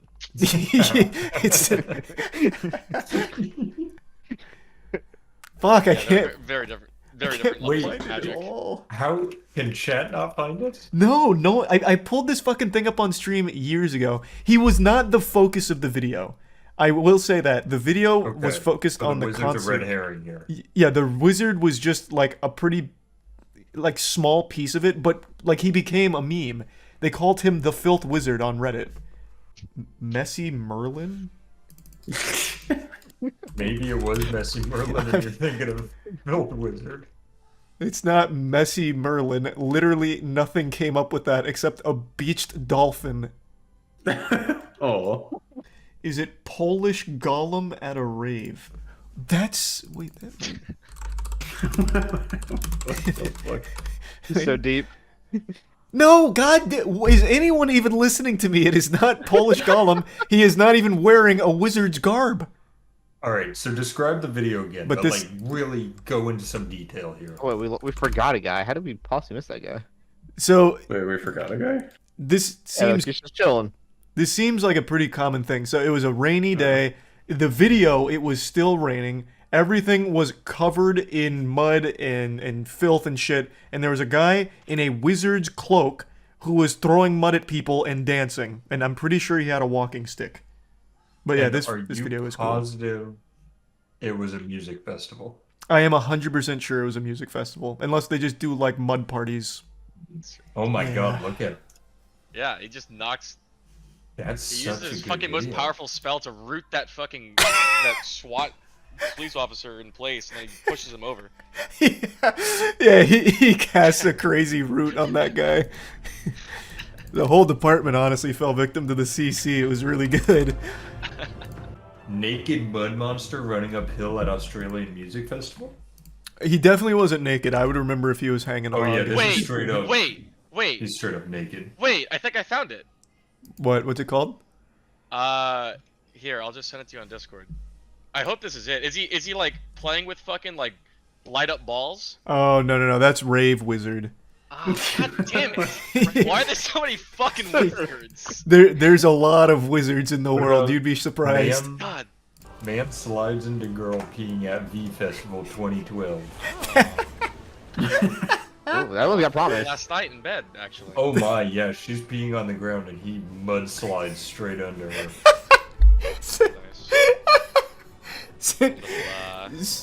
Send me mudslide pee. I want to watch that on my own. Look up Mag Smrodu. Okay, last one though before doing this encounter. Actually, last one. Alright, everybody's ready except for Charles, I think, because he's looking up a video. Oh! The The Filth Wizard! Yes, wait, that's it. It's in a different language. That's why we couldn't find it. I got everything right except for his cloak. It's not a gray cloak. Put it in the raid group so everybody can join in. Yeah. Hold on, let me drop that in there. You're gonna have one message in this Discord, and it's that. Yeah, it's just Filth Wizard. Here, let me make sure it's not Toss, and I'll pull it up on stream. I don't think it is. In fact, it's actually not even a wizard at all. Yeah, that's just a man with a stick. But they called him. This was so misleading. Come If on. you go into the comments, I promise you, they're calling him Filth Wizard. They're all talking in German. Holy shit! That wall of noise. Whoever this is. He actually only has a stick. Why did you? Wait, he's just drinking the mud. Yeah. So he's not playing with the mud; he's drinking it. That's why I got confused. Wires got crossed. But yeah, this is. They called him. Somebody find this. I don't know. They called him the Filth Wizard, though. I swear to God, they called him the Filth Wizard. Look at that good Samaritan coming up and saying, "Hey man, stop drinking that fucking water." Oh, when I What a good translate Mag Smrodu, it translates to Stink Mage. Oh! Alright. Jesus. Alright. Let's restart. Yeah, staff just posted it. The Stink Mage replenishes mana in the Tainted Moon well.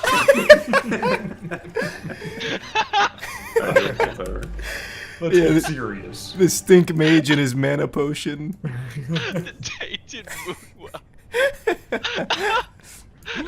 I told you, that video is such a fucking banger. Probably think of someone playing video games or sitting in a hot tub, maybe even spreading their asshole if you're lucky enough. But today we're going to focus on a category called IRL streaming, which is where the streamer goes out in public and goes on little adventures like side quests in an MMO where they go and eat and hang out with friends and shit like that. Nothing wrong with IRL streaming, I want to get that clear.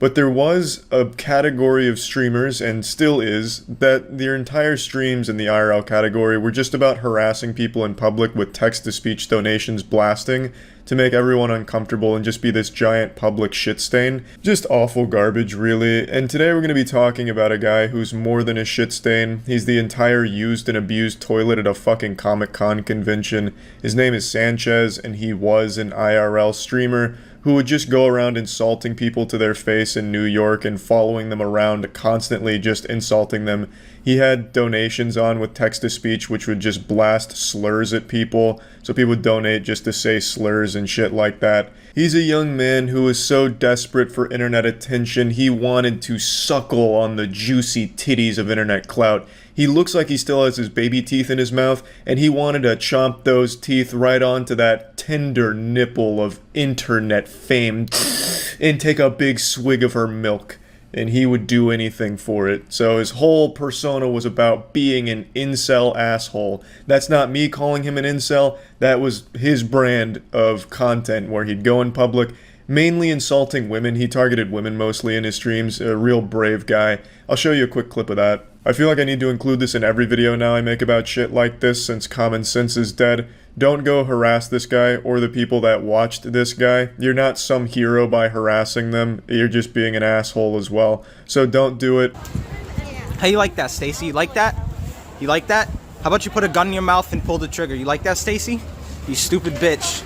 You stupid fucking bitch. You deny me? You like that? You like that? Give me something to lose. I have nothing to lose. I have nothing to lose. I have nothing to lose. Hey cute boy, do you like old fat lesbian pussy? Go get SSRIs. Go take your psych meds. Go take your birth control. Come on, take your birth control. Take it. Enlighten me on why I should even look forward to impregnating a woman. What do I have to look forward to? What do I have to look forward to? No, I want to speak honestly now. What do I have to look forward to? Seriously. What do I have to look forward to? Birth control.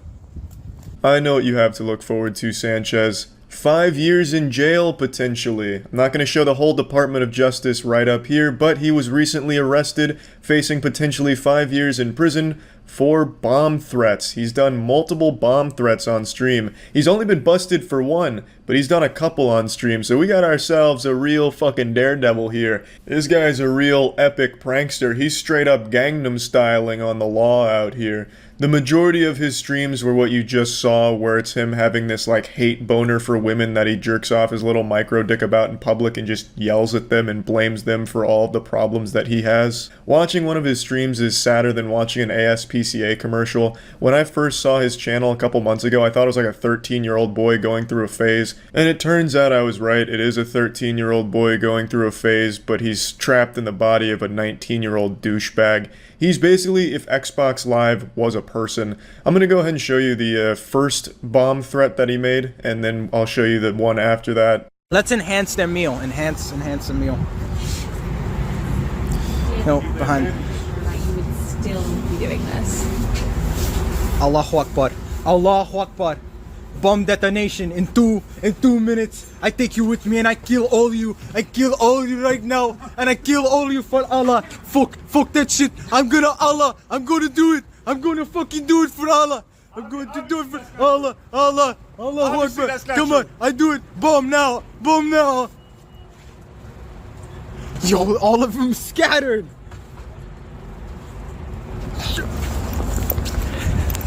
Yo, yo.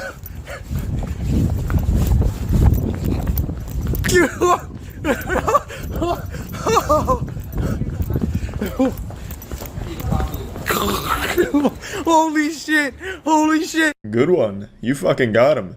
Those idiots didn't have any idea that you're not an actual terrorist. You're just a fucking loser. Even when you're not making bomb threats though, I still imagine this is how most people act when they see you. They just fucking leave in disgust. You're like if a septic tank found a video camera and hit go live.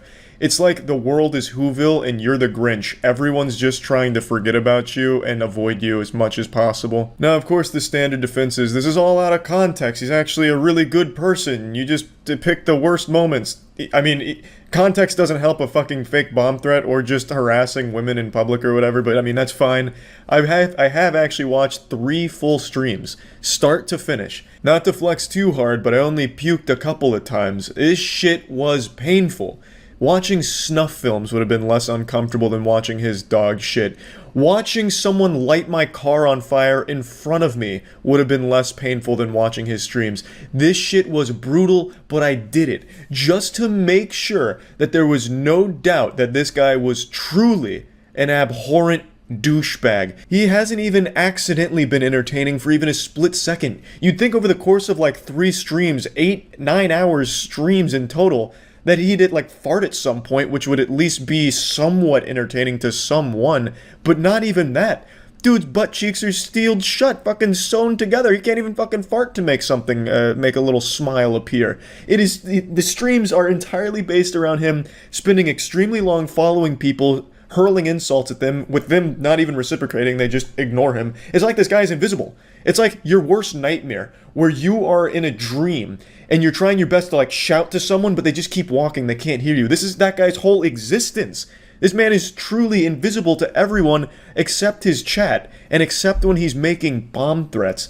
And when he's not harassing people and stalking them to hurl the worst insults of all time, it's just his chat making slurs in their donations and him laughing at that, or getting the public's reaction to hearing slurs. It's fucking baffling. It is so sad. Let me show you another one of his bomb threats, though. Bomb Squad, thanks so much for the dono. Bomb Squad tipped $2. Bomb Squad. Attention everyone, this is not a joke. I have a bomb. I have a bomb. It is set on a digital timer and is set to go off in 10 seconds. 9, 8, 7, 6, 5, 4, Allahu Akbar. 3, 2, Allahu Akbar. 1, Allahu 0. Akbar. Boom. Just kidding, faggots. Oh my god, that actually worked. Holy shit. Let's go, baby. We just did that shit. That was fucking dope. Thank you so much for that donation, bro. Oh, that was hype. Oh, that just made my fucking day, didn't it? That made my fucking day. Holy shit. Thank you so much for that donation. By the way, whoever's watching and you report that, that was not me. That was a donator. And yes, thanks so much. Pretty random XD, Rar Sanchez. A Swiffer holds up Spork, does the narwhal bacon at midnight. You're such a random dude. Oh my god, you're such an edgy random comedian. He has a Swiffer in public.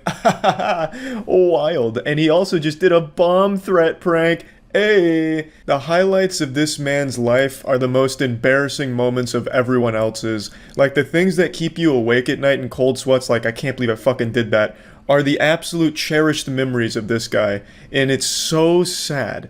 It is so sad. I've said it for a while, I think the internet creates losers, and this is a great example. He gets cheered on by his chat. His chat enables this and makes him believe that it's good entertainment, or like somehow he's actually doing something good for the world. The chat is laughing at him, not with him. He can't even get like even an ounce of legitimate support from anyone. He's literally a circus act for people, but they make him feel like he's the Joker. Oh, Incel gets rejected by a girl and no one bats an eye.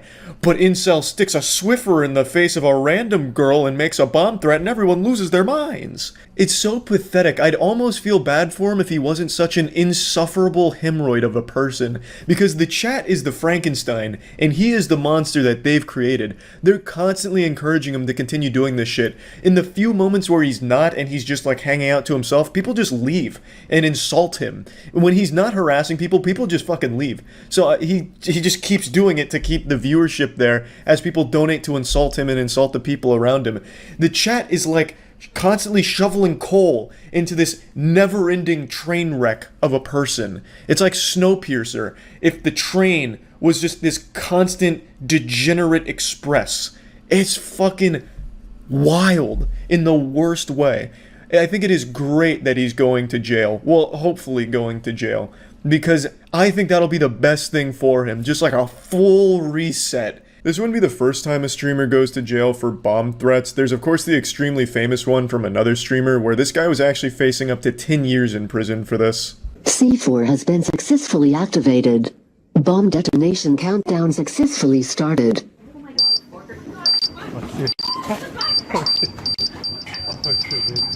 He did go to jail for this, but he didn't finish out the entirety of the 10-year sentence, although I don't even know if that was the final verdict with 10 years. He was released, I think like a year ago, or maybe even less than a year ago, I'm not sure, but he went to jail for it. So this wouldn't be the first time someone goes to jail for this shit if Sanchez does face prison time. But anyway, I wanted to share this story with you because it's a pretty wild one. Luckily, these kinds of streams aren't that popular anymore. IRL streams I've always enjoyed. I've always been a fan, but I've always hated like the public nuisance element of it where they feel like they're invincible because they have a fucking video camera going, so then they just start becoming huge fucking douchebags to everyone in public. So yeah, I just wanted to quickly